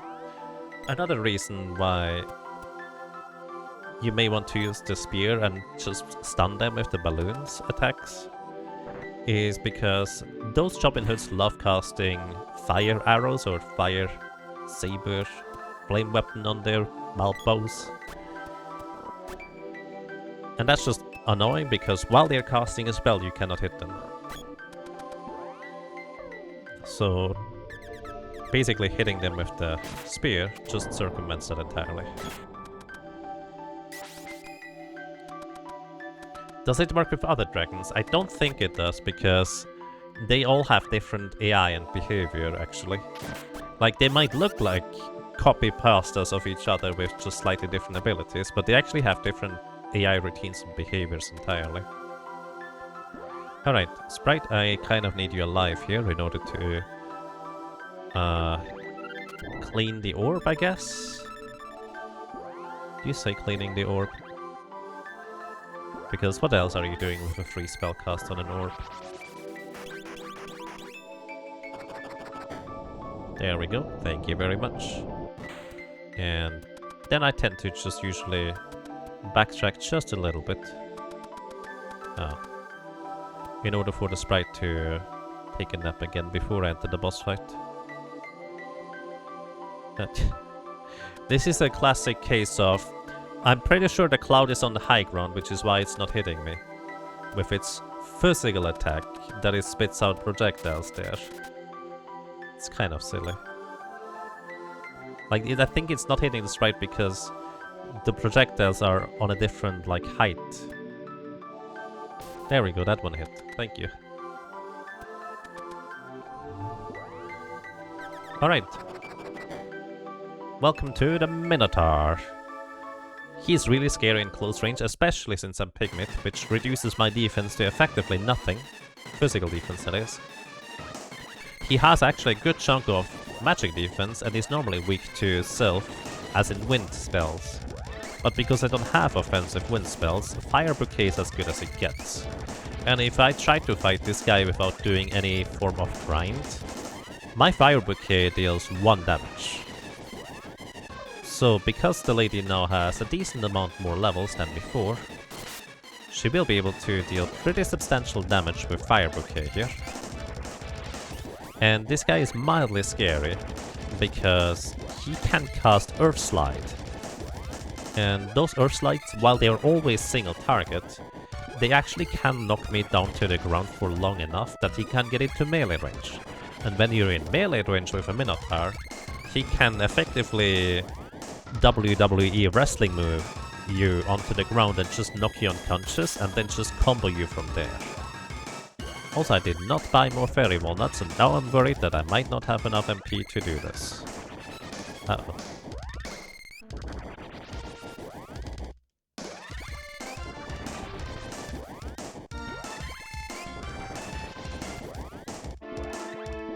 But yeah, you might see that, oh, you deal 400 damage. But this is basically... How many times am I casting? 7 times something makes 400 damage, right? But each level I gained just kind of added a little bit of that base damage that I then multiplied with 7. I'm not sure how to explain this. Basically, each individual level increases my damage tremendously. And I should have upgraded the claw weapon to equip that to get 1 more spirit to deal more damage. I forgot. This was the one time to use it. Oh well.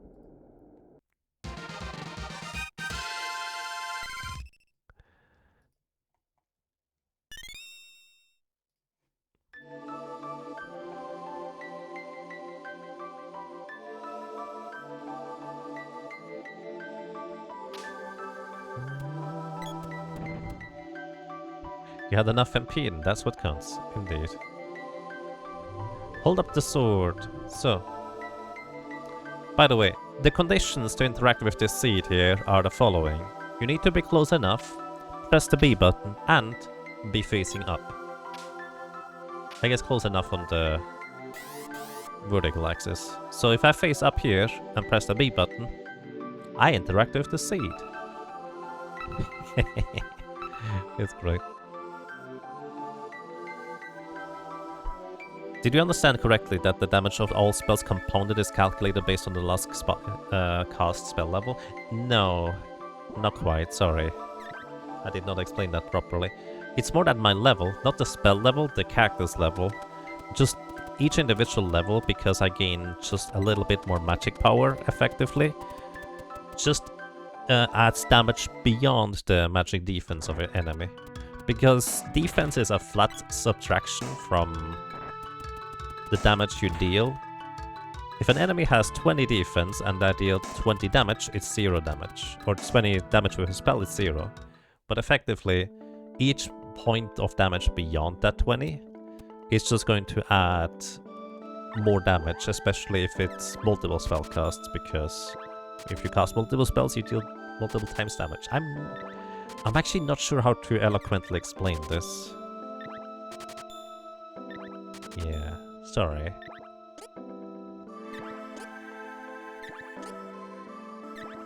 Okay, so our next order of operation is running through the sewers. Make sure we don't lose anybody along the way, because that would be mildly awkward, but only mildly. Could still work with it. But I think I'm gonna do that tomorrow.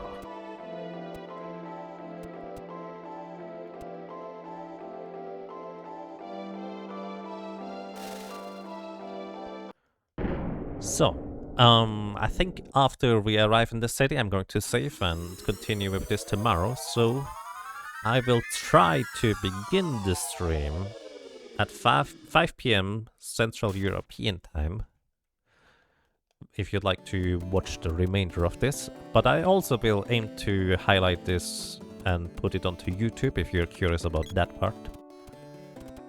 So hopefully nothing will be lost, but I think it just kind of makes sense. I think if I play this glitchless and don't just skip a bunch of stuff, it's going to be quite a bit until I'll be done here. So I'll take that opportunity and just say thank you so much for watching. Thank you so much for listening and for lurking.